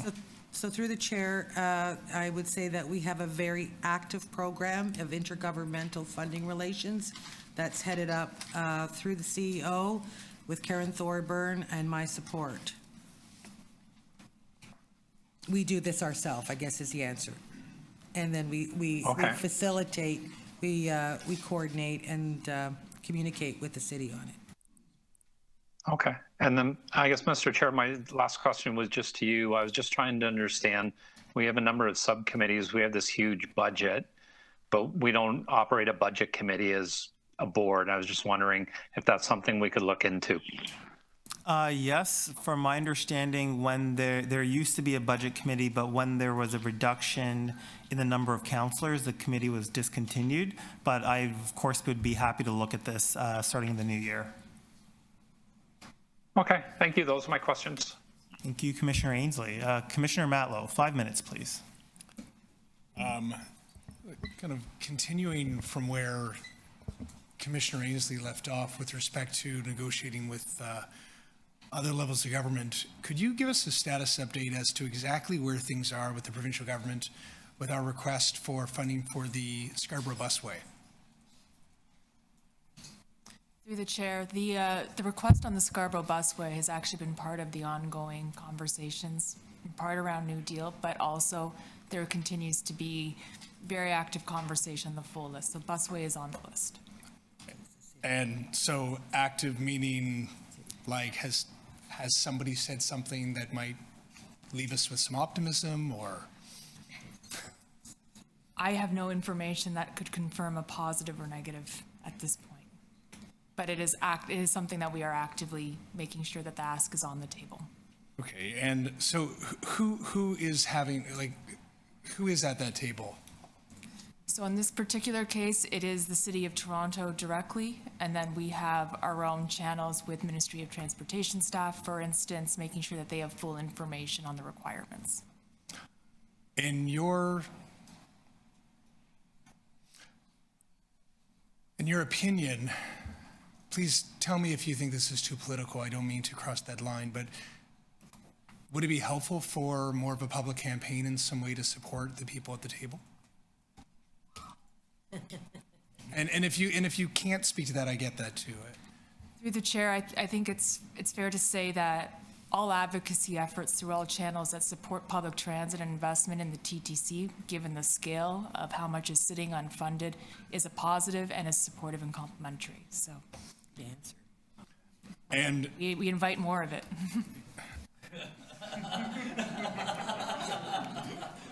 Well put.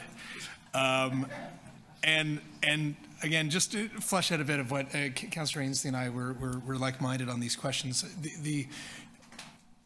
I imagine we're also having an active conversation about the ability to maintain even our subway lines and like just basic things to run the existing system, along with asking for more.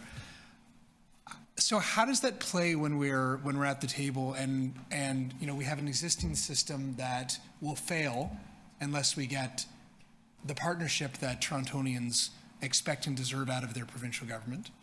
But at the same time, simultaneously, we have Scarborough residents who are going to be receiving a lower standard of service that they were promised by us for many years if we don't get the busway up and running. So how do we prioritize those kinds of asks?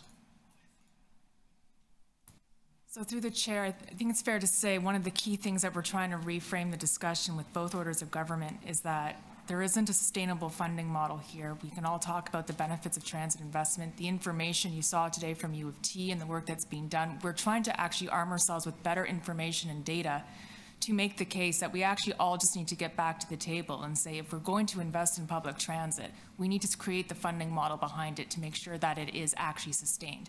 What you'll see in our capital planning process, you're mentioning prioritization, there's tons of interdependencies between different elements of that capital plan. And we are doing our best to effectively put together a capital program that advances what needs to happen in the immediate term. But we can see in the horizon, there is huge unfunded need. And so really it's that effort to continue to educate, try to put better information out there.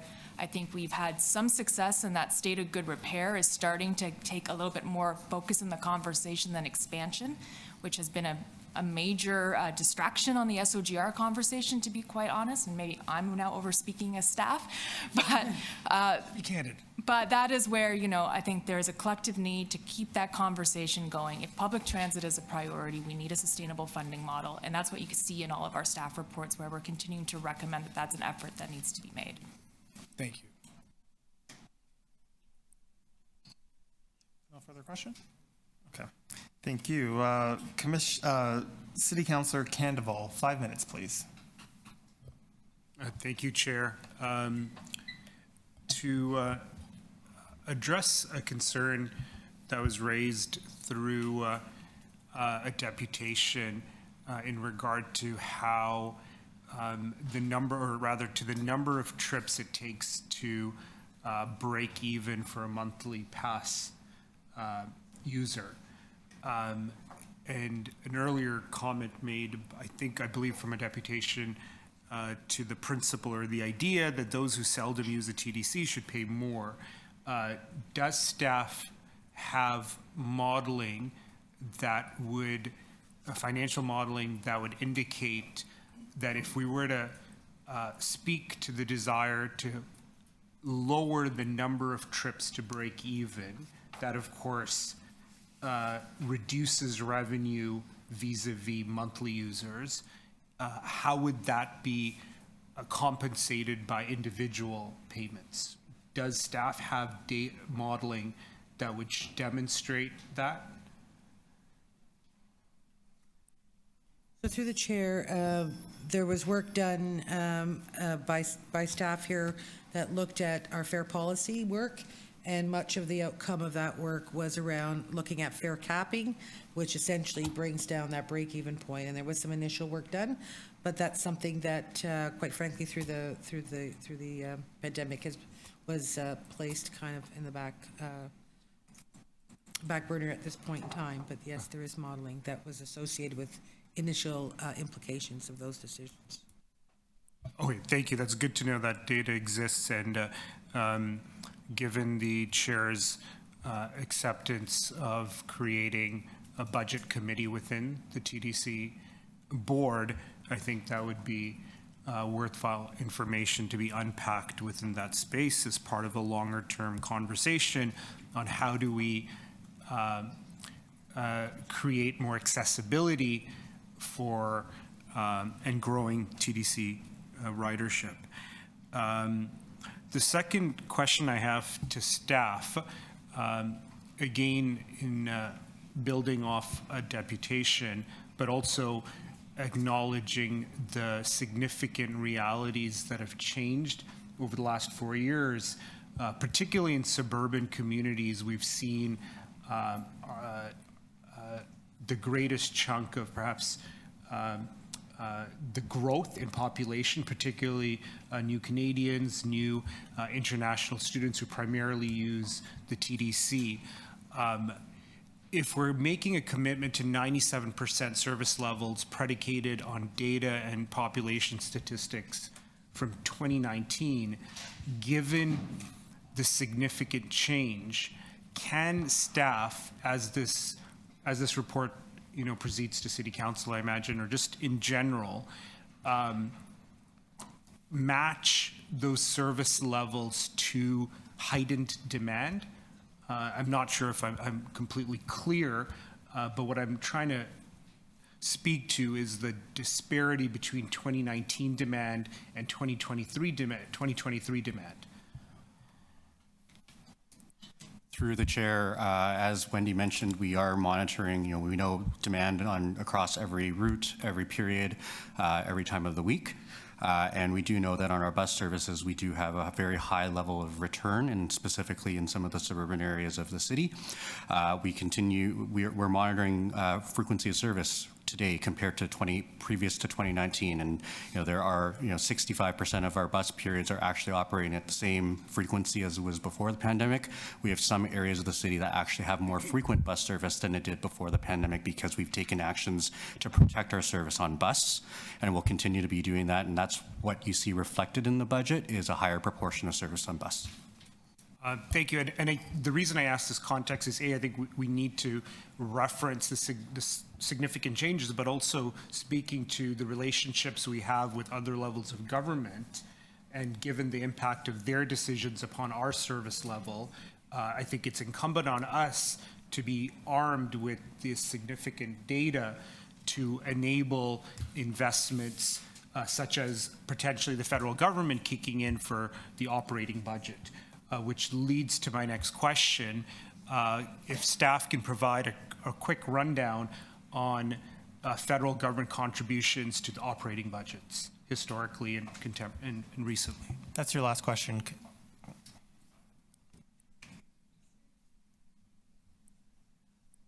So through the chair, the only federal funding that we received was through the COVID period, because they don't typically fund operating. So through COVID, we got relief funding that combined was $1.8 billion from both orders of government, so roughly about half. There was a commitment made in 2022 from the federal government for COVID funding, and however, that never came forward. Thank you. Did anybody not get a first round of questions? Oh, okay, I'm going to ask a few questions.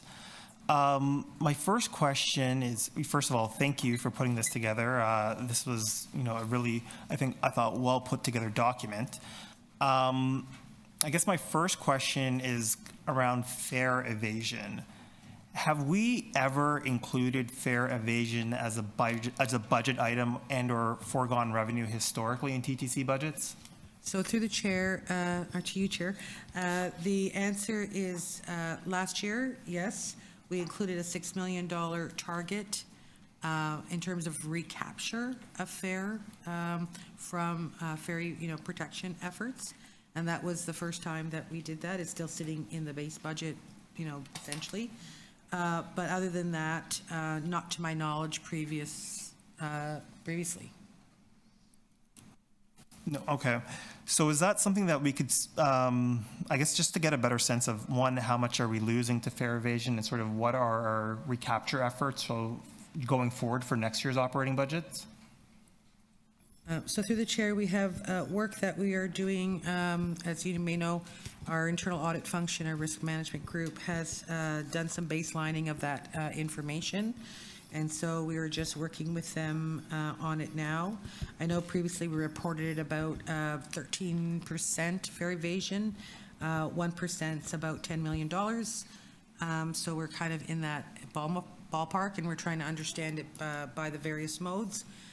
You may have heard, or may not, from my colleague Angela Gibson around some of the efforts happening on the fare protection side.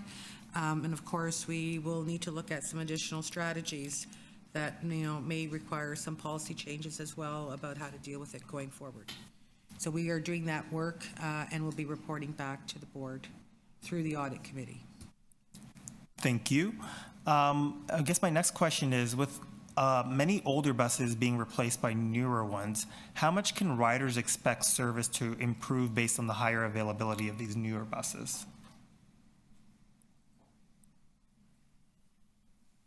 Through the chair. So typically when we get new buses, the reliability is over 60,000 MKBD. As it ages and we start going through the SOGR program, it may drop a little bit.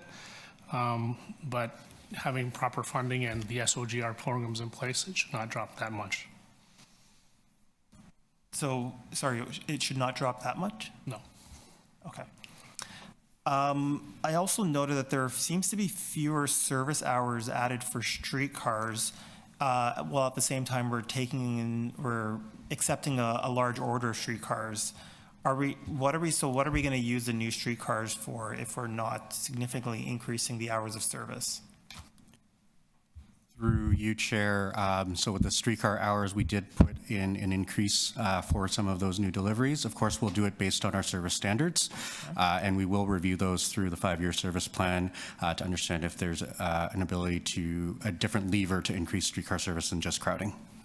Thank you. And does staff have a list of routes where service is running beyond the old off-peak standards and how much it would take to get back to those old standards? Through you, Chair, we have approximately 200 periods of off-peak service where we're between 120% of the previous standard. We estimate right now would be approximately 2 to 3% more service to deal with the off-peak crowding. Thank you. And is there plans to either publish those service standards or those above peak standards and/or provide them to the board at some point? Through you, Chair, as we outlined in the 2024 annual service plan, we have a commitment to report back on our performance against our crowding standards. Thank you very much. And when staff say 97% service, how much of this is due to traffic adjustments such as slower, less frequent buses versus actual real service improvements that would be tangible to the transit rider?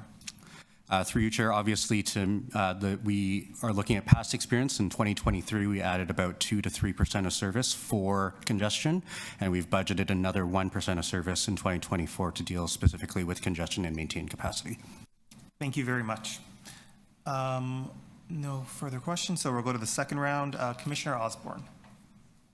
Thank you, Chair. I just wanted to explore a little bit more about those revenue numbers. And if they're high enough, and I don't want to be accused of taking happy pills here, but I also think that we should have good targets to make sure that we deliver on some of these investments that we're making. So one of them is on fare evasion, and Josie, you mentioned that we used to have it. It doesn't look like it's in the numbers this year, and with increased investment in this area. Personally, I would like to see it. I'd like to see that department have a target that they're looking to get back into the system on the upfront, I'm paying my fare basis. I'm not discussing fine revenue in this instance. So, through the chair, the passenger revenue number has the number that we built in last year baked into it, right? You're not seeing it. So no more incremental? No more incremental has been included Okay. until we can bring these strategies forward and be able to commit to something that's more significant that we feel we can attain through different measures. Okay, and when we do fine customers, does that money come to the TTC? Through the chair, fine money goes to the city. It's only when they pay their fare does that come to us as passenger revenue. I reiterate that that's a bit perverse, honestly, when we're spending all that money to get it. But anyway, that's another one of those inconsistencies.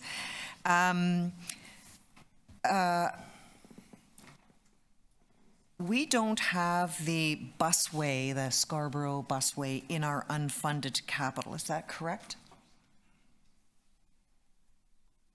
So through the chair, it's built into our capital investment plan. It absolutely is. It is. Yes, waiting for a decision or an outcome. Okay. Because it's my understanding that this doesn't happen unless the province pays for all or most of it. Is that correct? So through the chair, that is the optimal solution. We'll have to wait for an answer to figure out the next steps. Okay. And finally, I wanted to just ask a clarification on some of the percentages that we've been tossing around, just in case there are people who are listening who are new to this. When we say 95% or moving up to 97% service levels, we are discussing relative to pre-pandemic. Is that correct? Pre-pandemic service? Through the chair, that is correct. Okay, because I think citizens would have a right to be a bit anxious if they were hearing about what sounds like cuts when actually it's against 80% of service. So I just wanted to clarify that in case anybody was misled. Thanks. That's it for me. Thank you, Commissioner Osborne. Commissioner Holiday. Thanks, Chair. I think my questions are quick. Can we just go over the numbers? So can we just go through the ridership level and the service level for bus, streetcar, and subway right now? That's 6 numbers. So the bus ridership is what percentage? Perfect. So the service hour numbers are outlined, and it's in 3 tranches, and it's by mode and on the average total. Okay, so this is the service levels. Service hour. How do these compare to the ridership levels now and later? I don't know if there's a convenient spot on the ridership levels of what we're projecting. So on slide 9, it's not by mode, because by definition, Presto, right? But this is important by Yes. mode. But, Yes. so we could take that back, but on average, it's 78 to 80. Okay, could I infer from this, though, that that's a blended number, 78, 79, and 80, but bus ridership is higher, subway is the middle, and streetcar is the lowest? Do I remember that correctly? Through the chair, that's correct. If we think about it in terms of boardings, as opposed to link trips that a customer pays for, Yep. then we would see that bus boardings are mid-90s Right. now. Streetcar is mid-60s, and subway is low 70s. So is the investment, if we can go back to the slide, I think it was 12, is it proportionate to the mode of travel? So in other words, the bus is getting the highest boost in service levels. Next to next to subway, then streetcar. Through the chair, the vast majority of the service hour increases are, as you can see, are on bus, which is reflective of the bus demand.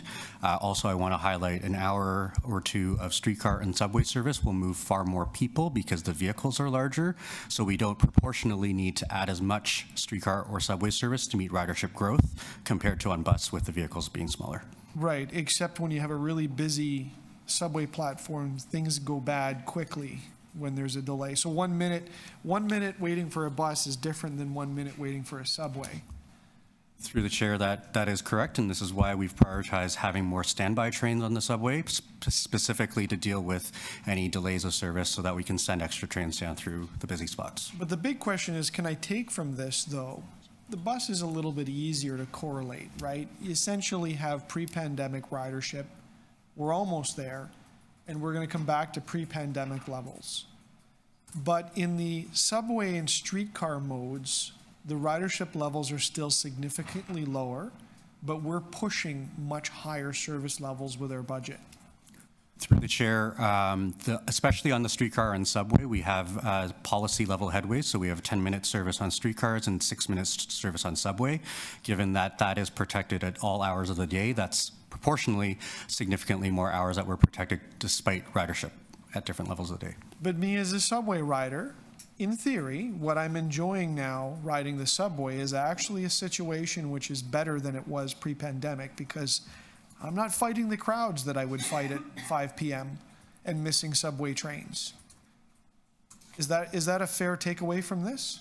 Through the chair, during peak periods, that would be the experience. During the off-peak periods, we're planning to the same standards as we did prior to the pandemic. So it's just as good? Correct. So where there's a lot of criticism out there about the TTC not providing pre-pandemic service levels, in some cases, I'm actually having a better rider experience.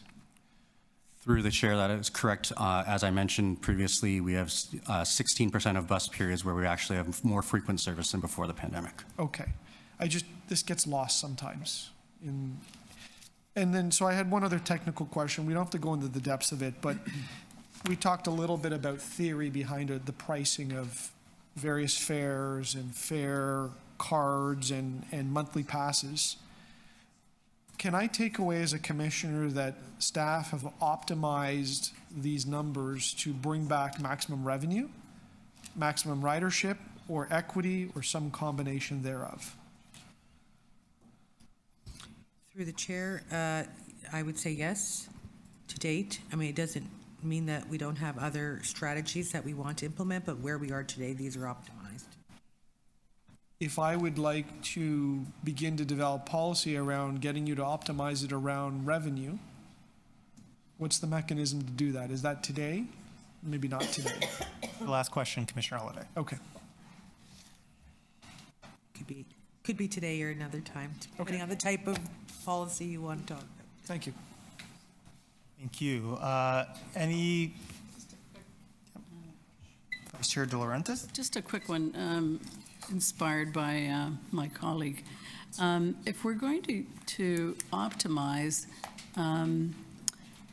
what I was getting out of the presentation was that the state of good repair is in danger. And so if the state of good repair is in danger, then, longer term, not short term, then the service levels are in danger. Did I read that right? I would say that the message is correct, but it's not longer term. It is more immediate.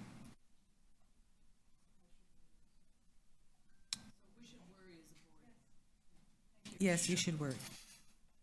Thank you, Vice Chair De Laurentiis. Anybody else for a second round of questions? No? We will, Commissioner Sachs, okay? I had a couple more questions.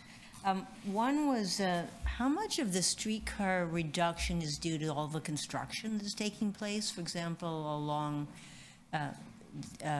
St. Clair, and do you expect a significant increase in streetcar ridership when, for example, the streetcars can run on St. Clair again? Through the chair, when we are looking at ridership, the route is what we look at, not the vehicle type. So even if we're running bus, we're still counting that as streetcar ridership. That being said, we do expect as construction clears that our customers will come back to streetcar as we look to improve our service. So is that incorporated in your ridership projections for 2024? Through the chair, we're currently just working using our observed ridership, and then we'll be looking at models alongside some of the other work in the 5-year service plan to understand what type of service increases we need on streetcar. Okay, well, a lot of people are not taking the bus because it's slow and stuck in traffic. who will take the streetcar again when it's open. So there could be not to be too positive, but there could be a significant increase in streetcar ridership once you can take the streetcar. Through the chair, correct. We see even on weekends, our streetcar ridership is actually quite strong compared to peak periods. That's really what's driving some of that 60% or 65% we see on streetcar is the loss of the office ridership, not necessarily the off-peak ridership on streetcar. Okay. On slide 27, it states that $500 million in land has been transferred to the city for housing and so on. I understand the general support the city provides the TTC, but did the TTC get anything for those $500 million of land? Was there any direct exchange? No direct revenue exchange. Very supportive and funded our 800 Kipling acquisition. Right.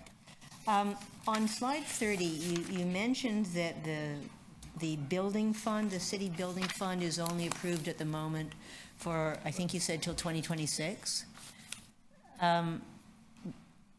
If council extends the period of the city building fund, how much does that, yeah, thank you for the slide, how much does that change your prediction of the unfunded liabilities? So through the chair, I believe council may have approved an extension last year. However, that's an incremental increase to the levy. That it only allows you to determine how much you can leverage in debt borrowing. So what was done in the first 5 years gave us about $1 billion, $4 billion over a period of time.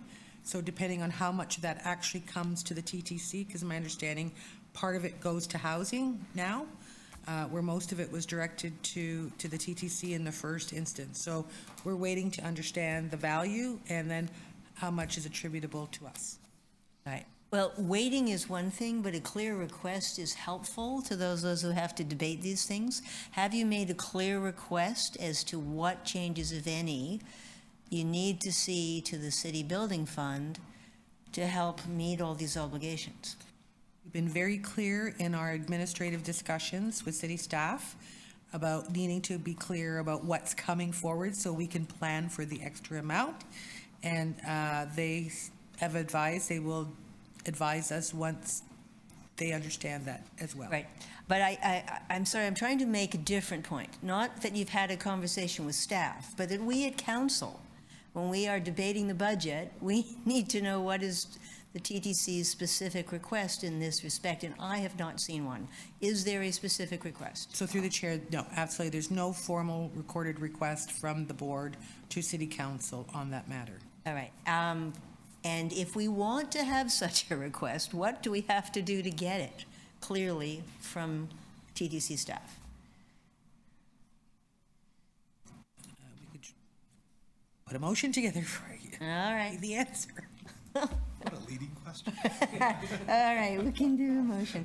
And finally, if there's a lot of learned helplessness in this report, that we've been asked to do so many things that we cannot do without money from people we don't control. If we had to take more responsibility at the city to keep the TTC running, how much would we have to increase our rates? So I think that, through the chair, I think that speaks to that last slide that I showed, where we identified that at least for our base program, if you just give me one moment, that we would require with or without transform fuel, but for our base program, we would require an incremental about $1.5 billion over a 10-year period. Right, what does that mean in terms of the fare? No, this is capital you're referring to. I'm referring to capital, sorry. I understand. But if we had to pay our own way, how much would we have to increase our fares? If we don't get this money that the federal and provincial government control, and we need to repair our system, how much would we have to increase our fares? Last question, Commissioner Sachs. So fares only fund operating. A 10 cents, I believe, is about 25 million. And the gap that we have going forward was about $400 million in the projections. So it'd be a lot. Okay. When you calculate it, would you, That was your last send question. me an email with a number, please? Yes. Thank you. So now we're going to go to speakers, and I'm going to start with outside councillors first. Councillor Candeval, is there anything you'd like to say? Yeah. Thank you, Chair, and thank you to staff and members of the board for indulging my questions and comments.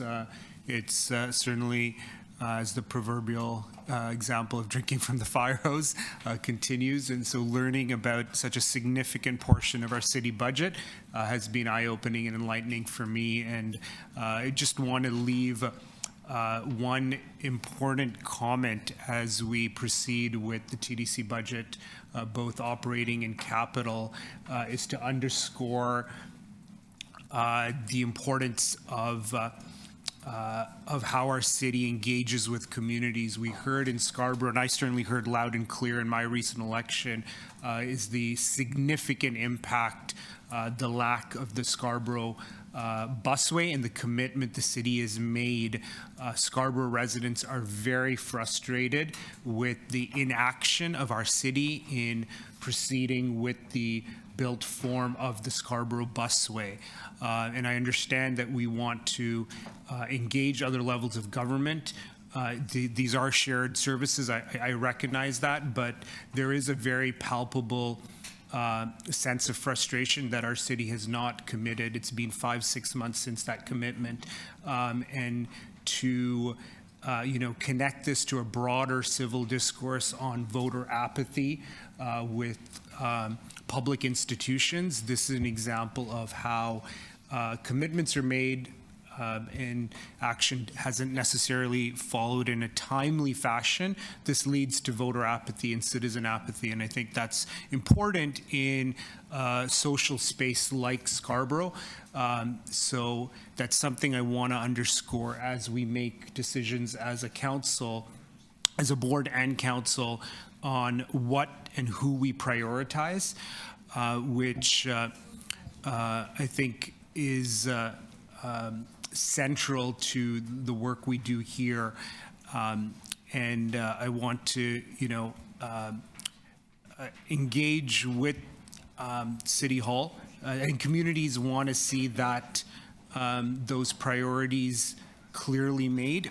Our city has changed drastically over the number of years, over the last couple of years, and this is central to how we build confidence in our citizens. So I'll leave it at that, and I'm hopeful this board and council will make this a priority both in our own advocacy but also within our budgetary decision making and placeholding within our budget. So I'll leave it at that, and thank you for having warmly accepted my presence here. So thank you, Chair Myers.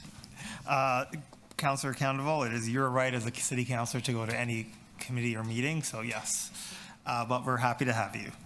Next, Commissioner Matlow, 5 minutes, please.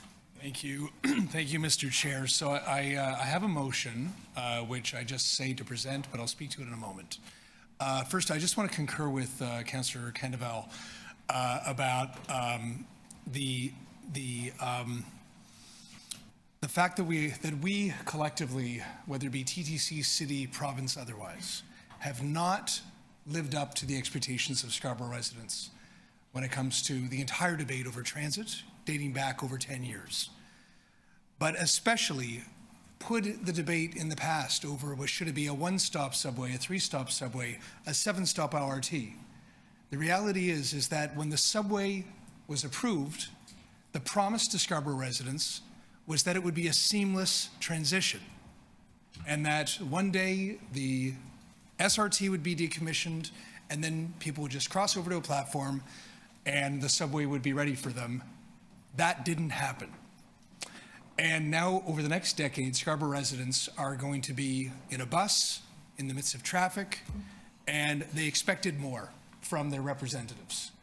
We have a collective responsibility to meet those needs, to support their quality of life, whether it be with the province or finding means within the city. But we need to address that, and every day that goes by without doing so, we're letting Scarborough residents down, and that is not acceptable. Now, I move the motion before you because we also have a problem with trust. Under the last two administrations, certainly my perception, and I believe this is shared by many Torontonians, is that there's been a lack of accountability and transparency at the TTC.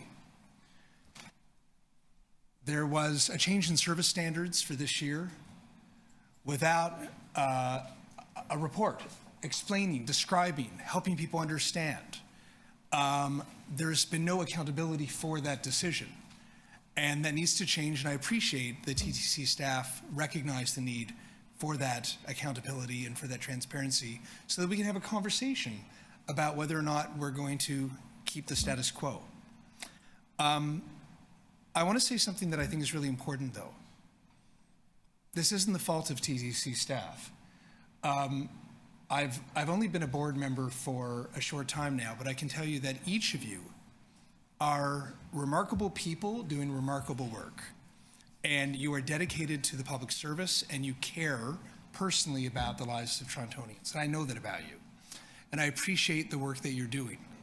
And there's been a culture, though, over the past decade where, and it's not just at the TTC, I think it's at the city as well, where if you keep a lid on things and if you don't recognize when something is boiling over, then that is a sign of success. That you are not asked, you're not encouraged to speak truth to power if the truth is inconvenient to those who are in power at the time. But that's not acceptable, and it shouldn't be the way any longer. And I will hope that you will see that under this new administration, this chair, this board, we want you to not only be good at your job and tell us the good work you do, but we also want you to be able to feel very comfortable to tell us when you know something's broken, because that's the best way to fix it. I haven't seen this level of transparency in a very long time through this budget, and I respect you and I appreciate you for doing so. You're being honest about our capital needs, state of good repair, or as some might honestly say, state of bad repair. But I appreciate you addressing it and dealing with it and asking for our support so that you can do so. I'm very pleased to see that we are seeking to raise service standards. I'm really happy that we aren't raising fares this year. We want a TTC that is expanded, that is safe, that is reliable, and that is affordable. We want Torontonians to benefit from that service.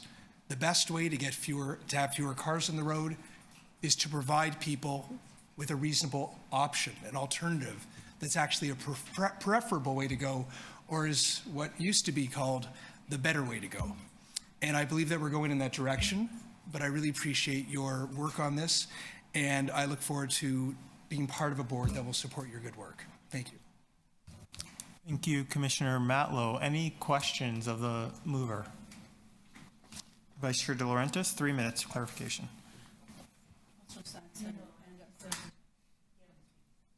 Oh, no, she wants to speak. Just a couple of questions on the motion.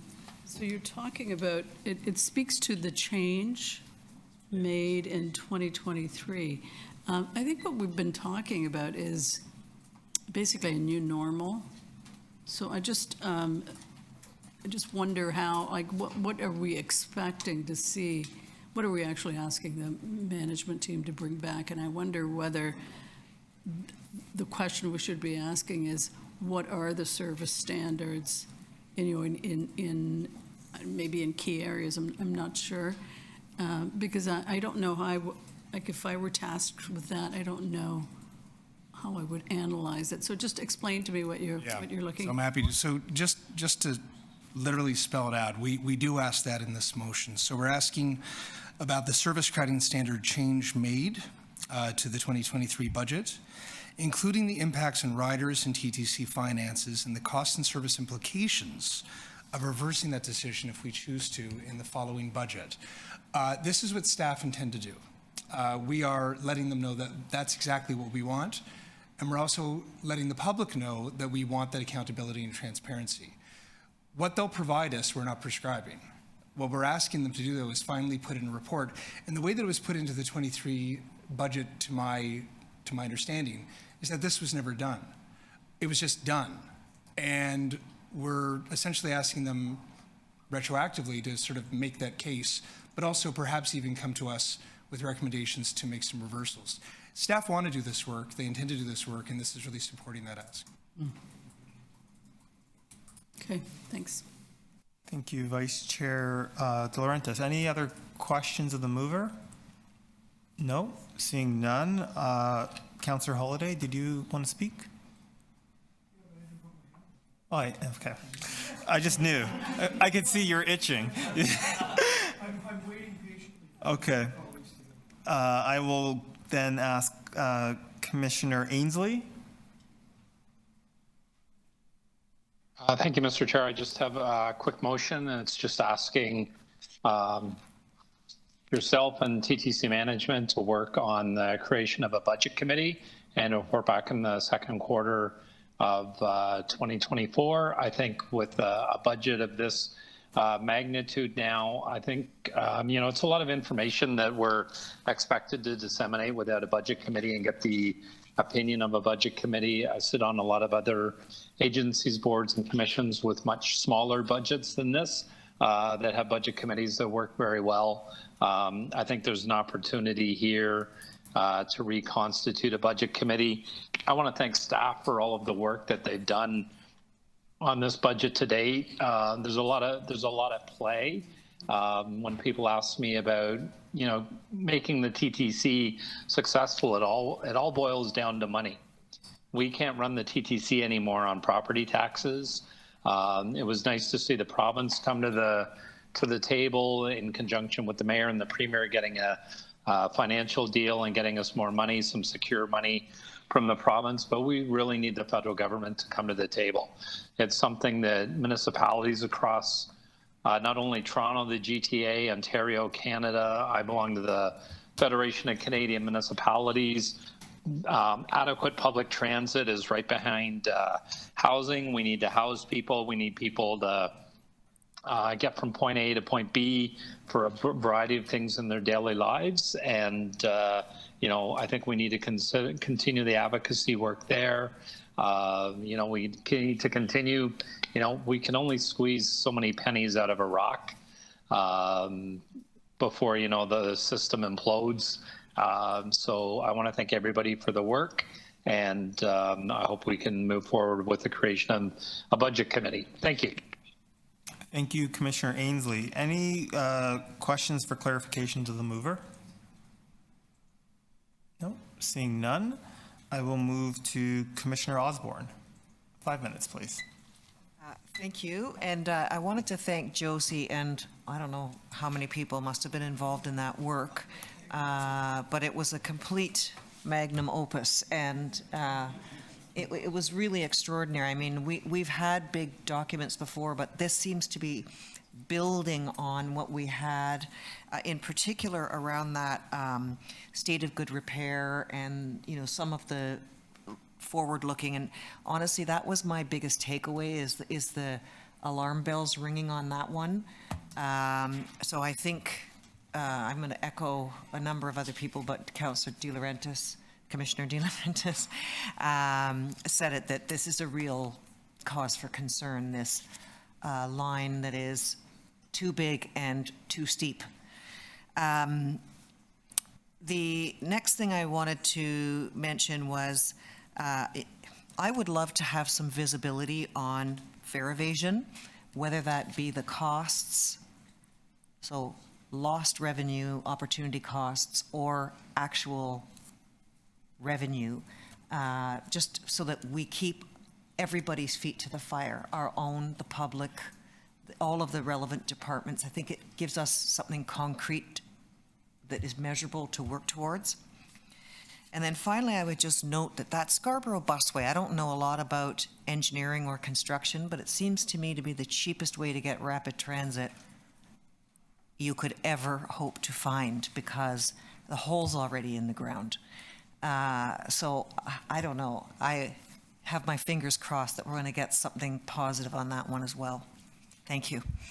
Thank you, Commissioner Osborne. Commissioner Sachs, 5 minutes, please. Yes, thank you. I won't take the whole 5 minutes. I do want to echo my colleagues' comments, and thank you to the staff. This is Also a big learning curve for me, but very well and clearly presented. It does clearly, however, document how little we are the masters of our fate. Right? We have got this responsibility, this fiduciary responsibility to the city as a whole, and the people who come to us tell us their stories, and we are simply not able to deliver what they're asking us to do because we're not in control of the funding. The city is doing a lot. We have increased dramatically our subsidy to the TTC. I'm sure we will be asked to do it again, but we simply cannot pay for all these things. So, very good idea getting the U of T to do that research to help to demonstrate the scope and scale of the problem. I do have a motion, which I think Chris-Anne has, along the line, obviously, from my questions, is that I do think you can do a better job arming us, those of us who are counselors and sit on this board. We will be at the budget consultations, and if you've had a lovely conversation with Stephen Conforti, that doesn't help me at all.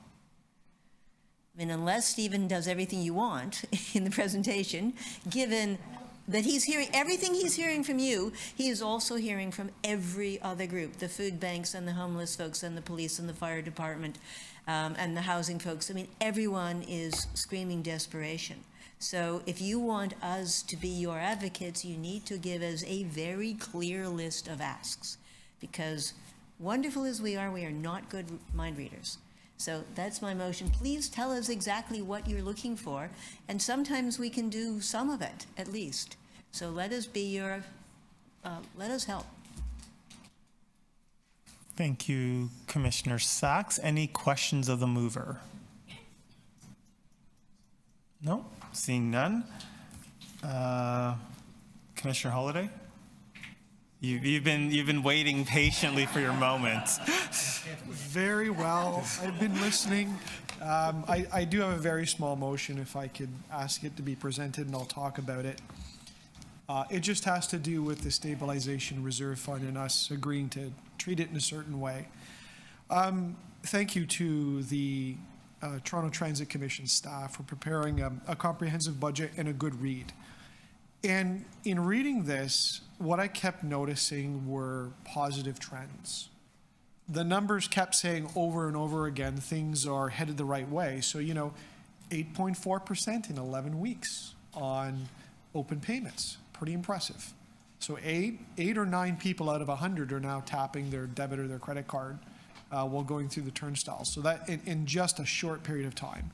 So that's really neat. But some of the other numbers, and I'm just looking at the unique Presto rides in chart 16.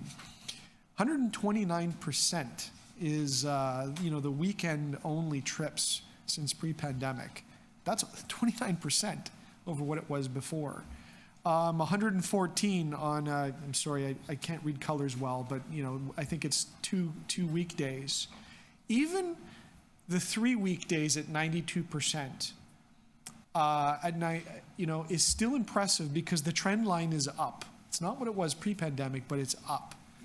And so on. Even the commuters, we know the world has changed around us, but the trend line is up. So we've planned for 1 to 2% growth in ridership. This is where I say to staff, I hope you're wrong. And I mean that in earnest. I hope we've taken a very safe approach to this budget. And that's why I placed the motion that I put before us. I really don't like the philosophy of dipping into reserve funds. I have no magic maneuver I can do on the floor here that would cough up $25 million and avoid a fare increase. That budget is well resolved by staff, and my best suggestion to the board is that we agree that if we can afford to do this and we do better than what we do, and I think the staff reaffirmed that that's kind of the macro plan, is that we will not take from that reserve fund and we will leave it intact. It's only 99.9 million, if I remember the number, only. But it's a small number in the scope of things of how fast something can go wrong on a transit system of this complexity. So I'd like to see that reserve fund be intact as best as it can be, and not have a plan going years forward where we rely on dipping into our bank account, our savings, our rainy day fund. So I'll leave one sort of final comment. And I know we go back and forth in here and we talk about frequency of service and service levels and headways and all the things that we do. But I just think about what I experience as a customer, as a rider. It's helpful to know that the bus will come in 12 minutes, or it will come in 13, or it will come in 15, or 7 minutes, or 6 minutes between subways. But what was really difficult is when 2 buses come in 30 minutes and you're standing on the side of the street, and that's problematic. Or the subway shuts down because of some human interaction for 15 minutes when you're trying to get to work, and the cascade effect of that crowd is profound. We've all been through that, right? And then you're late for a meeting and it's no fun, and you go through that. So to me, reliability is paramount. And I'm sorry, everyone can blame City Council, and I'm part of that body, and we make decisions that affect congestion around us, and some of it just has to do with the world we live in. And one piece that we didn't talk a lot about today that I want to make sure we cover is safety, security, and the feeling of well-being and order on the system. I couldn't, and I'm drawing to a close, Chair, because I know that the time isn't working, but I'd need more than 5 minutes to tell you, some of the experiences that I've had in the last month or two with encounters on the subway and interesting or unpleasant circumstances that unfolded in front of me. And part of that has to do with security. And I know, because of so many people that I talk to, it's driving people away from making this as a choice. So this plan contains safety and security investments. And I will reiterate what I've said in the past. Dealing with fare evasion is something that is visible to all of the riders and instills a sense of regularity and a sense of rules and a sense of confidence in the system. And I think not only does it bring back revenue for the lost revenue, but it encourages people's positive sentiment in the overall system. And I think we need to do it for that very sake, because it starts with securing the fare at the beginning and having a sense of order around that, and it translates to a feeling of safety and security. And I think that the regularity that comes out of that and the feeling of regularity on the system is of paramount, and I think it's one of the largest services we can do for riders and one of the largest things we can do to encourage people back onto the system for more than just their 2.5 days a week. Thank you for letting me speak, Mr. Chair, and I hope the committee supports my motion. Thank you, Commissioner Holliday. Any other speakers? No? Okay. I'll keep it very brief. I just want to thank the staff. I thought this was an excellent report. I thought it was, very sobering read in terms of the financial situation of the TTC, which is also sort of reflective of this financial situation of the city as well. However, like Commissioner Holliday, I did see a lot of positive shoots, green leaves sprouting through the ground that I think we should all take pride in. And I think, there's a lot to like in terms of the direction that we're heading. And I'd also like to thank my fellow commissioners for the motions they put forward. I thought they were all helpful, and I think they will all help us to get towards a better TTC overall and a better customer experience. So thank you. And now we will start the voting.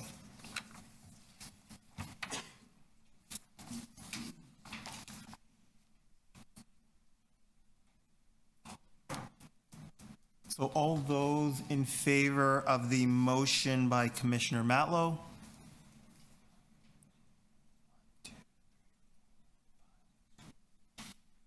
All those opposed? Motion carried.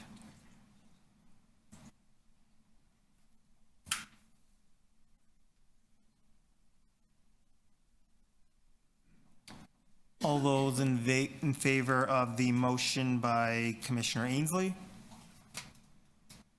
Any opposed? Motion carried.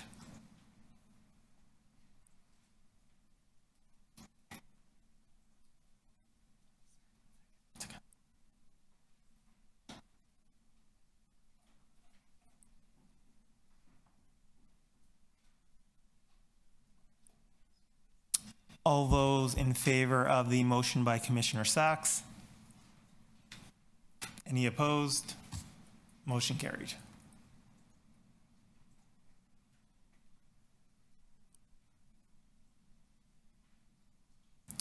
Finally, all those in favor of the motion by Commissioner Holliday? Any opposed? Motion carried. Okay. Item is amended. Opposed? Item carried. Great. And now we're going to go back to item 2, which is the Mount Pleasant.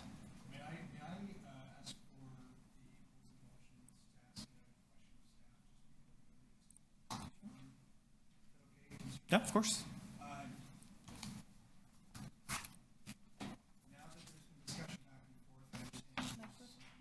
Microphone. Of course.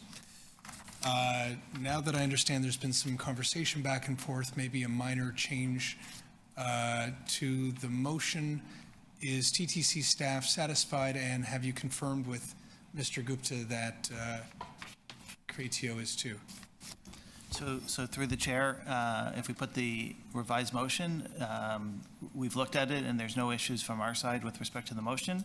And Creatio has confirmed that they were okay with part 1 of the motion, subject to the fact that it doesn't sterilize the lands. So their only issue is to make sure that I guess it's D, doesn't create the sterilization of the lands, but otherwise they said they were okay with that motion.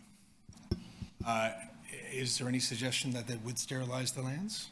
I don't think that's the intent, and so no. And if it does, we would just report back that it's not developable the way it is, and then report back to see if the board has. I just want to confirm, so the mover, that's not the mover's intention, and that's not the interpretation by staff? No, that's why I asked you to put housing on top. Okay. That's correct. Okay. Okay. Yes? I just a question for the mover, Councillor Sachs. It says there that that we would be, where is the line here? Oh yeah, that we could have access, an option for use of the property for electrification, bus electrification initiative, and I'm wondering if that's a bit confining. Like, what if we've got a subway station, a bus station, and a streetcar there? I'm happy to widen it, Yeah. that the CTC should have an option to continue to use it. My objection was declaring it surplus because we know we need land. And so mixed-use development with TTC uses underneath and residential on top makes good sense. I'm trying to preserve that option. So I would accept a friendly amendment to say electrification or other TTC initiatives. Priorities, whatever it is, yeah. Thanks. I'm fine with that too. Thank you, Commissioner Osborne. Can we vote on this? So I'll make a motion that all those in favor of the amendment as proposed by Commissioner Sachs. Reluctantly, Commissioner Holliday, thank you. It takes time to absorb. Any opposed? No? Okay. Motion carried. Item as amended. Any opposed? Item carried. Alan, you got your early Christmas present.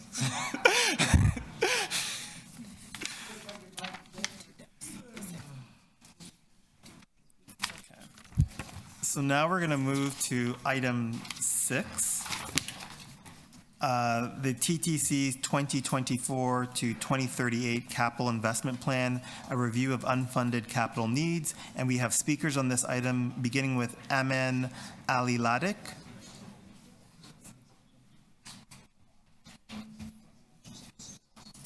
No, we did 5. Did the presentation together. Aman?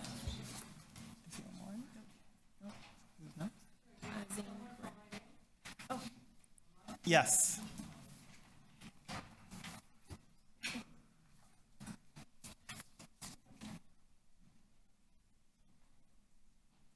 Thank you for joining us, Aman. You have 5 minutes. Sorry, can you hear me? Yes. Yeah, so, Madam Vice, what was it? Vice Chair, Mr. Chair, councilors, I want to thank you all for giving me the opportunity to speak. I want to thank Commissioner Oslo for the upbringing of the Scarborough busway. That is my main concern. As a Scarborough resident of Ward 21 Scarborough Center living right beside Kennedy Station, I'm honestly disappointed with the TTC in their new service plan for the Line 3 bus replacement. And Mr. Matlow, I want to thank you as well. You've been, when you were campaigning for mayor, you said that you would work for Scarborough residents.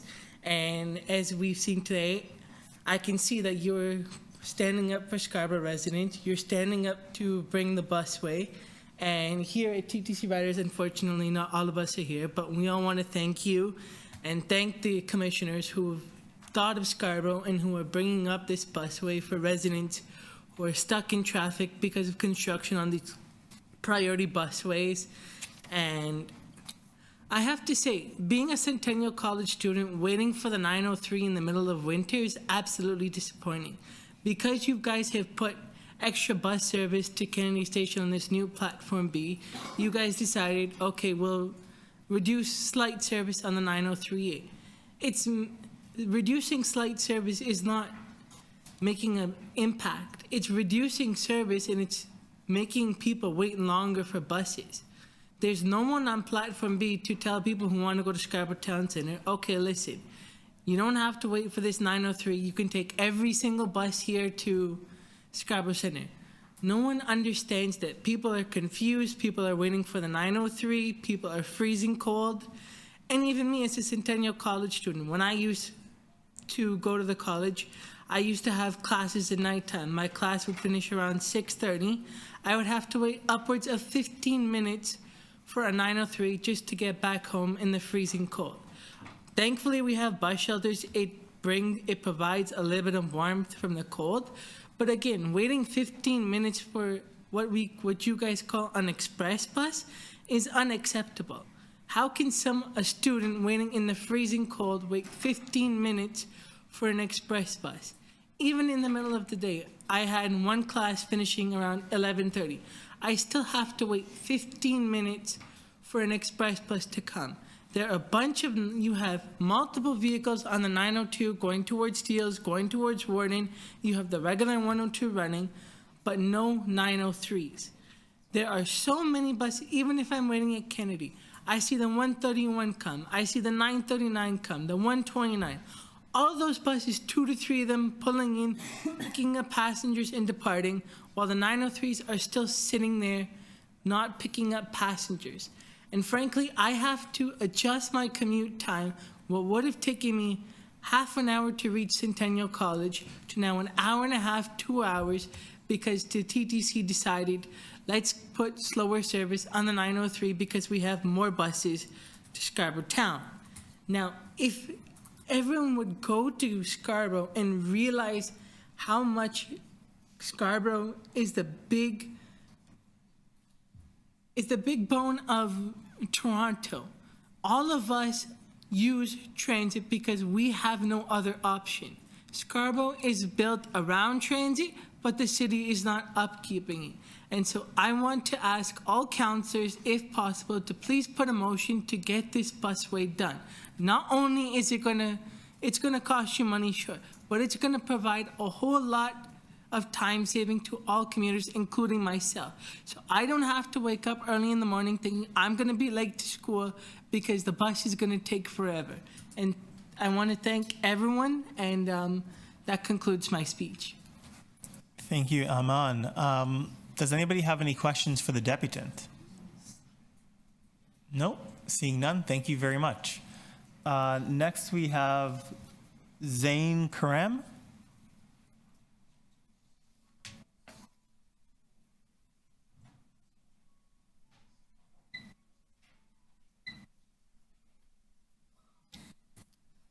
Hello, okay. Hello again, commissioners. My name is Zain. I'm the translate for the Toronto Youth Cabinet. We are the official advocacy body for City Hall. Youth advocacy body for City Hall. So I'm actually glad because most of what I wanted to discuss was actually covered in the last questioning period. So I'm glad to hear it, and I'm also glad to see the possible return of this budget subcommittee. But in regards to the Scarborough Busway, yes, a lot of Scarborough residents are frustrated with it just because, we were under the assumption that construction would begin after the official decommissioning date of November 19th. However, this is simply, it's stalled because design and construction work has been stalled because of the $77.2 million required for the completion of this project. 55.7 remains unfunded. That's more than 2/3 left unfunded. And I implore commissioners to help fill this gap throughout the new year so Scarborough transit riders like myself and others are not stuck on slow buses. We want some sort of indication that transit in Scarborough is advancing, not regressing. Sort of pivoting here in regards to Line 3 derailment report, which was announced a few months back. I was glad to learn that it wasn't an issue with the trains, but I was sort of scared to hear that it was an issue with the tracks that caused the derailment. In other words, it was an infrastructure issue. This means that this sort of issue can happen anywhere on the current subway network. That's sort of a stretch, but to give you an idea, it can happen anywhere on the subway network and is ultimately a result of these funding gaps to our State of Good Repair program. We have a massive backlog to the State of Good Repair program, and to quote page 3 of the report for item 6, quote, if investments are not made in a coordinated fashion, then maintenance and replacement will fall further behind and the State of Good Repair backlog will grow. System breakdowns will occur more often. Customer trust will fall. Quote, costs to fix or replace assets will escalate and transit reliability will be at risk, end quote. So we've gotten to a point where it seemed like staff were literally screaming at us of the danger of not funding the State of Good Repair program. We put this program in place after the 1995 Russell Hill Act subway accidents to make sure our infrastructure remains in tip-top shape and such an accident does not happen again. Of course, the Line 3 derailment was a freak accident. No one could have predicted it, but it's sort of a wake-up call for us to continue to prioritize and maintain our infrastructure. So I printed this report from printed this graph from our report from page 15. So this line is our current funding, and this is the current backlog. So I'm sort of in a state of mind where, like, what's going to happen when these lines intersect? What's going to happen in 2040 when the backlog is this high and we only have this much funding? So I do realize that this issue is bigger than, is way too big for the city to manage, and that we do desperately need provincial and federal support. But I think I can speak for everyone here when I say we don't want to wait and find out. I hope that this funding gap can be addressed just because, I hope this funding can be addressed as you continue to deliberate the upcoming year's budget and the 10 and 15-year capital plan budgets and whatnot. But at the end of the day, it's about maintaining safety for the city and its riders while ensuring that there's a functional transit network for future generations. Great, thank you. Thank you. You have one question, Commissioner Holiday. Zane, thank you for speaking to us today. This is the capital backlog that you've raised is a very important issue, and I appreciate your advocacy on it. But one of the things that you raised in your deputation was an inference about what happened at the Scarborough SRT and potentially perceptions of safety on the overall system. I wondered if you'd seen some of the detailed report on what happened at the SRT. Through the chair, so Councillor, I do recognize that Line 3 was a freak derailment. No one could have predicted that happening. It was sort of an example for me to portray, right, where we've, in regards to Line 2, actually, where some of the staff members were saying, and through the presentations, was if we don't proactively maintain our infrastructure, Line 2 could also potentially shut down as well. Given that we have constraints on the amount that we can deal with under the capital backlog and realistic ones, right? We just don't have the funding to do it all. Do you have any recommendations on how we can approach prioritizing the work so that public confidence in the safety of the system gets maintained? Because I don't know if you caught some of my earlier discussion on the budget. I had lamented a bit about people's worry about reliability of the system as a driver in attracting people and keeping people on the system. The same might hold true for safety. So is there a way to kind of turn this around to say, do you have thoughts on us and what type of work we should do first to make sure that people feel safe and confident riding along the tracks? That's an interesting question. So through the chair, as transit riders, we'll always find ways to nitpick the system. I'm one of the riders who Yes. believe that the TTC is the best system in Canada. Some may not agree with me, but we really do have the best system in Canada. But as the board, we should, I feel, finding ways to, or rather pushing infrastructure improvements in specific areas that perhaps targets, the reliability of our vehicles, the reliability of our infrastructure, small things perhaps, like station panels are missing. That's not as important, but this is something Makes that you could be feel direct- better, though. I'm sorry. Right? It makes you feel better, It right? does. It brings a sort of a sense of pride to the transit riders, and that's definitely needed. But right now, like I said, there is such a massive budget gap, right? Like I said, with this chart that was printed off the reports, I don't know where this is going to come from, other than the fact that we desperately need help from the provincial and federal governments. They have to step up, and hopefully those discussions can continue.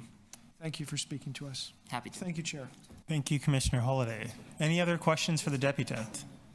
Seeing none, thank you very much, Zane. Now we will move to questions of staff. Any questions of staff on this item? No, okay. I did have one question. Does Commissioner Anthony? So my question is about on page 18, table 7, with respect to the platform edge doors. So I see in the capital investment plan that it is unfunded. It starts off between 2024 to 2033, $252 million, and then it goes post that date to $3.848 billion for a total capital investment plan need of $4.1 billion. Where is that request coming from for platform edge doors? So through the chair, obviously this was something that was identified by TTC many years ago, but there's also been a request that came through the board, from City Council through the Board of Health when there was an issue before them on suicide prevention.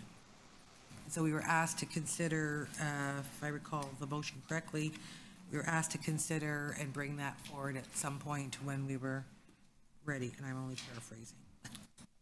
Thank you. So just so I'm clear, we had a request that came through the Board of Health, but the TTC Board, nor has council ever said we want this to actually be included in the capital budget. Through the chair, no, it has not been that. It's, please explore and come back and, I believe, do the study work for it. Thank you. And are there other items in the budget where I guess we can say those that they are more aspirational, or they haven't yet received direction from either the TTC Board or City Council? Through the chair, I would not see anything like that. Clearly, Transform TO, which was just added this time around, is a direction from council. It is still a bit aspirational in that we haven't defined all the elements. There's more modeling to do to understand the true scope of it. So it's just targets based on a piece of work that has yet to be finalized. Okay. Commissioner Holiday, 5 minutes, please. Thanks, Chair. The Speaker had me thinking a little bit about how the board approaches capital dollars. So the budget you laid out before us and the report on capital, there's kind of two flavors to the capital. There's the state of good repair, which is a big bucket, and then there's the basically new and enhanced, I think is the language that we use at the city. Maybe that's on the operating, but anyways, it's the new shiny things that we build. And they have distinct paths in there.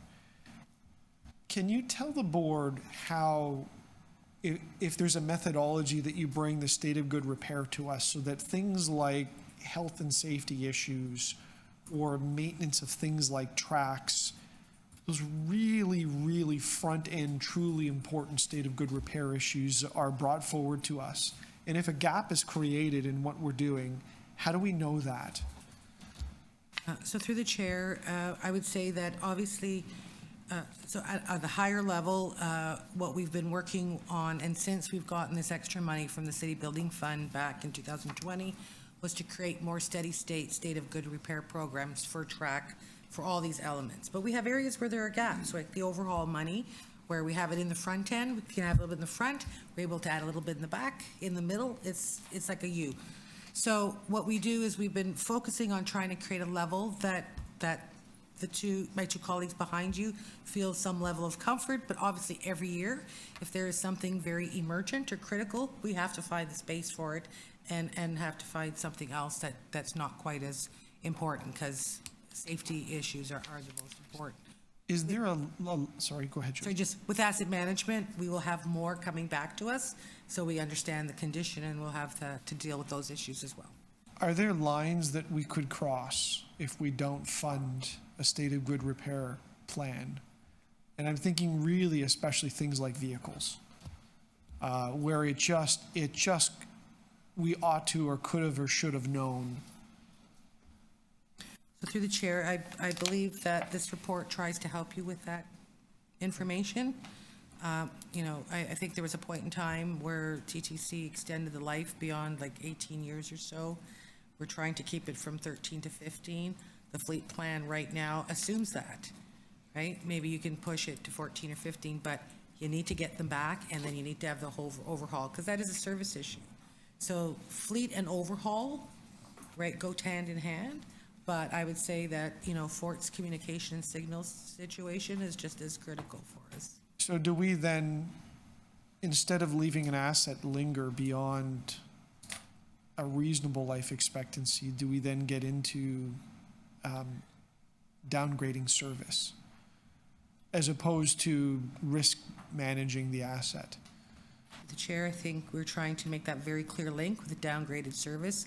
I believe my colleagues probably have lots of stories about where they've had to pull buses off the road, for example, because of those kinds of things, as well as having to have. And that's kind of what I'm getting at, right? There's a difference between a bus breaking down and disrupting service and everyone not having a good day versus, you know, the wheels falling off a bus and you get into a safety situation. So can we feel reassured as a board that if we enter that space, the latter space, that there's mechanisms to ring the alarm with us?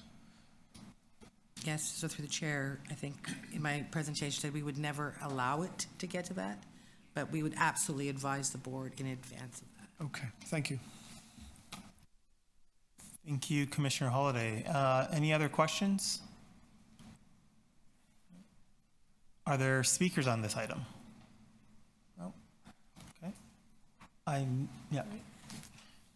So I do have one motion on this item, and that is for staff to report back in Q2 2024 with a review of the capital investment plan that identifies unfunded capital needs that are required under legislation and or direction from council versus those that are aspirational.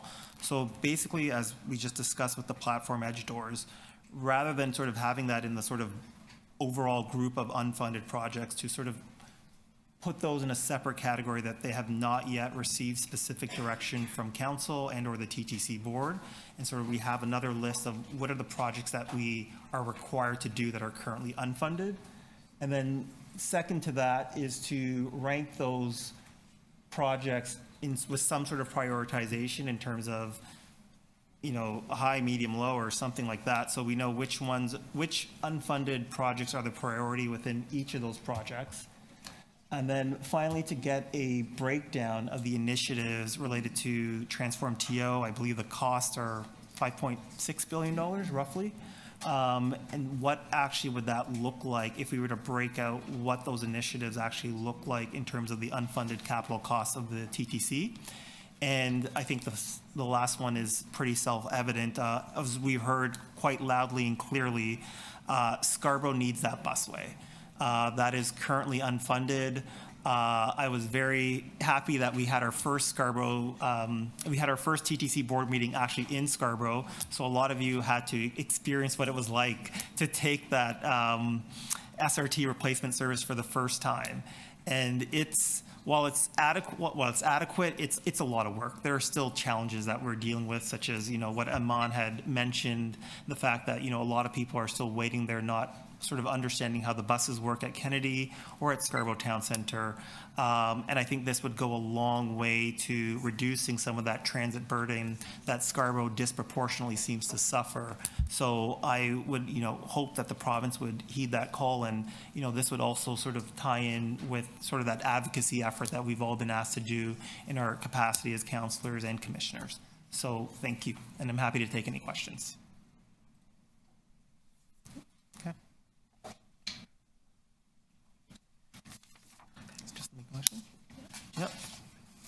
Yep, so just the motion on this item, please. All those in favor? Any opposed? Motion adopted. Item as amended, all those in favor? Any opposed? Motion adopted. Great. On to our last item of the day. One more. We are on item 7, update on the TTC's next 5-year corporate plan 2024 to 2028.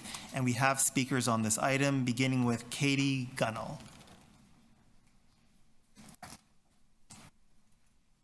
Katie? Can you hear me? Yes, we can, Katie. Thank you for joining us. You have 5 minutes. Okay. Good afternoon or good evening, members of the board. My name is Katia Gunnell. I would like to thank you for your time in raising a number of important issues under consideration in the TTC's 5-year corporate plan. I'd like to begin by commending the board members, both councillors and citizens, and especially Councillor Diane Sachs and Commissioner Paul Ainsley for the steps they've taken to further free transit for middle school and high school students.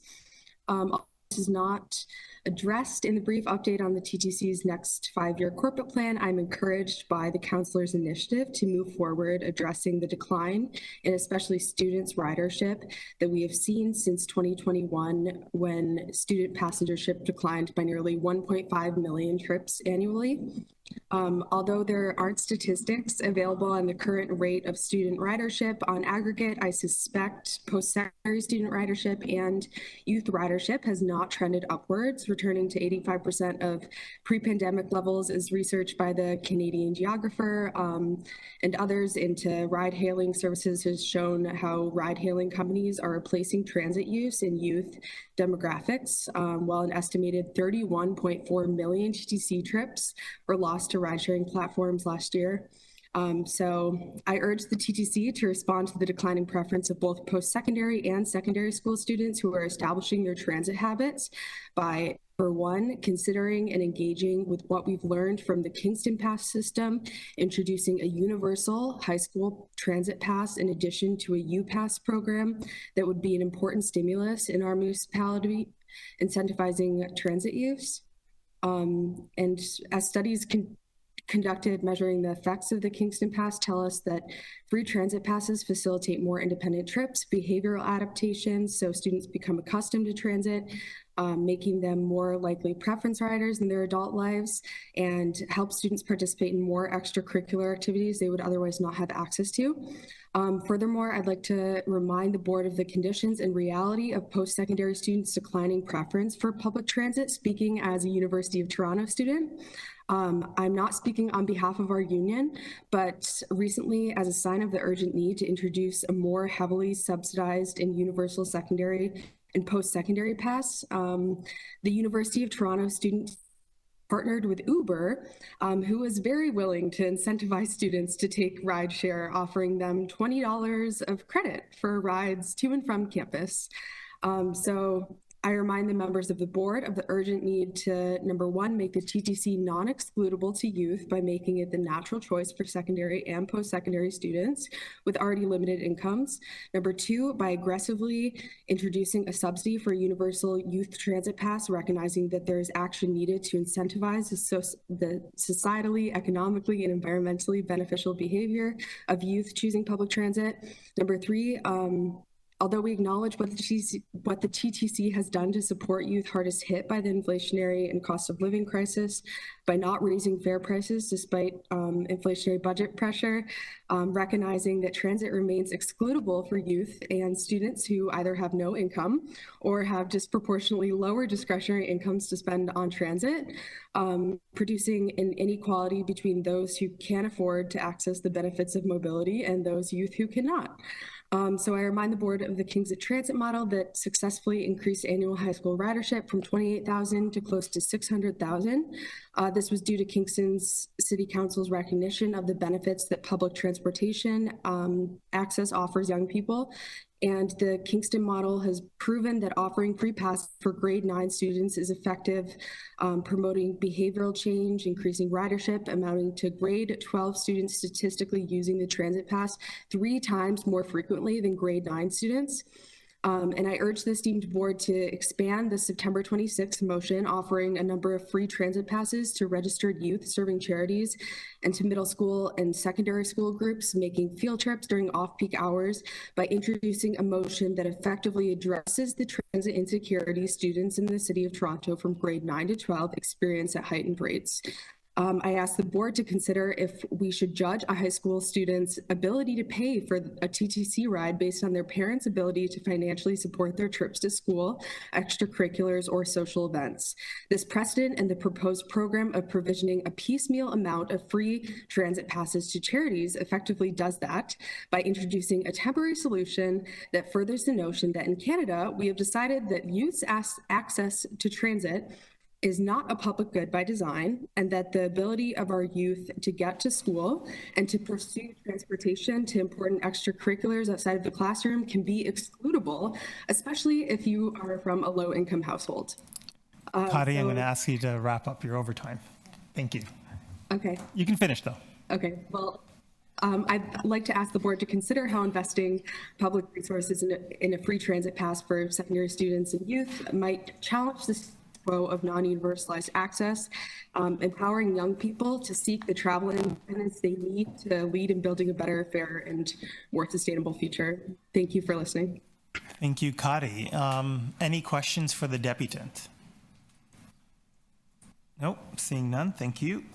The next we have is Eugenio Emilio Chilandini.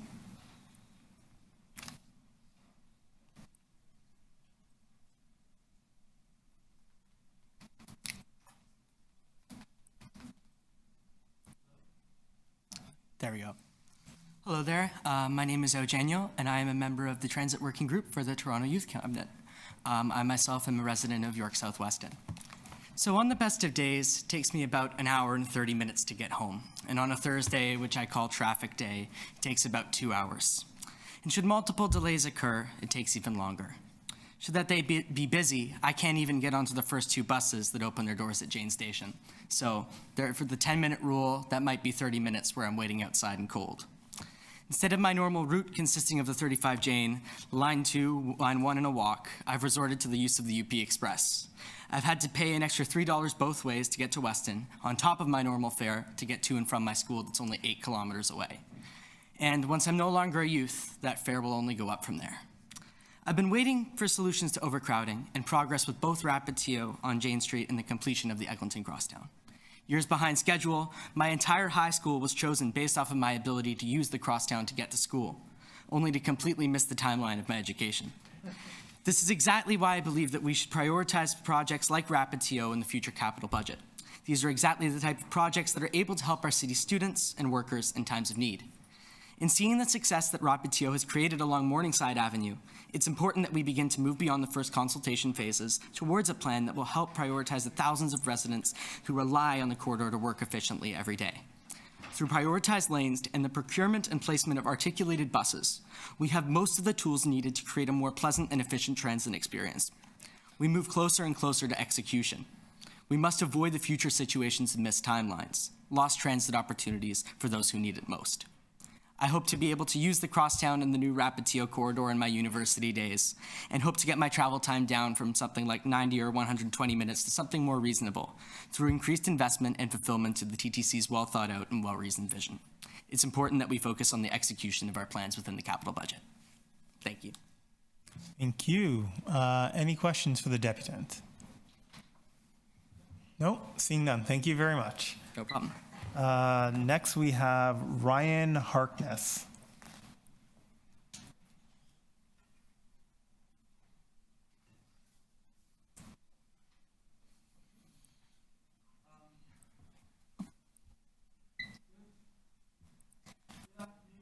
Good evening, board members. My name is Ryan Harkness, a member of the Transit Working Group. I live along the Danforth portion of Line 2. I'm glad that we are advancing work with the Easier Access program, making sure all stations are accessible. However, I wish this work could be accelerated.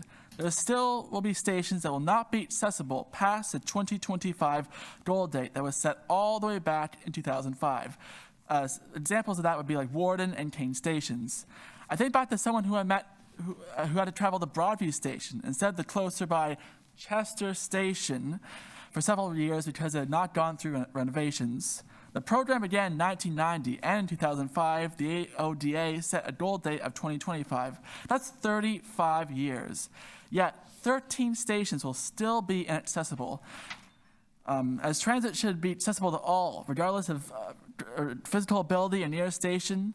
Toronto's employment, leisure, social, and housing opportunities rely heavily on public transit. The TTC should prioritize Phase 3 Easier Access Program investments into funding accessibility to fast-track the remaining stations and affix items of accessibility when in disrepair.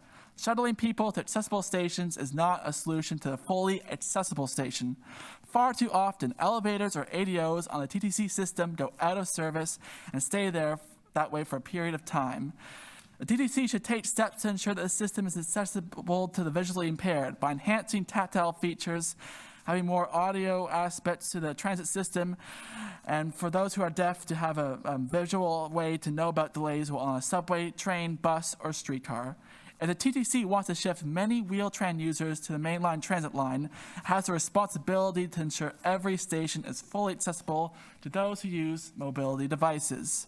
Our transit system should be accessible regardless of physical abilities or location of a resident. Thank you.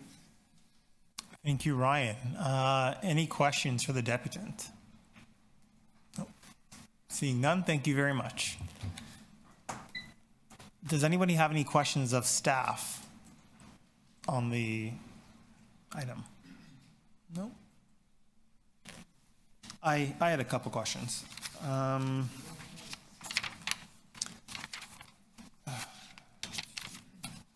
So I guess my first question is on page 12, sort of these draft objectives.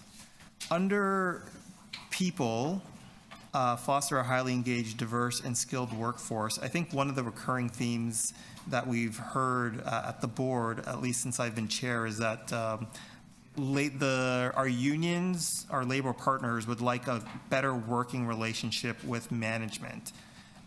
Is that going to be one of the objectives for the corporate plan, or is that somewhere else? Through the chair, that's not something you would typically see in a corporate plan. However, I can say that it has been a priority in my 4 months here, especially going into the season of negotiations. It is something that we've been working on, and maybe just an FYI for the board, that we have started inviting them to more regular meetings just so we can have scheduled periods of time for consultations on whatever they want to bring forward. Thank you. Another, yeah, do you want to? No? Okay. And another objective that I just was curious about is I didn't see anything about the Auditor General recommendations. There's been quite a few, and I've seen them in other corporate plans of implementing Auditor General recommendations.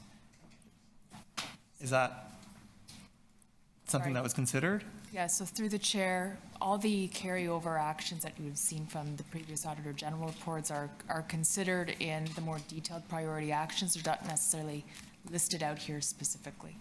Got it. Okay, thank you.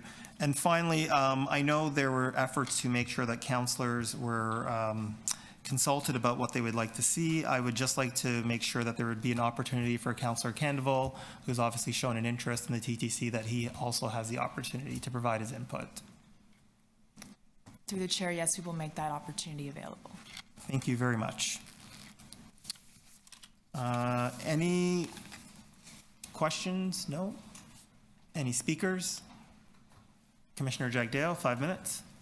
Thank you, Chair. I'll try not to take all the 5 minutes. I was going through the strategy plan, and it feels like a continuation from the last strategy plan, which is not that big of a deal. I think ultimately we're in the business of most of our actions are core to how we generate revenue and keep the business alive, which is not a big deal. But I would love to see more ideas around innovation and trying to draw out the specifics around innovation throughout the plan.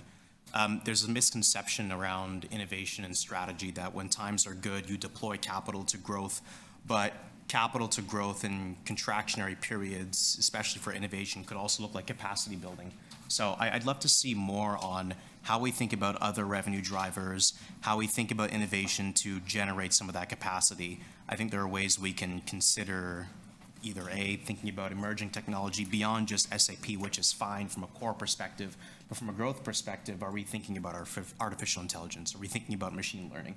These are things that, of course, are not necessarily privy to mature organizations because of how they're operating, but we should be on the cutting edge of things like this, right? There's no reason why we can't, from a comparable perspective, think about this, especially since London and other agencies that we look to as inspiration are doing this too.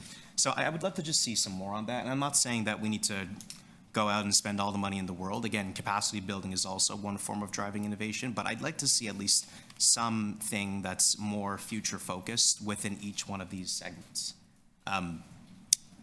Again, strategy plan, I don't expect all of this to come to fruition in 2024, but this is designed to be over 5 years, right? And I think by 2028, hopefully the world stabilizes and we can start to action some of this. So that would be my only suggestion as you think about the strategy plan, is try to make that a bit more of a reality.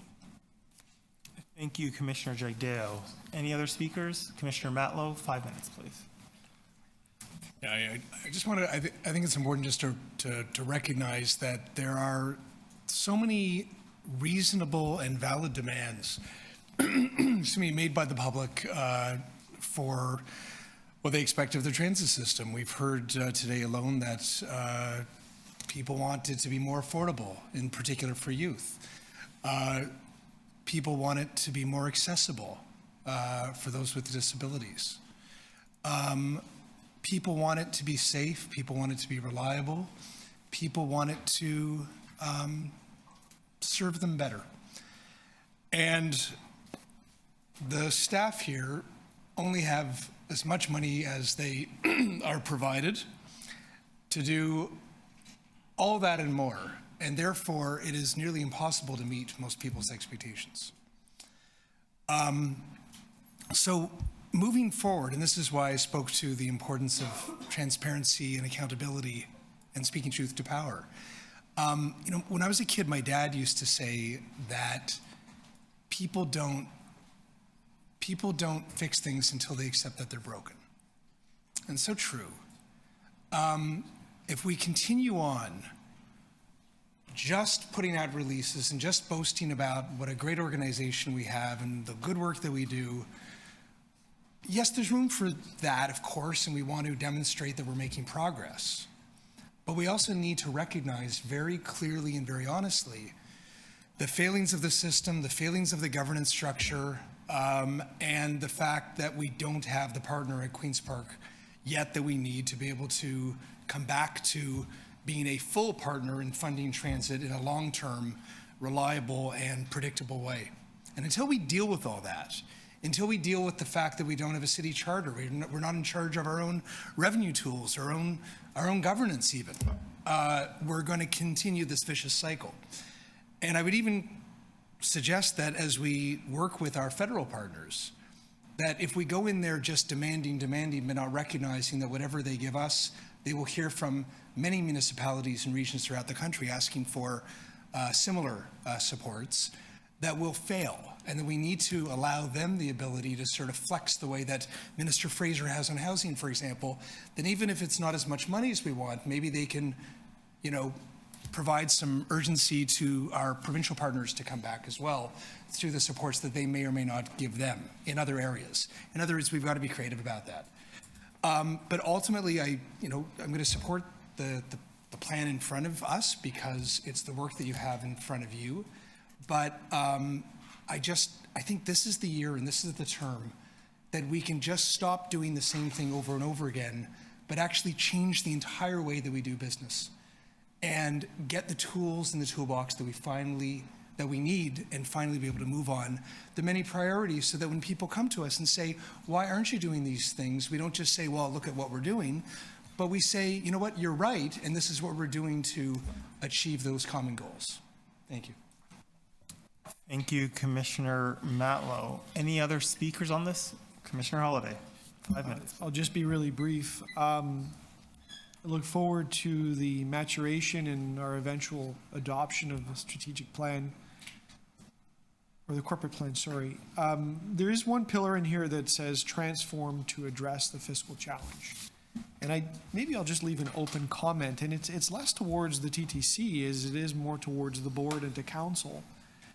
I believe that this organization has the people. It's highly talented. I believe we've got the processes. I believe we've got the plant to make this happen. I think we just need a push from council to be a results-oriented organization that delivers on results. And so with the support at the board level and at the council level, we can tool things in a way because we measure so much of what we do. And if it's about serving customers at the end of the day, their lens about successful service can be defined, and then we can work backwards from that.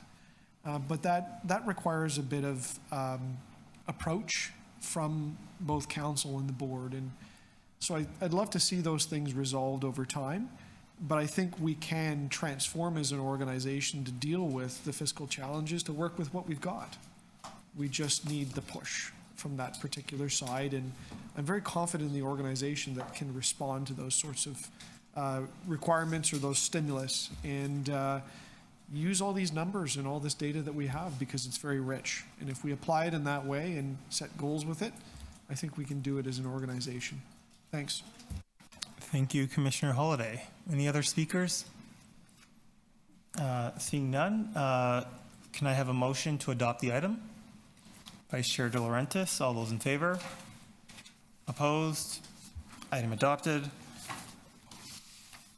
And that concludes the business of this meeting. Can I have a motion?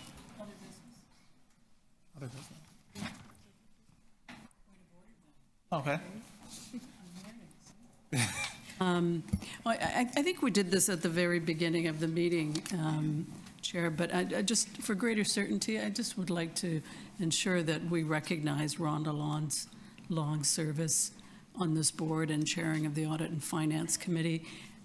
He was quiet, but, I sat with him for several years on the Audit and Finance Committee, and he brought a level of discipline and questions there that were, we didn't see around the board.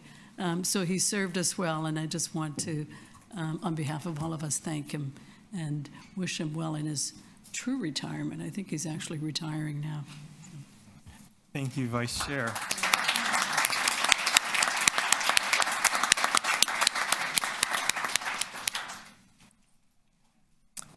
Okay, so that concludes the business of this meeting. Can I have a motion to adjourn? Commissioner Osborne, all those in favor? Item carries and we are adjourned. Thank you. Have a happy holidays, everyone. Happy holidays, everyone.